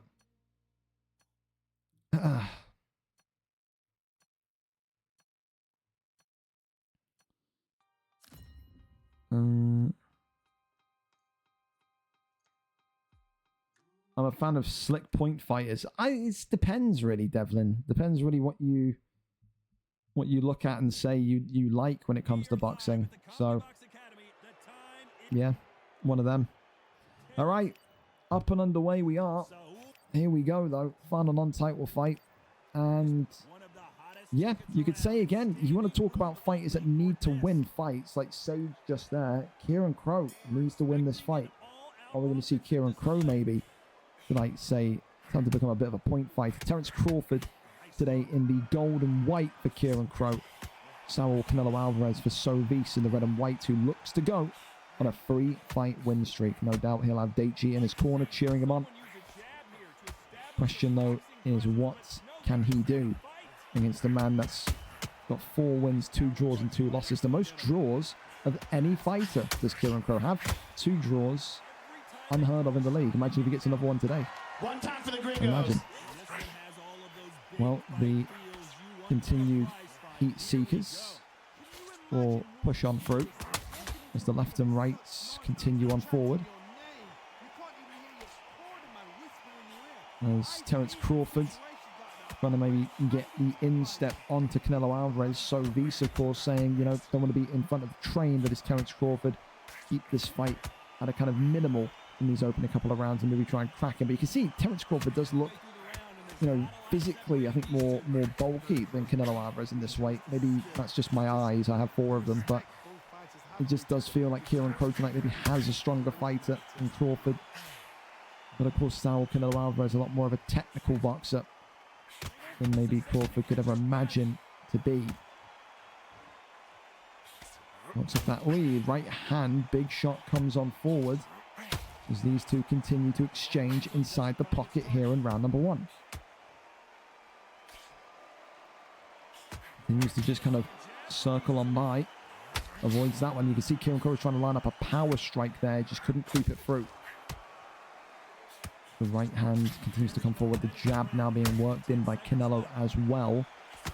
Oh, and there's the big hit.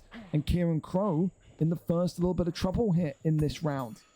And already more action in 1 round than the previous 8, you could argue. And Kieran Crow wobbles back to his stall, knowing he's probably 10-9 down there. Great start from Sovis, who will, no doubt, if he wins this, if Sovis in the red and white wins this, it's absolutely going to give ML Guardian the confirmed next title shot. It has to. Kieran Crow, of course, a great handyman in terms of his MMA career in the VFL UFC octagon. Multiple highlight reel knockouts to his name there. Wants to kind of add to that here tonight in the boxing ring. As the body shot there continues to come forward. Goes down low to the belt line. Here's the big heavy shots again. Goes back down low again. Kieran Crow. The lefts and rights. Ooh! Eats a big one from Canelo again. Sovis is coming to the party firing tonight. Can he get the knockdown though? The answer is no. Oh, he can maybe. Big stun again. Kieran Crow still dancing around. He's in good spirits. But he just can't get that confirmed shot on him. 2 back-to-back stuns though. No knockdown. Huge, huge moment. Right hand there comes in again. Oh, clips him again. Terence Crawford's head health must be in the gutter. Right hand drops him. And Sovis is very much looking like a name to look out for in this division. He drops Kieran Crow. And maybe he will hold his hand up and say, maybe I'm next. Big, big drop. Kieran Crow can't believe what he's seeing. He's looking around and not knowing where maybe he is. Right hand there comes in again. Wants to go back down to the body. And that there is the end of round 2. A huge couple of rounds for Sovis there. Will he be feeling like a knockout is in his future? I think when you've got 2 knockdowns in the first 2 rounds, you have to be thinking about the finish. All that tells me is that Terence Crawford's head health, it ain't looking too good. It ain't looking too fresh. Uppercut there comes in. He's on right hand. Marauds forward. Uppercut there swings up into the air. Goes back down low to the body. Continues there with the lefts and rights.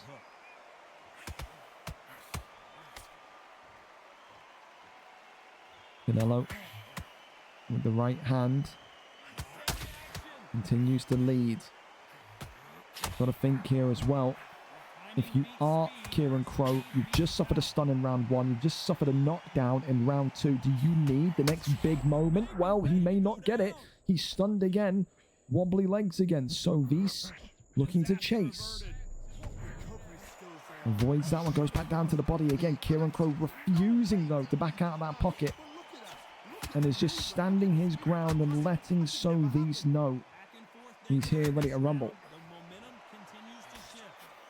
Back down to the belt line, but he's clipped again. And was he a body clip or was it a head clip? I don't know what hurt him there. Rights and the left's coming forward again. Another big shots, and Kieran Crow continues to get out of dodge just by the skin of his teeth. A really, really difficult opening 3 rounds from what you could argue is the former one of 2 number 1 contenders. Knocks off that left and right. Again, that hook comes on in. Right hand. One more. Oh, the right hand again. And he dances in front of him. And Sovis will not do anything other than make eye contact with him. It is a beautiful 3 rounds of boxing so far for Sovis, who is leading the charge. He's got to be 3 rounds up to 0. He has to be. He's got to be. Scorecard update. There you go. 3-0. Sovis 30-26 up. 10-9, 10-8, 10-9. Now for Terence Crawford. Time to wake up, Kieran. Time to wake up and enter the arena, mate. Nothing more to say. Of course, as well, for anybody new that came in today, asking about the Undisputed League, sign-ups for next Tuesday's card will be up after tonight. You'll have the whole of Wednesday, the whole of Thursday, and the whole of Friday to log your attendance. We do matchmaking on Friday evening. The card is then released on Saturday morning. We do aired fights on Tuesdays, and we also do the unaired fights where you'll have from Saturday until Wednesday to complete your unaired fight with your opponent. So, yeah, just make sure you got Undisputed tags in the Discord, and you'll see the ping when it pops up tomorrow when you log on to Discord. Just make sure you don't mute the VFL Discord. If you missed the sign-ups, it's not my point. It's not my fault, sorry. As the points here are continuing to rain on down for Canelo Alvarez. Is he going to look for maybe the finish here? No, still, he's capitalizing with the stun. He just can't find the knockdown blow. Was it 3 stuns, only 1 knockdown? It's got to be a little bit better. Ratio has to be a little bit better. Right, and that swings on in. Goes back down low again. One time for the gringos. There's Crawford. Throws another one to the belt line. He used to move forward with the 1-2s. Big uppercut there. Left hand, right hand. Fantastic work. Swings on round. Crawford gets his hands moving again. Swings back down low to the belt line. Good one. Flies on through. End of round number 4. And it's still all roads through Canelo. Kieran Crow eating more and more stuns. There's only going to come a few more rounds that his head can continue to eat the damage that it's eating before you look at this and say, well, 1 tap through the block is going to be all that it takes. For Sovis, the only thing that can make the performance better now is a couple more knockdowns. Capitalize on those stuns when you get them. 10-8s are way better than 10-9s. That's what you got to be thinking. Even though you're completely in charge of this fight, it can change on a dime piece. And look at this. Kieran Crow sprinting towards his opponent now. Not able to capitalize either, though. Goes back down, though, to the belt line. Big shots again. Got to think Was that the moment that... No, that's that stun, the moment that unlocks Kieran Crow. Oh, and he's knocked him down. Kieran Crow. It's taken him 5 rounds, but he's on the knockdown board. Kieran Crow still saying, I got time to work, believe. And that there is the consequence of wounding your kill and not being able to finish your kill if you are Sovis. He needed a couple more knockdowns. And now if he continues to eat this damage with Kieran Crow, with his momentum, with his motivation all the way through the roof, you may well look back at those first 4 rounds and think, what and why could I not get him down more often? 3 stuns, 1 knockdown. It's just, you're going to be a little bit more kind of, you know, forthcoming in terms of getting those knockdowns. You have to. Right hands there again, coming in forward as we go over into round number 6 of our final non-title fight this evening. A great round 5 for that man there, Kieran Crow. We'll be using Terence Crawford tonight. And we're here into round number 6. Continues now to just get his hands going as quick as possible. Back upstairs he is, but avoids that one. Pulls on backwards. Swings and... Whoa! I was going to say swings and misses, but he connects with that right hand. An absolute howitzer there from Canelo.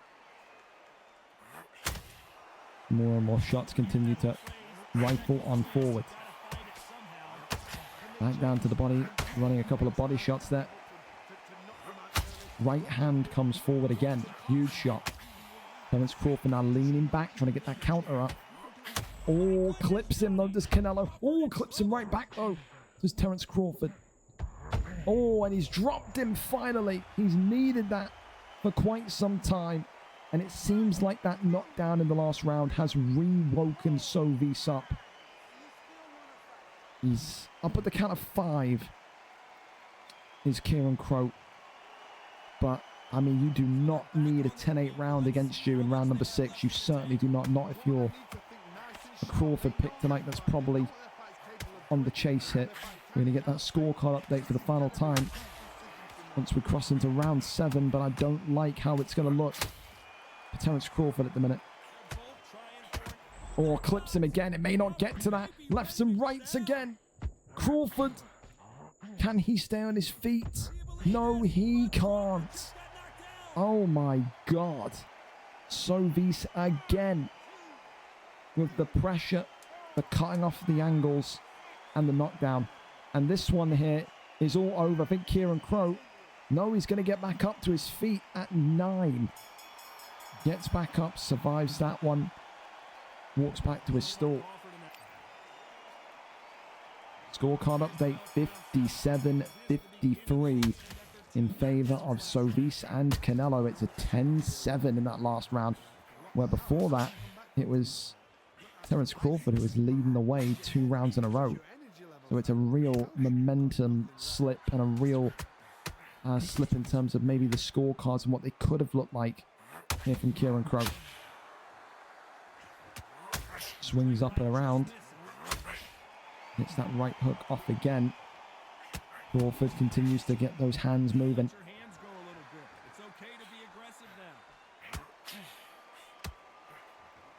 Continues to walk forwards. There's that right hand again. Crawford just continuing to sit there. He isn't taking any back steps as Kieran Crow. He's happy to just sit in there and just swing. Oh, and he's had some success with sitting back and swinging, and he's rocked and dropped Canelo Alvarez. Well, well, well. Sovis isn't in the winner's circle yet. It's a 6 count. Kieran Crow, though, gets that knockdown secured. As this one looks like it's going to cross into round number 8. There's a minute left. Does Kieran Crow feel like he needs one more? In terms of one more knockdown in this fight. Or this round, I mean. Goes back down to the body. Lefts and rights again. Oof. Avoids that one. Goes back down to the body.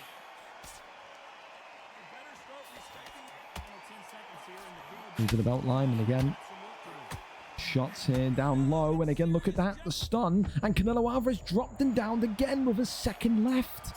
That could win back the 10-7 round. Oh, Sovis is selling this one, man. He may not get up here. He may be in trouble. He's in trouble. Oh, Sovis has fucked it. Oh, God. Oh, Kieran Crow, what a comeback. Oh, Sovis. Oh. Kieran Crow, when the chips were stacked against him, said, come on then, let's see. And takes it all the way. He could have given up. I thought he did give up when he got up at the 9 count. And says, we love being down over here. Kieran Crow tonight wins it in round 7. It's a buzzer beater knockout in round 7 as well before the turn of round 8. Kieran Crow keeps his momentum growing in that WBA division. Probably one of the comebacks of the year. I don't know if we end up doing a Undisputed like award show in 2025, but I mean, that's fucking comeback of the year if there ever was one. Jesus Christ, it was just such one-way traffic. In the end, though, Sovis couldn't keep his grip on the situation. Loses there by a round 7 knockout tonight. Wild, dude. Did not think that was going to happen whatsoever. Unbelievable. Fight of the night? I wouldn't say fight of the night. I still think Solar and Headhunter with the knockouts and stuff that we were knockdowns was always there. I think comeback of the year is more than fair. It's just I just did not expect that. I mean, you're closer to performance. Who's got performance? Sol and Pepe. I think it'll be harsh. Nah, I have to. I'm sorry, Pepe. I have to. That comeback, dude. Most people, when that knockout in round 6 happened, Kieran, would have just put the pad down and given up. You, though, did not do that. Kept resolute. Fantastic.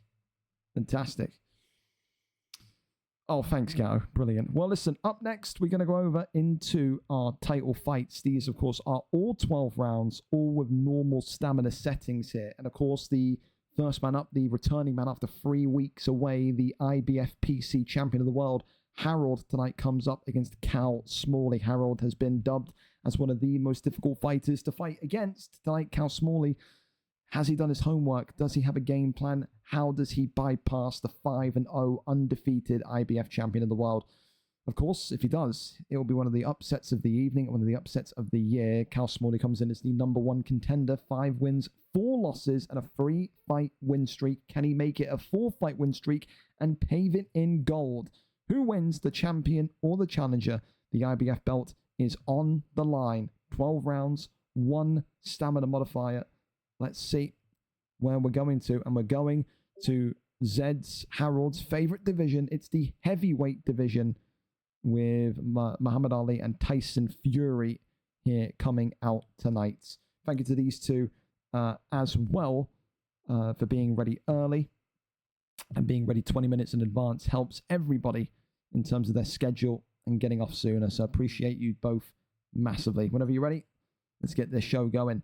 The first of 3 title fights tonight. The PC strap on the line. The IBF belt set to be defended. Let's see what happens here.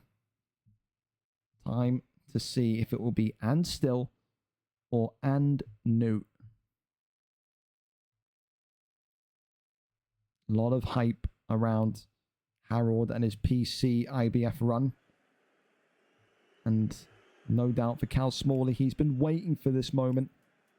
21-year-old has been, no doubt, animated in his belief that he can win this championship gold. But all the talk stops. And all that matters is the boxing. The champion tonight for Zed Harold comes out with Tyson Fury in the green and gold palm leaves. And of course, the challenger tonight, Muhammad Ali, in the red and white for Cal Smalley. Only one of these two leaves tonight with that PC belt, the IBF Divisional Championship, wrapped around their waist. Tyson Fury, of course, known for his point fighting excellence, but Muhammad Ali known for his speed, but also his nifty power. You think he's got kind of underrated power when it comes to how he can approach these matchups. Of course, though, it always does depend on the way that the fighter is used by the man controlling him. Of course, though, I think maybe Harold will say, I've fought harder and tougher opponents. However, maybe he won't say that because that's the same mindset that Winter had when Harold came into the division and then Harold absolutely starched him. Will there be an element of respect there? Will Harold be looking down upon Cal Smalley?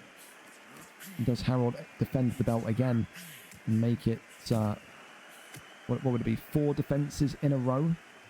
One of the most dominant champions in history, if he can do it here tonight. Works off the jab.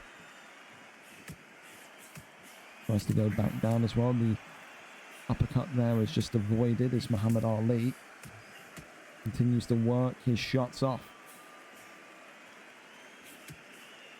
Of course, as well, with Zed, not a guy that's going to sit in and bum rush in. He uses that Tyson Fury pick so well. He uses that length of Fury so well. Never a guy that's going to look to rush the fight and try and get large amounts of damage and large quantities of damage done in one. He dissects you. He picks you apart in these title fights, and no doubt Cal Smalley felt that after that first round there. Round 1, champions round, has to be. I think anyone could look at that one and say that wasn't a Harold or a Zed round. Well, listen, good news is you've got 11 more in you. Good about what you can produce between now and then. Of course, anything can happen. A lot of things can change.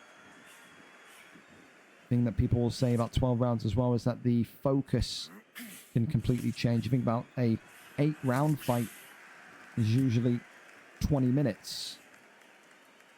It means that realistically, you're talking about, you know, a 12-round fight being half an hour of effective focus is difficult for a lot of people. It is, especially if you're in a tight matchup against someone that is undefeated. You're gonna have to keep your wits about you all the way.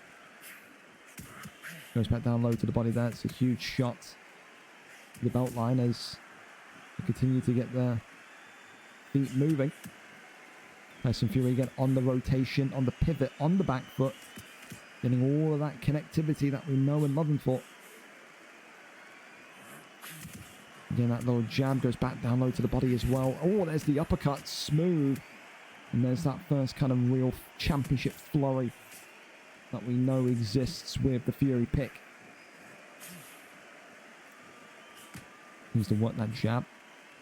Again, Tyson Fury continuing just to keep himself calm and level. Not a guy that's going to sit there and engage in a war with Ali, and that's going to be down to how Smalley's game plan tonight. Does he try and go for the route of chaos, or does he go for the route of patience? I think both styles have a place on the shelf of being able to beat Harold or Tyson Fury, but just depends what he's going to enact upon. We're not really getting too much of a breakdown yet as to what how Smalley wants to fight like tonight. Seems like it's still a couple of fact-finding missions, fact-finding exercises. Do you give that round 2 to the champion? I think you have to again. I think 2-0 so far. As the blood's starting to show on Muhammad Ali. 2-0, if you're asking me, to the champion.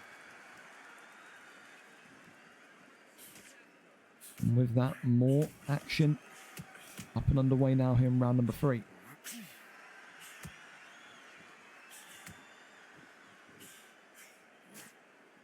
Going to try and find a right hook there. Finds one. Going through. Look at that. 2 solid body hooks there. Really, really nice. As Ali just continues to find difficulty in keeping Fury still. It's just constantly on the move. He moves like a featherweight, not like a heavyweight, doesn't he? Incredible. Goes back down to the body shots again. Muhammad Ali just need to keep composed and not even engage. I think this is the thing. Just you don't need to engage. You can make Fury walk to you. You can plant. People have done it to Harold before where they can't keep him pinned and they just sit in the middle of the ring and they wait for him to approach. You got to try and turn him into the chaser. I think that's a key component of how you can maybe get a little bit of joy against the champ. As these two have a bit of a Mexican standoff. Neave wants to take that first swing.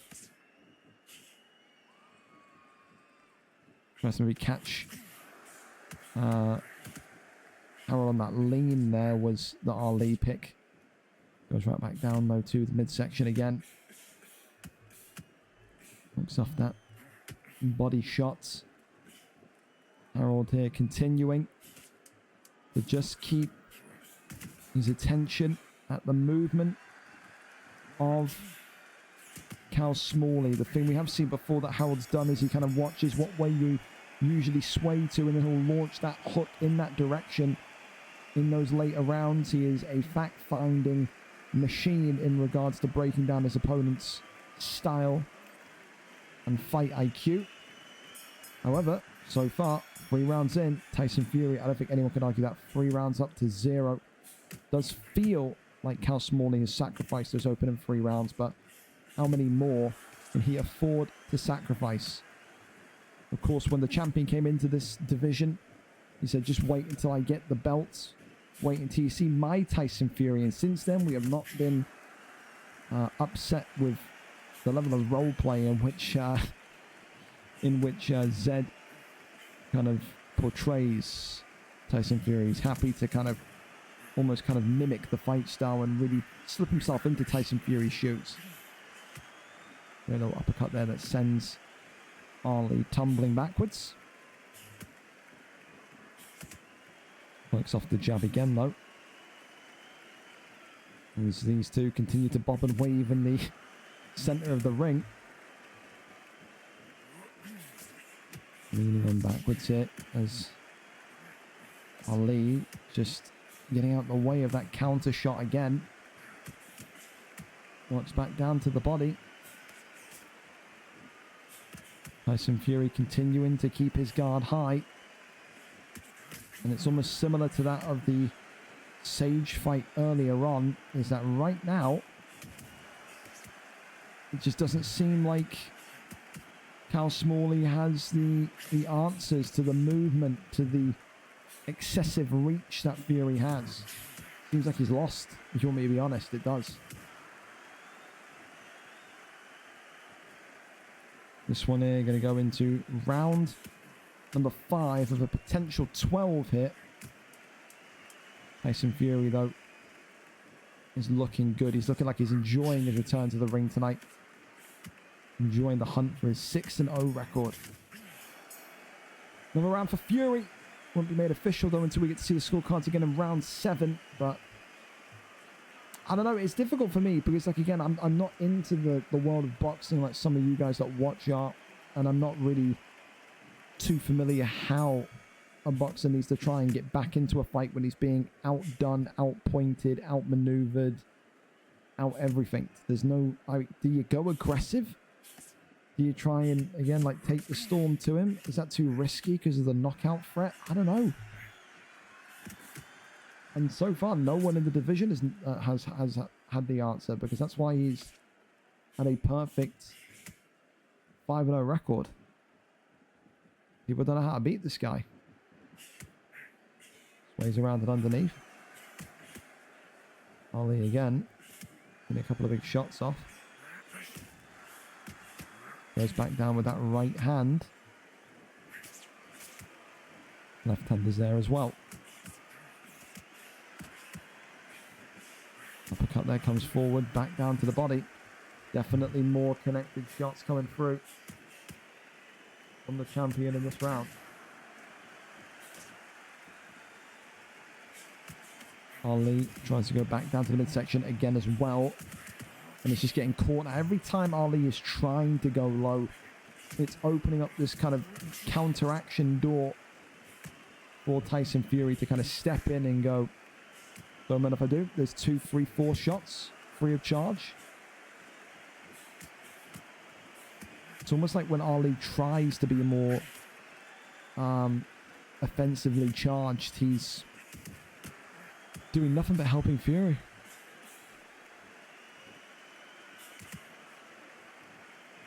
Continues to just maneuver around the ring here with 20 seconds to go. The knockouts tonight, again, don't look like they're coming in this one. We've seen Harold get knockouts before, but when he picks that Tyson Fury selection, he's thinking about points. Gets a big stun there. No knockdown. Will absolutely go on to further solidify the fact that he's probably won that round as well.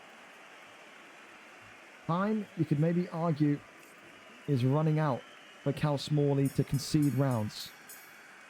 We are 1 round away from being halfway through this IBF title fight, and I would still be amazed if Cal Smalley, excuse me, has won a single round. We're going to find out in round 7. He just hasn't got the answers, man. He really doesn't. He really doesn't. Works off the jabs again. Swings back round. There's more body shots coming in. That headshot was attempted. Right hand was all the way up there. Back down to the body shots.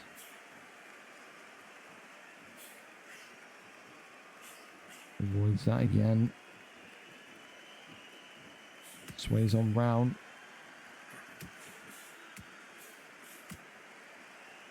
Just, again, he's got like that kind of left jab to the body, but it's just generating no power. I don't know what Cal can do here. I don't see a way other than just trying to assault the body and gas Tyson Fury out that he's going to get knocked down. He's doing no head damage. He's doing nothing right now in terms of building blocks for knockdowns.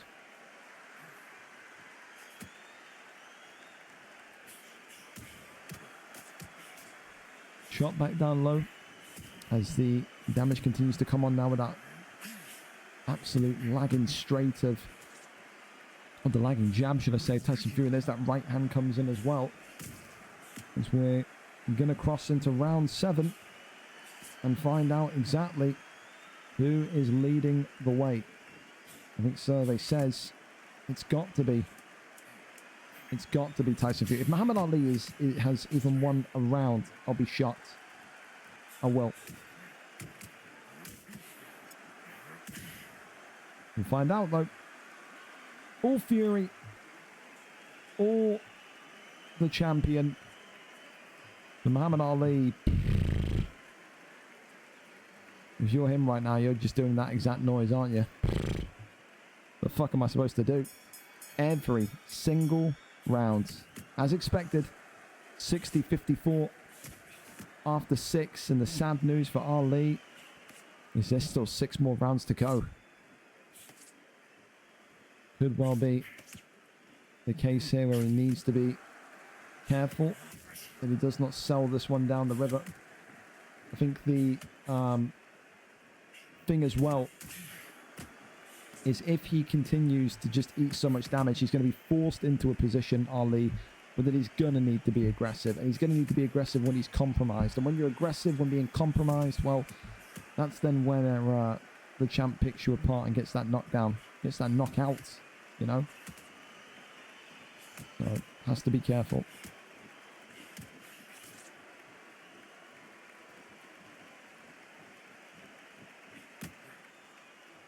Continues though just to block himself, contain himself. Uppercut there, swings on through again, works off that double jab, goes back down low. Right to the body. Works off that jab. Body shot again, comes forward, right hand comes up as well. Body shots galore, wonderful, wonderful stuff that. In that long reach of Fury continuing to create cause for concern. Swing and a miss, goes back down low to the body.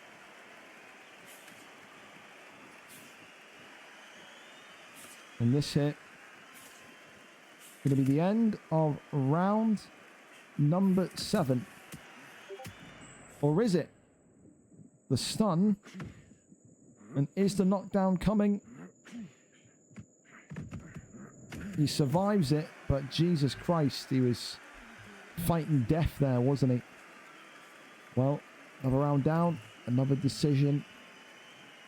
Looking like it's looming. 4 or 5 rounds, excuse me, more to go, including this round. We move on to our co-main event tonight. A WBA Championship matchup between LJC and Poise. They can hear me. I would say probably lobby up now, gents. Probably be a good enough time limit. So realistically, if we're going by the fact that every 4 rounds is 10 minutes, only 10 more minutes to go of this fight. Can't see it. I can't see a not.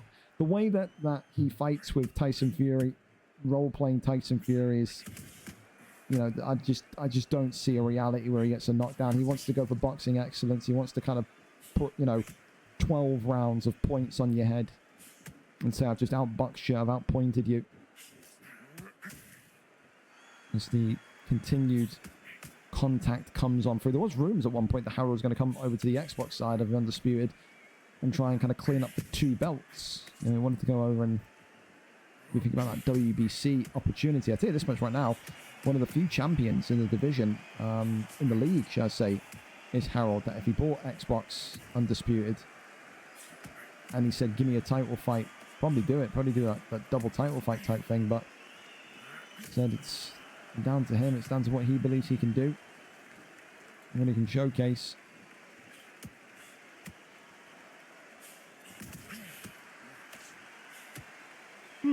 Body shots continue to ring forward.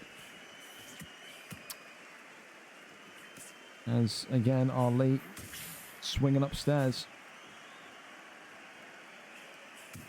Works off the double jab. Back down low to the midsection. And this one crosses over into round number 9. We thought we were going to get maybe limited decisions tonight. I think we could be looking at the next one here. Ali bloodied up, the nose busted. Not looking good. Going to get our final scorecard update as well after round 9. And begin round number 10.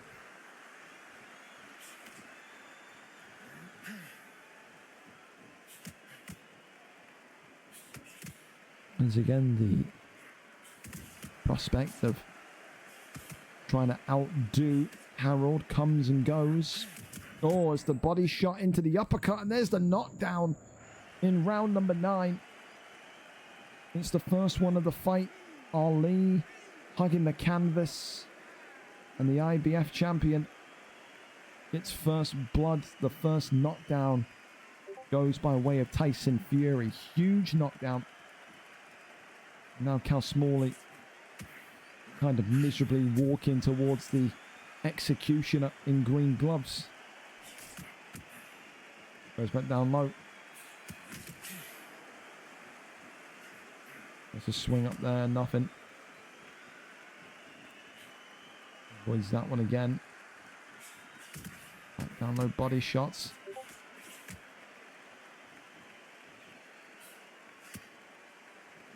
A couple of shots in again. I tell you something. Every time that sway comes in, I just start to fear the worst. I really do. It's just from so many cards watched.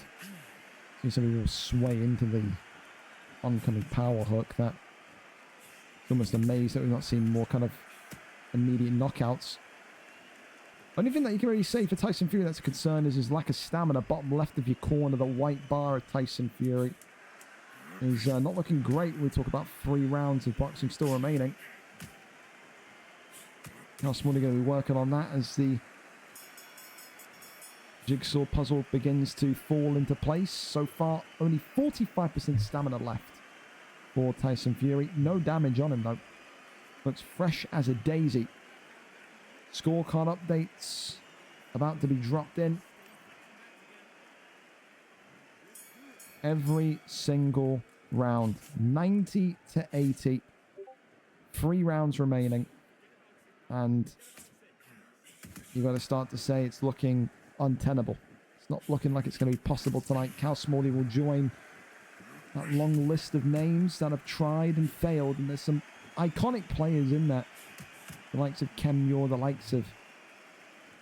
not Kem Muir, the likes of Winter, the likes of SB9. Kem Muir was going to be one of the guys that gave it a go, but then effectively lost to EF Sage and then was retired by it. Didn't see him ever again after that Sage loss.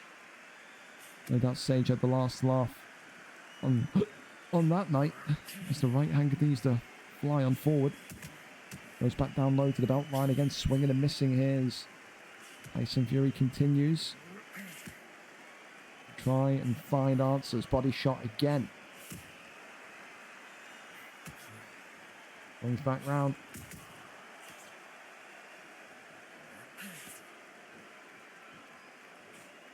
Then works off that jab.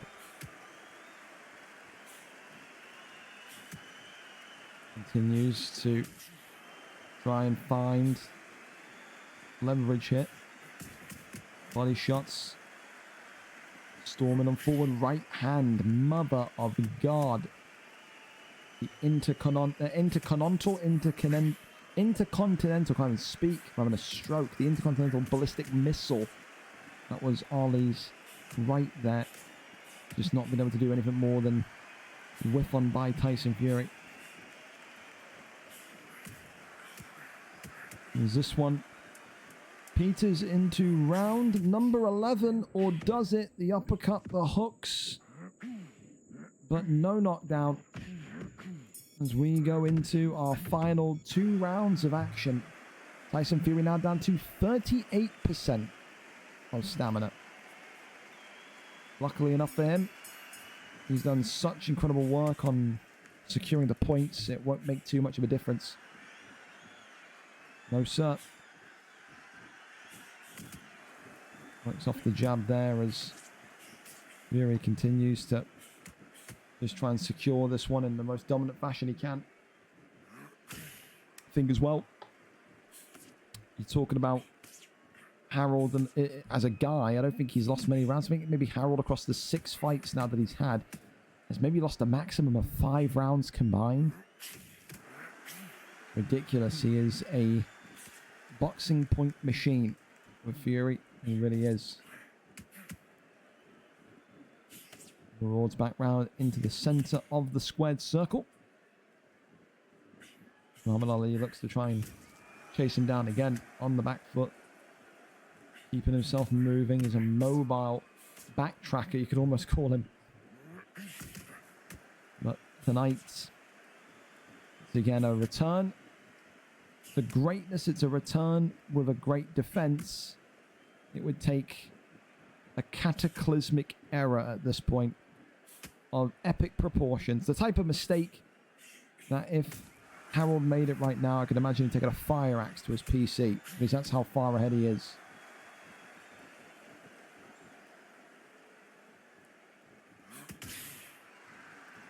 Ali goes back down low again. Swings, but misses. Uppercuts. Avoids that one. Body shot clips him. Ali, could he be about to taste the canvas again? The answer is no, he will not. He survives and he goes through into round number 12. It's now or never. You need a flash knockout. Even if Ali knocked him down 8 times in this fight, he ain't going to win. There's no way. He's going to be 11 points up. You would still need... Yeah, there's no physical way. You need a flash knockout. Like, there's no way. Even if he 10-0'd him, still no way. As we are going to watch all 36 seconds of the recovery for some reason. Great. Oh, no, we're not. 12th and final rounds. As we get to see the belt hoisted above Tyson Fury's head one more time. Shot there comes on in as Ali right on the offensive. Nothing to lose. He could go in there. He could fucking windmill. We could take his trunks off and fling them at Tyson Fury's head. He could fucking use his boot as a weapon. Nothing is going to make a difference here. It is a formality. This last 3 minutes is effectively all for show.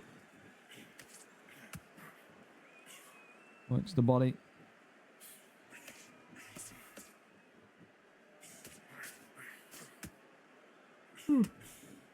As again, Ali continues to suffer the brunt of the offensive tracking of Tyson Fury. Good uppercut there, though, from Fury as well. Right, down low to the body. Now into the midsection he goes. Look at that there. Huge on Ali. Still walking and stalking Ali down. And he still can't get the knockdown. Fair play to Cal Smalley. Even though he's been outclassed, outboxed, outpointed, outmaneuvered, outstruck, out everything. He refuses to go down.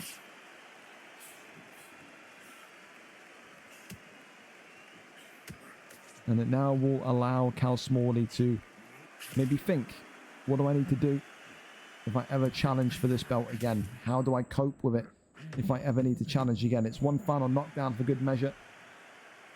That will secure the deal on points here tonight.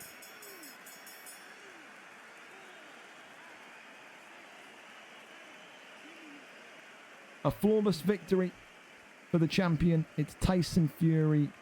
Groundhog Day again. Every single round in vicious, dominant fashion. And still, IBF champion Harold gets it done. Scorecards will wait for to show you that point difference, but it would have been massive. 109 to 99. Add in the 10-9. 119 to 107. 12 points. Easy as that. And for Harold, again, not maybe a fighter that a lot of people are going to look at and go super entertaining. Some people, boxing fanatics, will, because he role plays that Tyson Fury so well. Others will say, you know, we want to see gunfights that we saw already run between Solo and Headhunter. It's just not the way he fights. He loves that patient style of boxing, and he gets the job done tonight. Congratulations to him. Still the IBF champion of the world. Up next, we'll go over to LJC and Poise, who will look to give us a spring back in our step in this co-main event. LJC 7 wins, 3 losses tonight. 4 wins in his last 5, including a title win and title defense, including making Indian Caller throw in the towel in his last bout. Of course, his opponent tonight in Poise, the number 1 contender, 5 wins, 7 losses, 3 wins in a row, and now looking to make it 4th and pave that in gold. Who wins tonight? Will it be the Brit taking home the gold, or will the American have the and new above his noggin? Let's go over and see. Of course, this one tonight is set to be in the division that LJC decides it to be. Light heavyweight division is where we go tonight. Interesting. So Roy Jones Jr. for LJC and Carl Froch for Poise in our co-main event of the evening. Thank you as well to Nap as well for the tier 1 3-month streak. You, my friend, are the GOAT. Absolutely. Absolutely. There we have it. So let's see if this WBA division gives us something to write home about. Huge. We good to go here?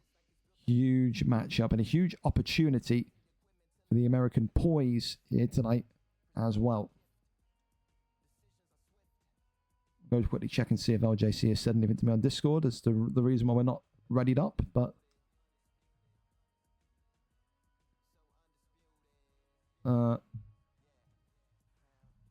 DMs.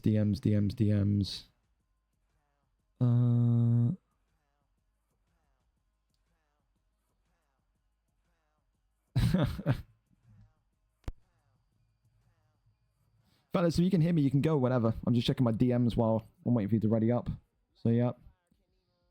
MLB The Show 25 is officially revealed. March 18th for the release, likely on the 14th.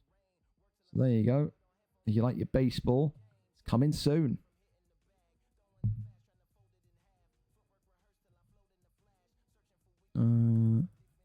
Yeah, he switched it up and I didn't notice earlier. Yeah, we're all good, by the way. I'm just checking my DMs. I didn't know if you were readied up yet or not. Yes. He Oh. switched it up to lightweight. Oh, he switched it to lightweight. Oh, he's trying to cuck you. I see.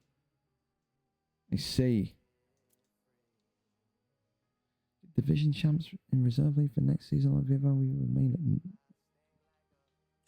No. No, Bale. No, you can't. Maybe you can. Maybe, actually. But, yeah, maybe. My bad, Gringo. No worries. No worries.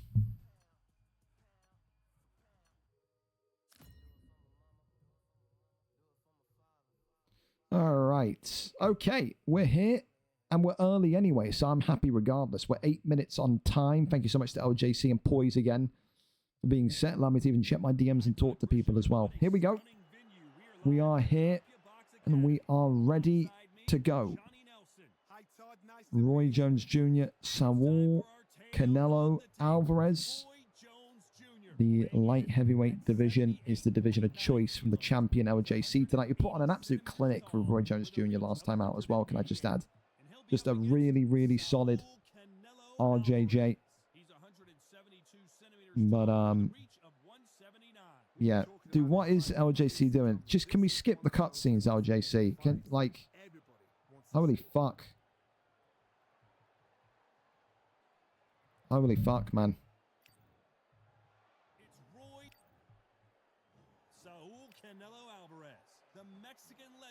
Oh my god. Thank you. There we go. I want to keep this going and finish on time, man. I've still got work to do after this. All right, here we go then. I'll turn the volume up nice and high because game was a little bit low in this, but that's fine. Here we go then. Co-main event of the evening. Gold trunks for Roy Jones Jr. for LJC, the champion. Challenge tonight in there with yellow and blue, blue and yellow, Saul Canelo Alvarez. Of course, we just saw a wonderful points performance, a wonderful decisionating performance from the IBF champion. LJC has had a couple of dominant decision victories in his time as well. However, there is more likelihood of a knockout from LJC than there is from Harold. You can probably bet your house on Harold to win by points every time. LJC, you never really know. Is it going to be by points? Is it going to be by knockout? Only time will tell. For, I think, the main event's sake, they will be crossing their fingers and hoping tonight it's a knockout victory either way. Of course, Poise looking to become the first ever American WBA champion. That WBL belt has maintained its home in Europe since we debuted it back over in, what is it, October or November? So never had an American champion. It's never traveled over into American soil. Poise today will be looking to be the man to do that, to show that it can be done. Of course, 12 rounds in this one, as we saw before in all our title fights. As we get ready to see who maybe has got the better, you know, accuracy, the better kind of game plan. We know as well what we saw against Indian Caller last week. LJC, another one of those kind of slow burners. He'll take the fight nice and slow, and he'll try and get that damage accrued as we go into rounds kind of 6, 7, 8, 9. Effectively made Indian Caller throw in the towel and quit back in round 10 last week. So he's even got a body on his hands in terms of someone quit the league over him. So, hey, it's an imposing figure, in it. It's an imposing figure. Round number 2, up and underway. Probably say round 1.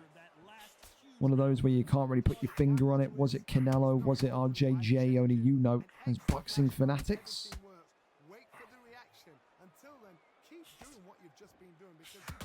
This goes back down low to the midsection here. Roy Jones Jr. just happy to keep himself distant again and take his time. Back down low to the body. Couple of light strikes it. As Canelo Alvarez and Poise continues to try and work in that power shot. Goes back to the body. Look at that. Headshots upstairs. Really nice there from the American. It's that kind of left-right double hook. City there. Goes back to the belt line. Works off the jab. There's this one again. Just attempted to kind of bring the force. I think that's the thing as well with Canelo, with poise. He has got that more kind of ruthless aggression type streak within him. The type of guy that is, if he smells blood in the water, going to walk you down, maraud forward, and get his hands moving. Works off the jab. And another one goes 1-2s, and there's the body shots. Left hands, right hands, beautiful shots there. Great shot selection. This continues to go down low again.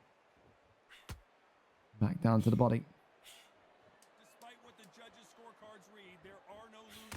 But I think here as well, if you're Roy Jones Jr., someone tonight that realistically, with all of that speed that he has, that momentum that he has over Canelo, you'd think he should take those earlier rounds, but it is something that you expect to maybe slow down as the fight goes on, as the stamina starts to burn a little bit more.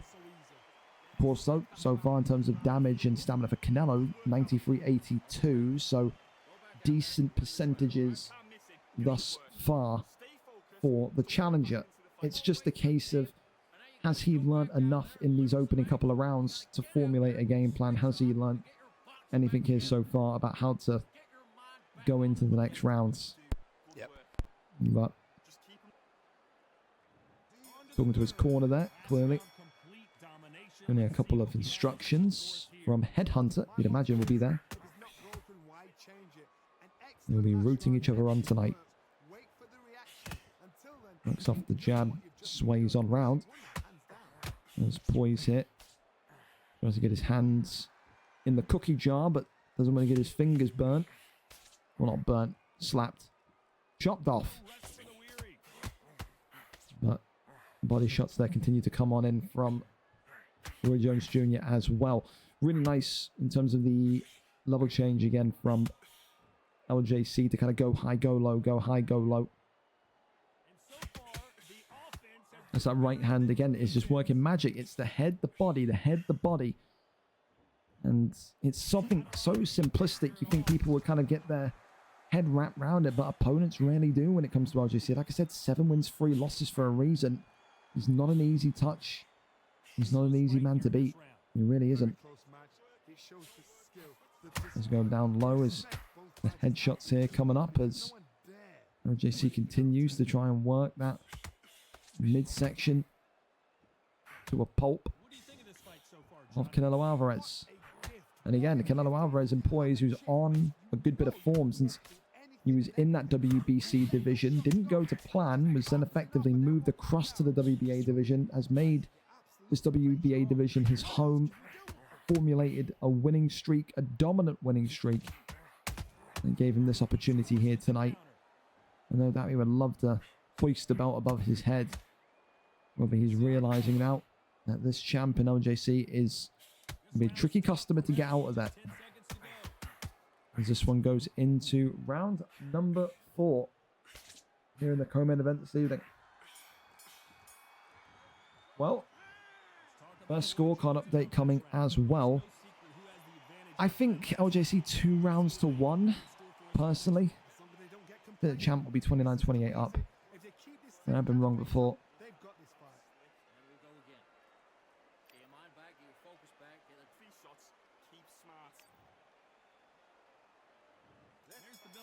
Twenty-nine, 28 to Roy Jones Jr. There you go. Called that one. I am the most elite boxing judge in the world. Hey?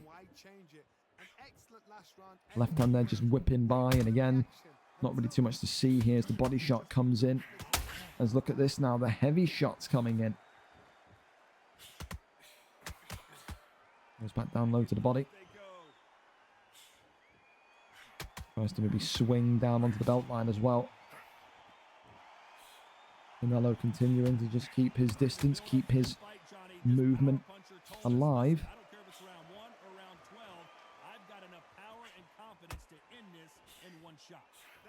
Uppercut there is just whiffed and missed. Body shot goes back down low again.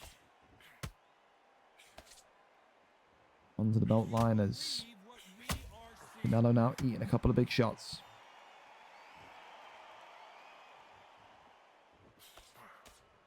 Back down low. Neither fighter wanting to stay for a prolonged period in the pocket. They're so close, so close. How can you separate them? It's going to be a hard night tonight. Tries to find that one through, but nothing there. Halfway through of round number 4. And so far, neither of these two wanted to take any sort of risks. And I mean, it's the thing. It's the same thing you remember in that Chrissy fight earlier on tonight, the main card. Very kind of risk-free boxing right now from both of them. Neither want to be the man that makes the first slip, makes the first mistake. And that can either benefit you in the long run if you win in the fight, or it can absolutely come back to bite you, especially if you start to kind of suffer knockdowns, because then it's like, well, how do you win back a fight in which you're knocked down and if you've not really done any significant damage to your opponent, you know? Well, a big round, an interesting round for the champion, because again, it just feels like he's outpointed his opponent. Feels like another one tonight where you just feel like LJC doesn't really have any intent of going for the knockout. He just seems happy to kind of have that risk-free boxing and go for the points decision. And listen, that's his right. He's the champion.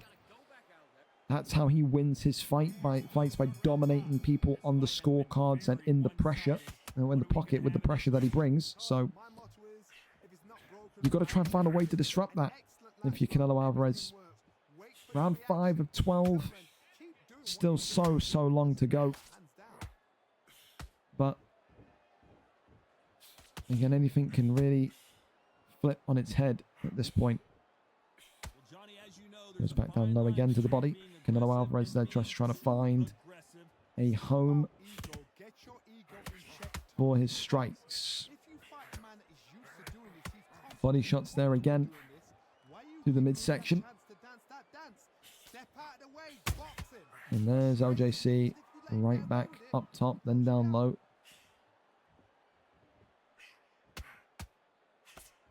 Swings upstairs, does Canelo Alvarez. There's another one down to the body. Upstairs we go as well from Canelo.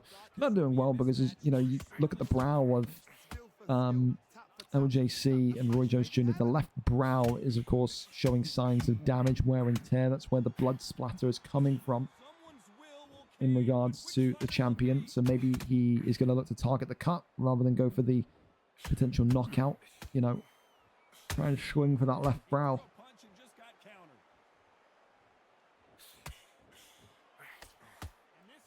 Goes back down to the body.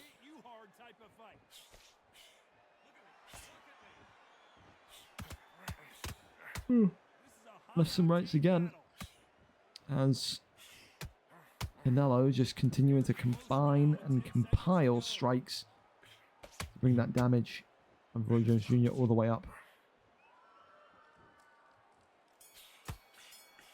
This one goes into round number 6.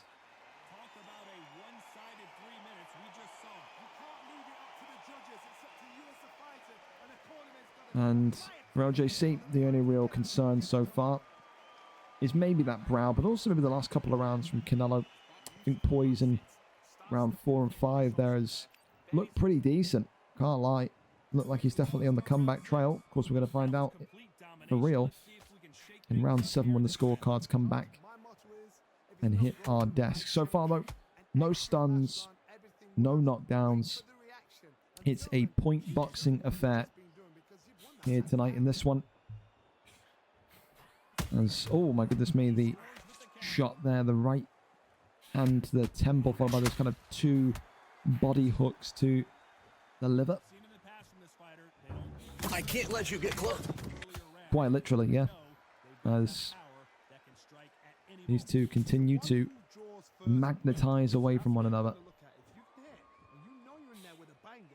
Works the jab back to the body, works down low to the belt line as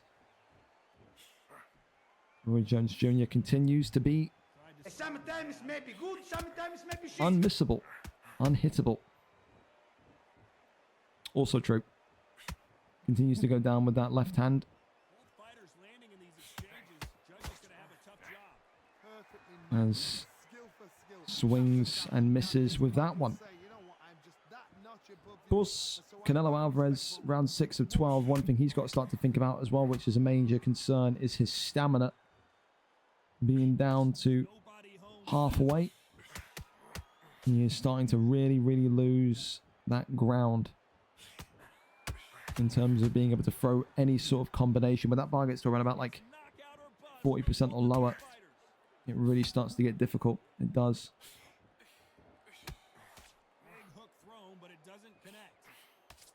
Left-handers there, as again Canelo just feeling the force. Roy Jones Jr. continues to assault away at the body. Another kind of two-piece combination down there. We go over into round number 7. Scores on their way. Those debilitating and disabling body shots of LJC so far are the story of this fight.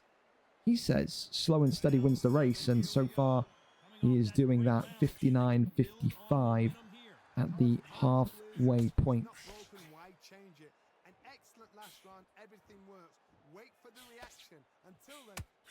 And of course, it's not about what the scorecards say at the halfway point, it's about what the result says at the end of the belt. But it always scares me, because it's like, well, yeah, he's not completely down on the cards yet. It's going to be difficult. But the thing that makes it even more difficult is just the way that the stamina is being targeted. Like I said, less than 50%. Now you're effectively, you know, fighting off as scraps in terms of 1 or 2 body strikes per quota. And the thing is, as well, is that LJC is not going to open the door for you to even have a chance. You think most people would know that the stamina of their opponent is down and just walk them down and just assassinate them. LJC doesn't care if you got 100% stamina, 50% stamina, 20% stamina, 2% stamina. He keeps on the back foot, and he'll keep poking you and prodding you from at distance. It's the safest way to fight, and it's the most kind of surefire way to win when you're already leading in points, when you're already leading on stamina, on damage. And again, this is why LJC has been so decent, man. And you go back and you look at that first fight he had, you know, a couple months ago. He was nowhere near as good as what he is now. I mean, the arc that he's had, effectively, to go from where he was losing his first couple of fights, if I'm not mistaken, now being right up there, defending his belt in such a boxing sensationalist way. He's knocked down Canelo. And what is that, a TKO? I just got flash KO'd. He's got flash KO'd on the body. Well, there you go then. Shot, bro. A flash KO body shot. You don't see those every day. Canelo Alvarez too winded to get back to his feet. The liver has given up. It was all of those debilitating and disabling body shots. We said that's what LJC does. He will dissect you and carve you open in those early rounds, and then that knockout usually comes. If it does in those later rounds. It was round 10 last week. It's round 7 this week, LJC, and still WBA champion. A huge, huge victory. And LJC's calls to maybe go up to that WBC division will only get louder and louder and louder. It's another successful title defense. It's 2 title defenses in a row now. Who can stop LJC? Up next for him, Kieran Crow, ML Guardian. The list goes on. Should be some great contenders up there for him. But now, thankfully, 10 minutes early, we can go into our main event of the evening. It is going to be a smashing main event as well. We're going to go ping the Discord one more time. Undisputed main event is now live. So listen, with this one, it has rematch consequences. When you go back and you look at the history books between Neave and Pap, it was one hell of a matchup when they met all the way back here. Where was it? It was, I think, Neave's, second or third fight. Where was it? There it is. 4th or 5th fight. There you go. Neave won on decision back on the 7th of January of 2025. So it was only this month. Wow, it was early than more recent than I expected. I've always back in like November. I don't know why I was thinking that. So less than a month has passed. What has Nap figured out and found from that fight?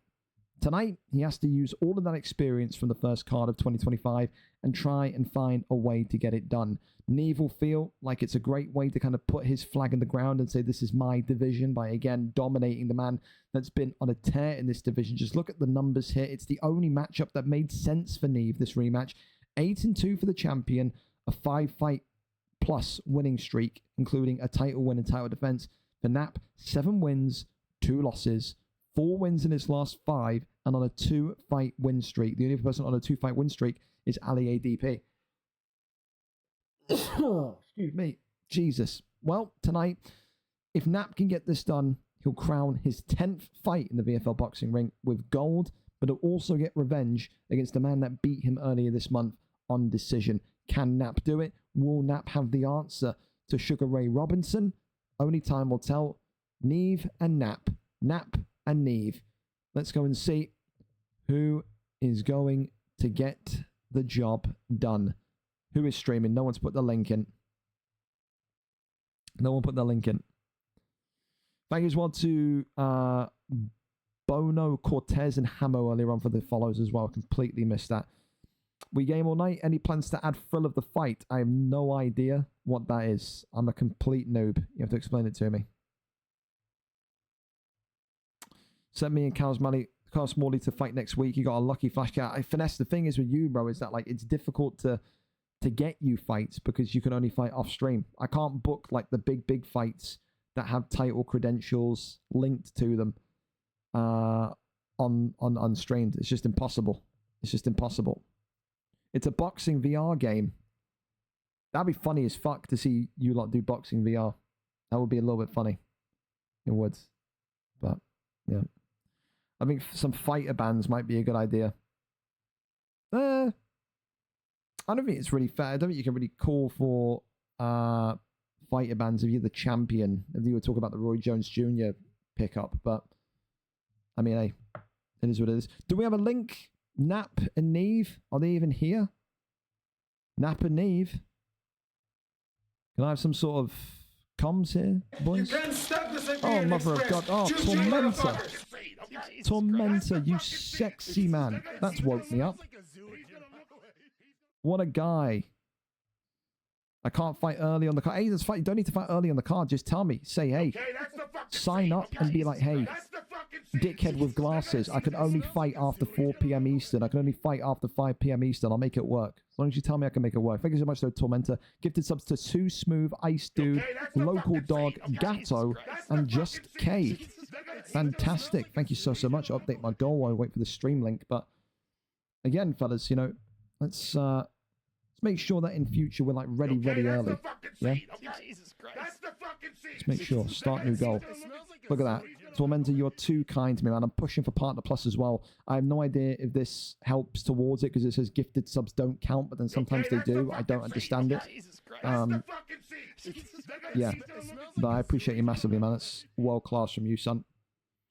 £3 for pound KO King. Can't help him. He's a cheater, dude. I'm sorry. He may be loved. I understand that. But you can't be fucking competing in a comp league and then playing people's fights for them. Sorry, dude. Sure, he's a nice guy. But what do you... like, it's just rule 101. Just can't do it. He should be streaming. He may well be. I still need a link. Just talking. You wanna know? You wanna know? I'm just there it is. We got it. Fantastic. Thank you very much. You wanna know? You wanna know? Stop. You wanna know? You wanna know? Stop. You wanna know? Please stop. Thank you so much. And if it does you work, well, you know what? Thank you, Brett. Yeah, dude, I said this before, Tormented. It apparently doesn't count Amazon Primes and it doesn't count gifted subs. It's so stupid. But what did he do? He played Ash. He played on P4P Hoobs' account. So he altered for someone. He basically altered for another P4P guy. And he got exposed. He was talking and bragging about how he did it. And he got exposed. It's not about who snitched, though. This is the thing. We're not in prison, Finesse. If you had a fight, right? If you were a new guy to a league, if you were brand new to the league, you're not in this kind of weird bent, oh, we fight in clans like TKK and P4P. No offense, but it's true. And you're just this random kid that wants to come on and play, and you want an organized boxing league that you can come in and get fights in, and then you're finding out people are ulting against you. It's going to completely ruin the league. It is. It's not about who snitched. You should be all condemning this guy. Just because the guy's a big name, you should be looking at him and going, you're a fucking weird dork for playing someone's fights for them. Let's not take away of who reported him. Let's look at the action. The action is you're a fucking clown for doing that. Like, let's be completely, like, honest here. So, I mean, what more can you say? Said focus less on who reported him, focus more on what the actual act is. Because if that was you, if that was a title fight, and KO King ulted for your opponent, let's say it was you versus Harold, and then Harold got fucking KO King to do your fight for you, and KO King beat you, and then you found out next week, you're not going to be like, who snitched? Well, you know what I mean? You're going to be pissed off. So, like, just keep that energy. I keep it for everyone. You could be the top guy in the world. You could be fucking Pink Dildo 65 with no comp experience. Ulting, cheating, all that shit, it's weird. We're not playing for fucking money. We're playing a league that's organized to improve, to get better, to fight in front of each other. Why are we doing this weird geek shit of ulting for people? You have to ask yourself that. So, ulting, cheating, that's the one thing I just don't do.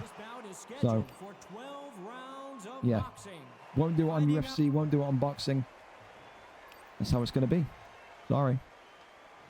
Anyway, title fight time. Let's get this fight going and give these two the respect that they deserve. Neave tonight coming out with Tyson Fury in the, well, I was going to say the white and red, but you see the problem we've got here with the Gypsy King belt line trunks there. The bold man for the champion, of course, tonight.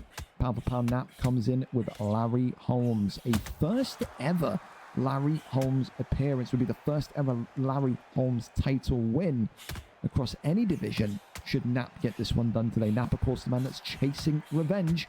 Back on the 7th of January, these two met, and the Tyson Fury pick won on decision. Since then, a lot's changed. Nap has got a winning streak going, and now Neave is the man that sits at the throne of this division. He's the only man that's given EF Sage a competitive loss. Maybe that night Sage went into the fight a little bit, I don't know, complacent. Who's Neave? What's Neave? Like Neave. More like garbage, eh? And then in the end, Neave slept him. Neave got the belt. So, put some respect on Neave's name. He's in a great bit of form, and he hasn't lost in quite some time now. He is loving his Undisputed boxing campaign. Of course, though, with Nap, listen, this is a guy that's got incredible quality. He's a part of one of those kind of fantastic gyms in pound for pound that will no doubt look to enhance his skills and sharpen his tools ahead of this title fight tonight. But like I said, it really comes down to the case in point of what has he learned. It's not about what maybe the sparring sessions have got him prepared for. What does he remember? What does he recall? What does he know that will work against Neave? You've got the tape from less than a month ago. Did he review it? Did he watch back at what Neave does well and doesn't do well? Because it's a very different pick tonight with Tyson Fury compared to Sugar Ray Robinson, which we've seen him use before. Round one in the books. Tyson Fury, you could maybe argue, is up on the scorecards after that one. Round 2 of a potential 12 here and underway. And again, what is the thought process for Larry Holmes against Tyson Fury? Does he know something that we don't?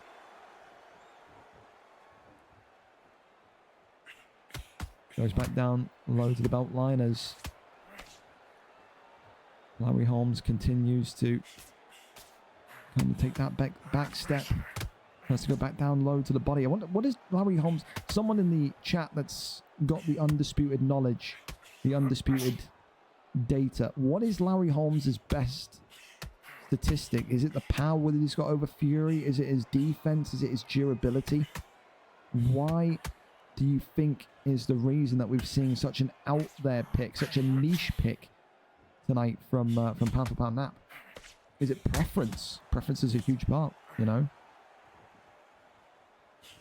This we'll see as the fight kind of develops and enters those kind of final stages. But so far, early days here. 1 minute remaining of round number 2. And again, you think if these two went to a decision on the 7th of January, surely it'll be kind of late distance, long distance rounds tonight. You don't, for example, fight someone 3 weeks ago, lose by decision, and then magically go in there and beat them in round 1 or 2. You know, it's going to be kind of similar length of the fight, regardless of the weights, regardless of the fighters. Tries to go low to the belt line there as Larry Holmes on the chase again. Tries to go forward that right hook. As, again, he's hunting and looking for something. Oh. What in the fuck? Have we had a lag out? I have no fucking idea what's happened there. Confused. And the new, imagine. The fuck's happened there, Neave? Well, I guess we'll wait and see. I'm guessing the game probably crashed. I imagine so. Surely not and new. No, I think the game probably crashed, man. Yeah, Neave's typing, so we'll run that one back. But weird, my game just crashed. There you go. So we'll run it back. We go again. Get ready to go again. In the meantime, we'll get a quick clip. MKW's asked me to look at this on... yeah, it's just... Neave sent me a clip. It's just basically the towel is stuck on his screen. So, there you go. We'll wait for them to get lobby back up. Meantime, I'm MKW. This sums up the whole game and the fact he mostly did it on 3rd and 10. Okay? Let's see what Madden bullshits in my Discord DMs.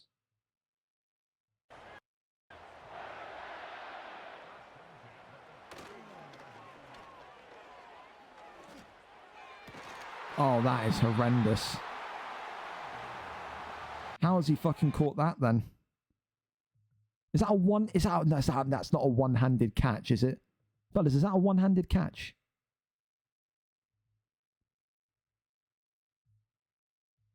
Two hands. Does he get the second around it?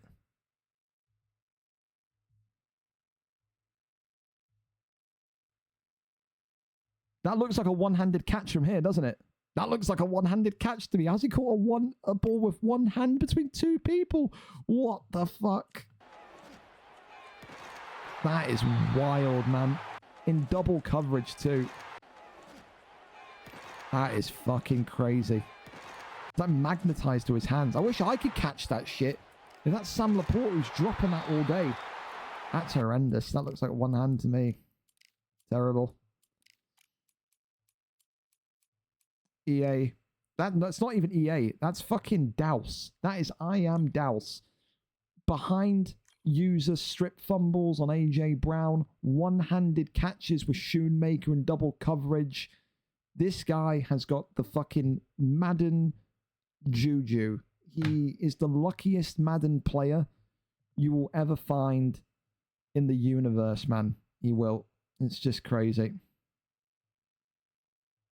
It's just crazy. Well, listen, we go again.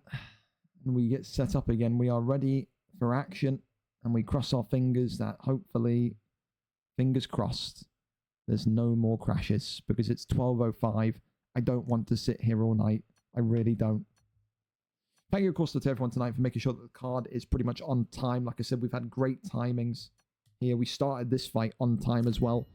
So a couple of long ones tonight. Couple of decisions here and there. Some fighters will always fight that way. They'll never want to be a little bit adventurous and enjoy themselves. It's all about the thrill of winning, isn't it? So, but there you go. Here we go. Take 2 in our main event tonight. The WBC Championship Gold on the line. Same picks, same weight class. Tyson Fury and Neave in the white and red. I beg you, can we skip the cutscenes? I beg you, can we skip the cutscenes? I beg you, can we skip the cutscenes? Do we need to watch the cutscenes? Can we skip the cutscenes? Skip, skip, skip, skip, skip. Do we need to watch the cutscenes, please? Thank you. Love you. Here we go. Round 1 of 12. So that's more helpful. The white base trunks tonight for the champion Neave. The red base trunks tonight for the challenger pound for pound Nap. Man in the white beat the man in the red on decision just a mere 3 weeks ago. As my voice continues to descend into the bin. Of course, when you think of Tyson Fury, one of those tonight that you look at it and you say, well, you've got that reach, you've got that length, realistically just sit back here and just tee away. Of course, you're Larry Holmes though. People have said in the chat as they were loading back up, he's a great fighter pick. A lot of power in his hands, or power in his mitts. Someone that realistically you can fight in an aggressive way, but you can also fight on a backstep tactical way.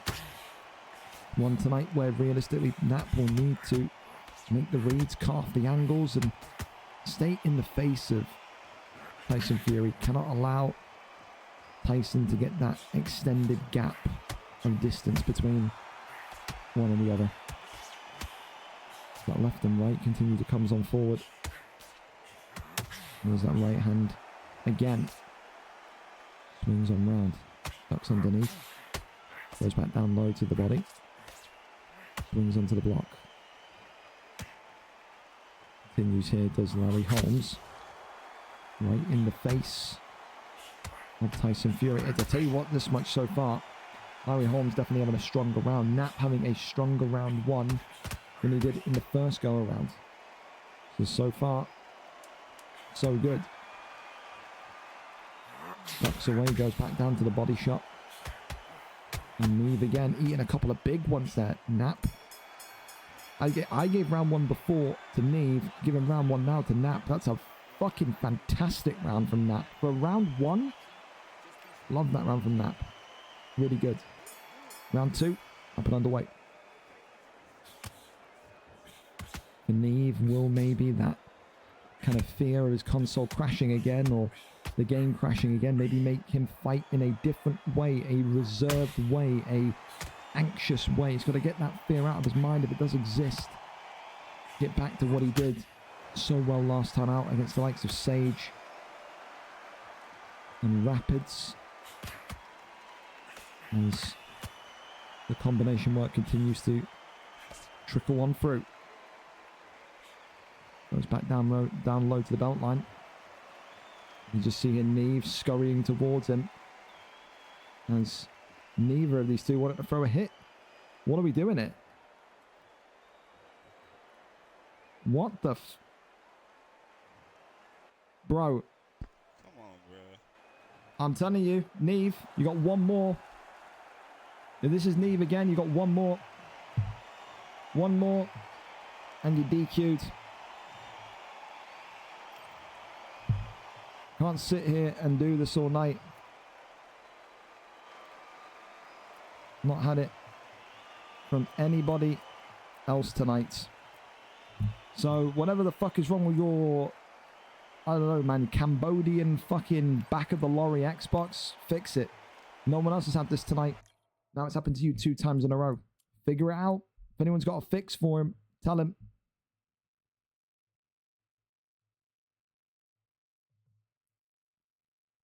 I don't know if it's on Wi-Fi, on Ethernet. I don't know, but it ain't my concern.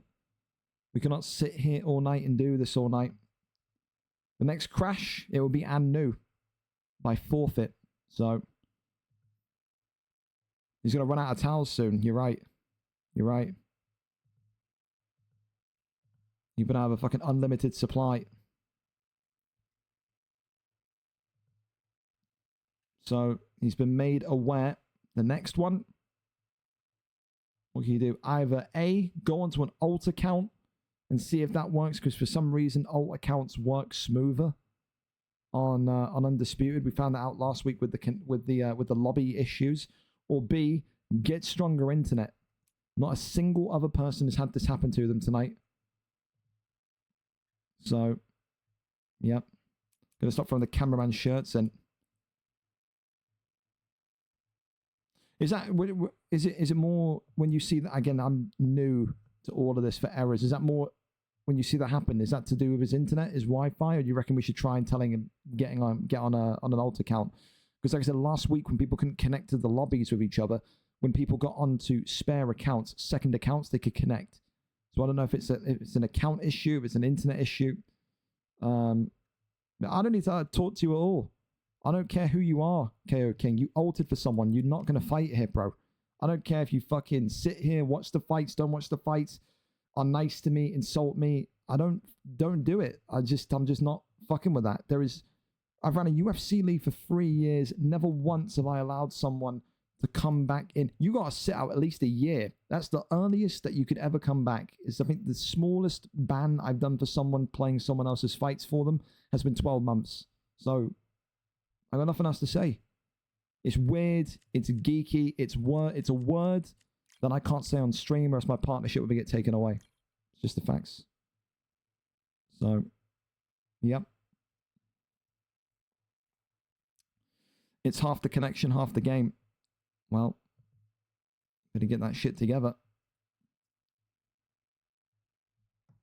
3 and outs.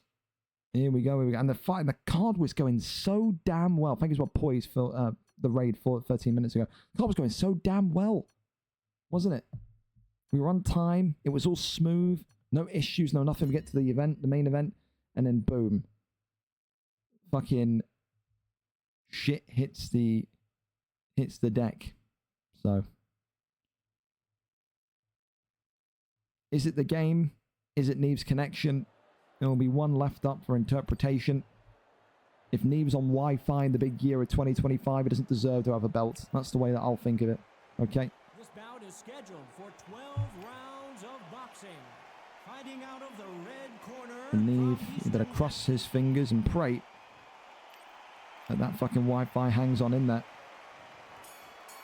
Final attempt. Take 3. And now both of them can feel maybe a little less aggrieved. Round 1 in the first fight was a Neave round. Round 1 in the second fight was a Nap round. Now we're back to level pegging again. As the body shots continue to come forward again, they've been a stigma throughout the kind of career of someone like Nap, who has been more of a headhunter. Well, he has mixed his combinations together in beautiful fashion in recent weeks. Right hand continues to come forward. As Larry Holmes will need to kind of get the emotion of these two crashes out of his head and focus purely on the mission in front of them, which is to secure that gold. Right hand there comes in immediately. You can see Larry Holmes getting those heavy shots in again, nice and quickly, nice and early. Right hand goes back down low with a low body jab. This again sits high and tall against Tyson Fury. Keeps distance. Here does Neave. Works off the jab and then one back down low for good measure also. Right hook back down low to the body. Works off the double jab. Big right hand comes on through. Back down to the midsection.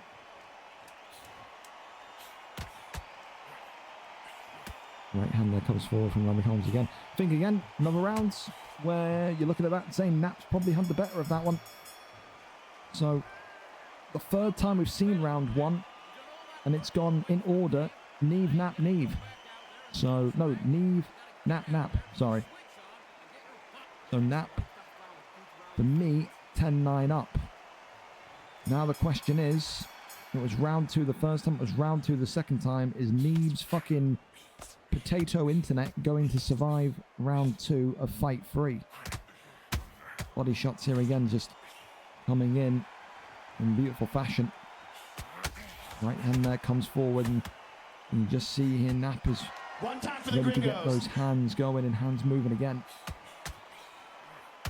If you just joined us, it is tonight's main event of the evening, the VFL Undisputed World Boxing Council Championship of the World. Champion, of course, with Tyson Fury. Challenger, of course, with pound for pound Nap. It is fight attempt number 3 after Neave, the champion, disconnected in fight 1 and fight 2. He's been told that if he disconnects in fight 3, it will be and new by way of relinquishment of the belts. Gotta have good internet. You want to sit there and represent the division. And that's a big stun here. Pound for pound Nap going forward with quick haste. Working the body shots, drops Tyson Fury down. It's a huge, huge knockdown. And Nap here gets the first one of the night and is on the long road to avenging that loss to Neave on decision back on January 7th. To having a rematch tonight, it would set up quite the trilogy. Should Nap win the belt and represent the division here tonight. Again, as far as the WBC Championship gold, same story as what we said for the WBA. Nap wins here tonight, he would be the first ever American WBC champion. The belt has remained in Europe through the likes of Ken Muir and Sage and Jack Hanna, all European. Scotland, Northern Ireland, English. We have not had an American yet. And it looks like we're on the road to maybe having one. Only 2 rounds in. That's a 10-8 round there for the contender, for the challenger. Pound for pound Nap. For Neave, time to do some soul searching. How do you come back from those 2 difficult rounds? Round 3, up and underway.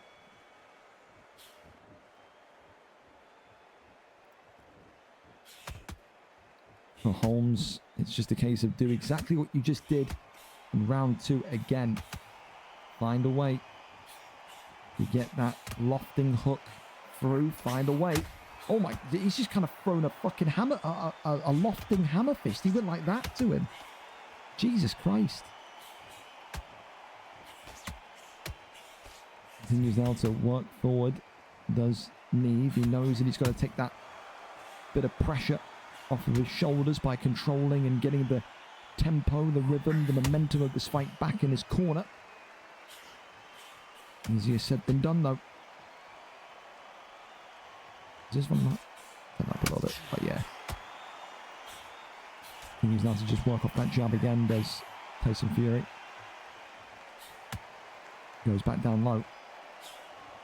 Works off the jab again now. Good kind of reading of the angle.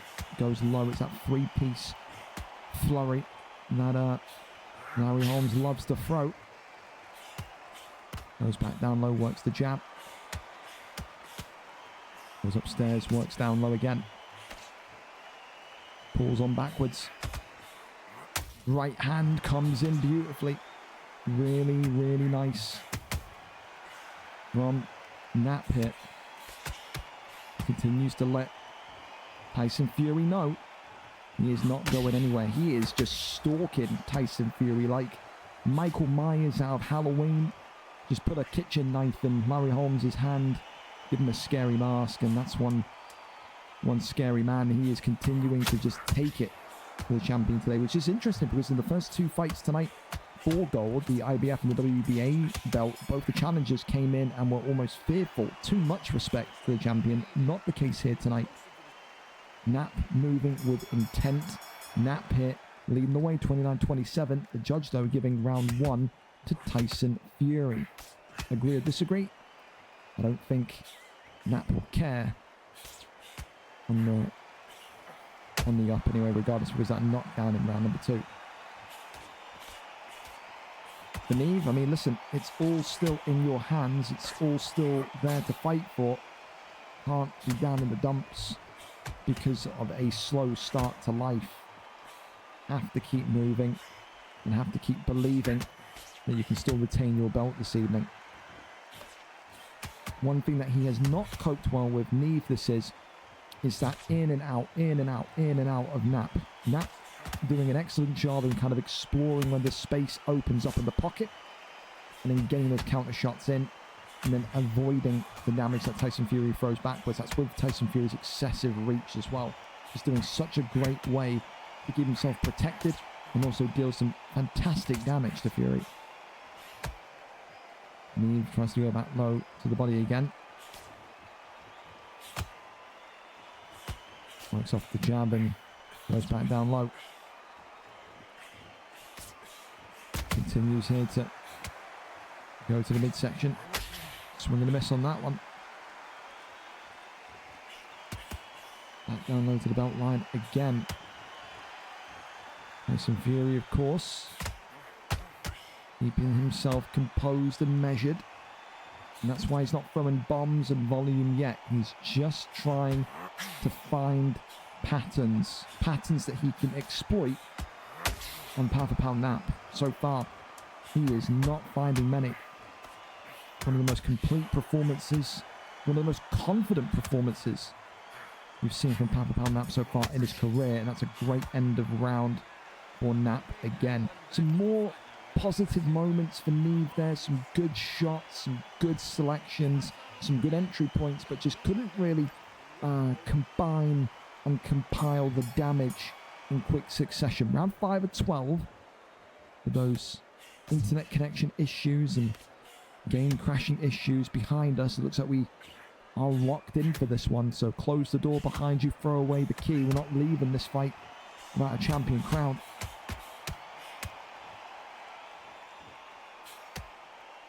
Knocks off the jab, goes back down low to the body. 2 to the belt line, 1 upstairs. The level change there was being looked for. Knocks off the jab again. Continues to loft that one forward. Back down low to the body. Right hand there, comes upstairs brilliantly. Swings and misses. And that one, Larry Holmes again. Continuing to find solace. Again, it's that right hand. Just connecting every single time it's landed, and again he's using the body shots to unlock the head shots here tonight. Holmes just got to be a little bit careful though with that body shot damage that Tyson Fury is delivering. Just be explosive, be adventurous, be expressive in your boxing tonight with Larry Holmes, but just don't forget about the key ideology that, you know, offense wins you championships, or offense wins you games, defense wins you championships. It could be the same thing here tonight. Offense wins you the boxing round. Defense wins you the boxing title. Yeah?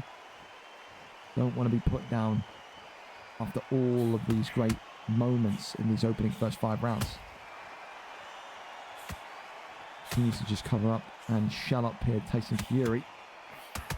Needs another couple ones. And that's the other thing as well. Keep in mind, not just the body damage, the body stamina. That's what Neave's going for. He's a body snatcher.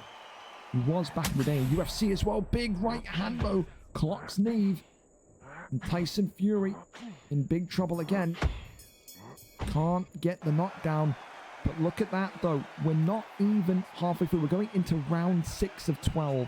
So just about halfway through. And the challenging Nap, although he's winning on the scorecards at the minute, only 54% stamina left. That's got to be concerning for Nap and his corner. Has to be.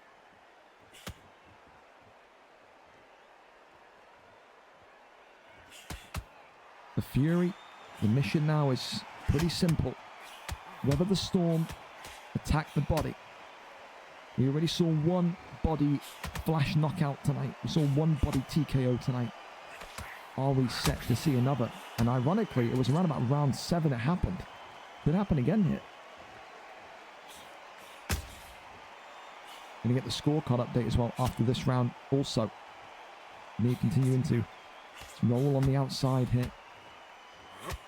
Right hand there combines with another good, beautiful right body shot.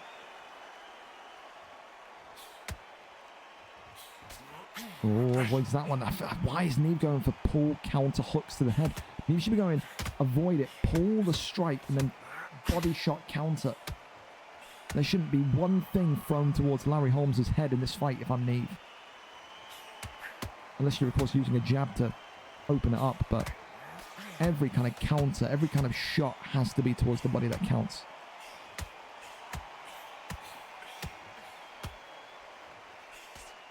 Goes back down low. Lefts and rights again.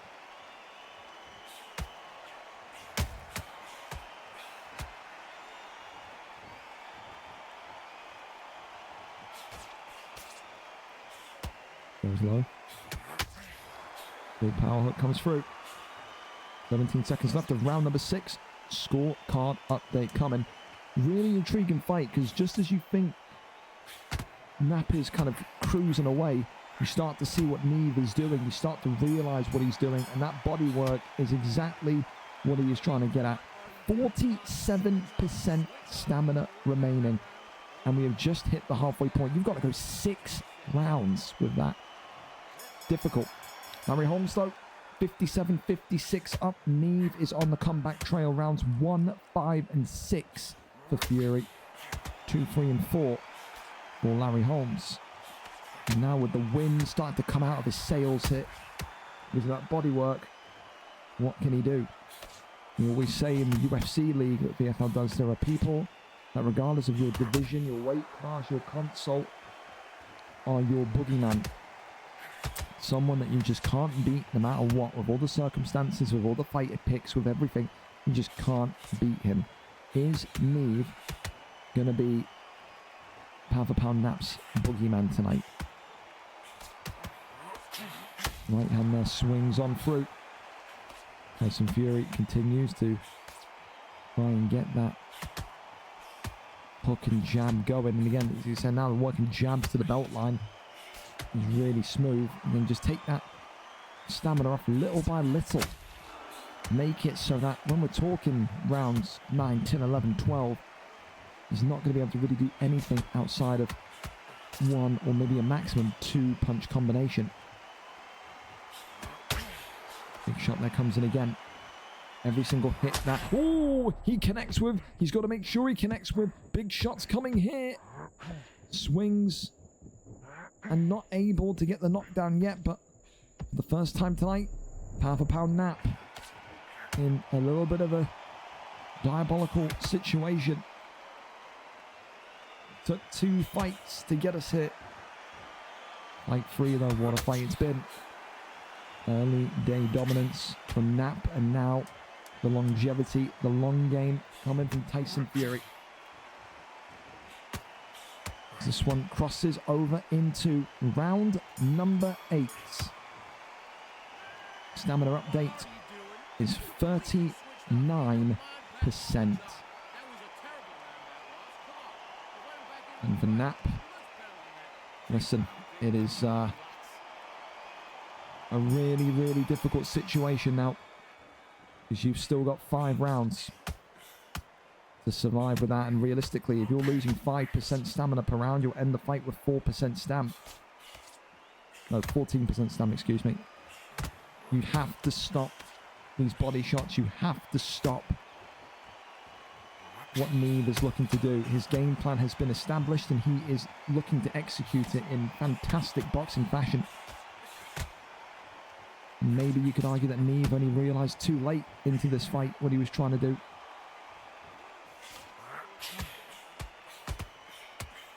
Knocks off that jab again, and I think for Nap as well, it's, you know, a fight tonight which he looks at it and says, if I lose here, where does the next opportunity come from? You need to go and win a handful of fights to justify a 3rd bout against Neave. When the champion beats you 2 times in 1 month, the road starts to become a little bit unclear as to how to get back. 1 minute and 10 left of round number 8. Neave keeping his distance. Maybe that indicates that Neave is facing a little bit of damage as well. Right hand there comes forward again. Back down to the body again from Neave. Swings up there, swings right back. Both of them not connecting, whiffing. Would be a polite term.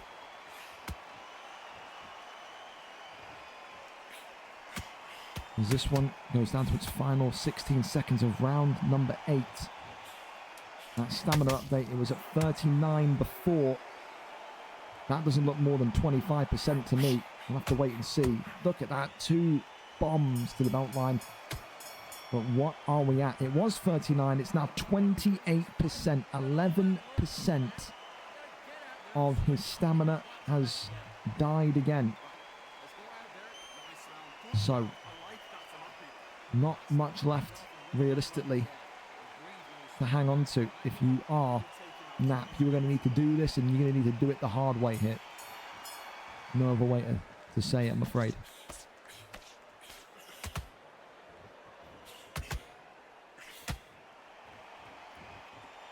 Can he find solace? Can he find sanctuary?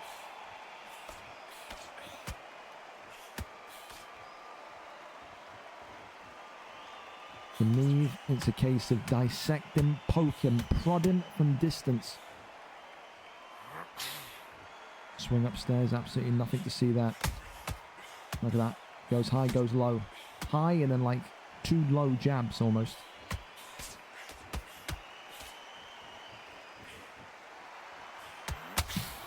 Right hander comes on in. Larry Holmes continues to sit back.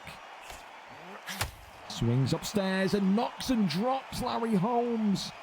Is that the result of limited stamina? Neave won't care one bit. That there is a huge step towards retaining his WBC gold tonight. It is not looking good for pound Nap at this stage. Got fluff going off my hoodie. God damn. Left hand there comes forward again. It's going to be a 10-8 regardless, and now more so than ever, Neave is looking in control, in charge, and is maintaining his status as potentially one of the most disrespected champions on the roster. People will come and try and take the belt away from him, but at what realistic ability do they have to do so? So far, against the F Sage, the only man to give Sage a loss, against its Rapids, and now against P4P Nap, one of the most informed fighters, if not the most informed fighter in the league. He is giving him a boxing lesson. Round 9 in the books, as we go down to 24% stamina, less than a quarter of that stamina bar remaining. It is an 85-84 scorecard, and that comes at the right time for what is left in the tank for P4P Nap. As he goes low to the body again. Swings upstairs to the right hand. Didn't work. Swings on round again. Upstairs it goes. Huge shots once more. Falls on backwards. Works the jab. Continues to go down low again. Holmes hit. Spinning and pirouetting. Has to go back down as well. Holmes still alive here. But how much longer? I mean, as soon as he drops underneath 20% stamina, that's when I expect Neave, unless there's something categorically wrong with Neave's stamina, Neave's damage, I would expect Neave to just go for it. Right now, it's looking like maybe Nap is having to start to dig deep and fire off those 2 hit combinations rather than anything else. He can't get a multitude of strikes off at once, as the jabs continue to just impact the body time and time again.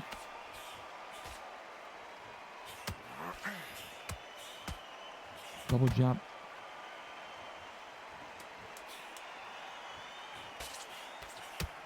Another one right to the belt.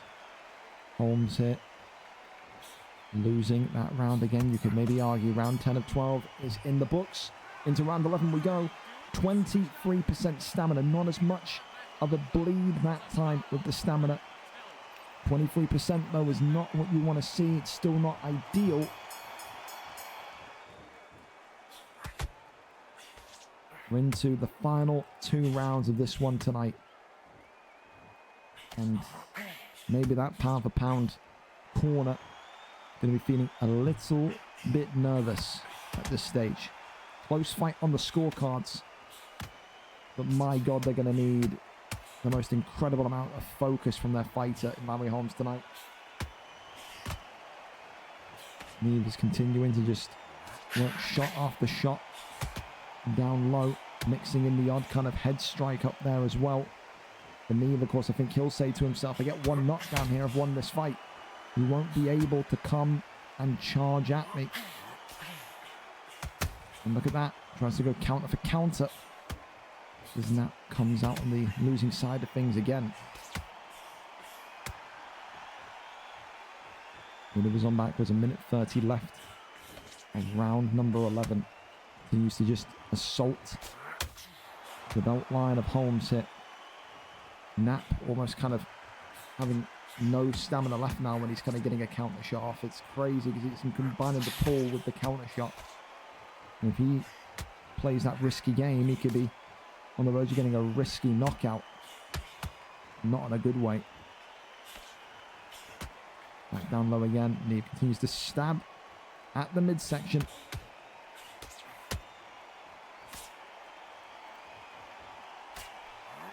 Tank goes back down low to the body again. Right hand comes up.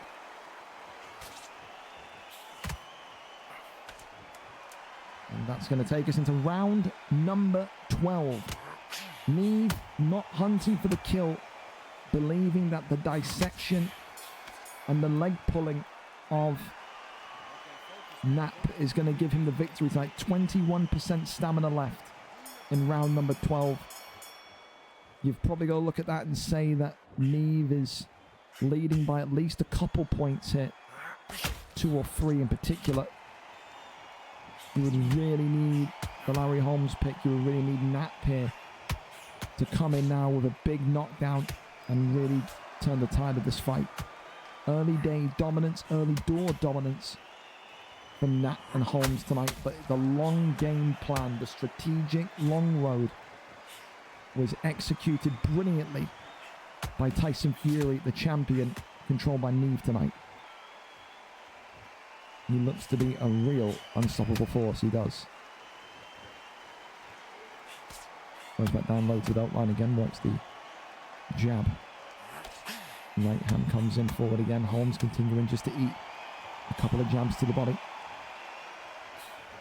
Minute and 30 seconds remaining. Neave clearly is confident that he has done enough to retain his WBC championship gold tonight. Never want to leave it in the hands of the judges. It was a decision back on the 7th of January which gave Neave the victory in that non-title bout between these two. Is it going to be a decision here in late January tonight that sees the belt return home to its holder and stay in Europe for yet another week? 40 seconds to define your legacy. 40 seconds to define this matchup.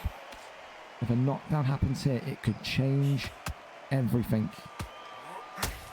Right hand comes in again as time continues to tick and tick and tick.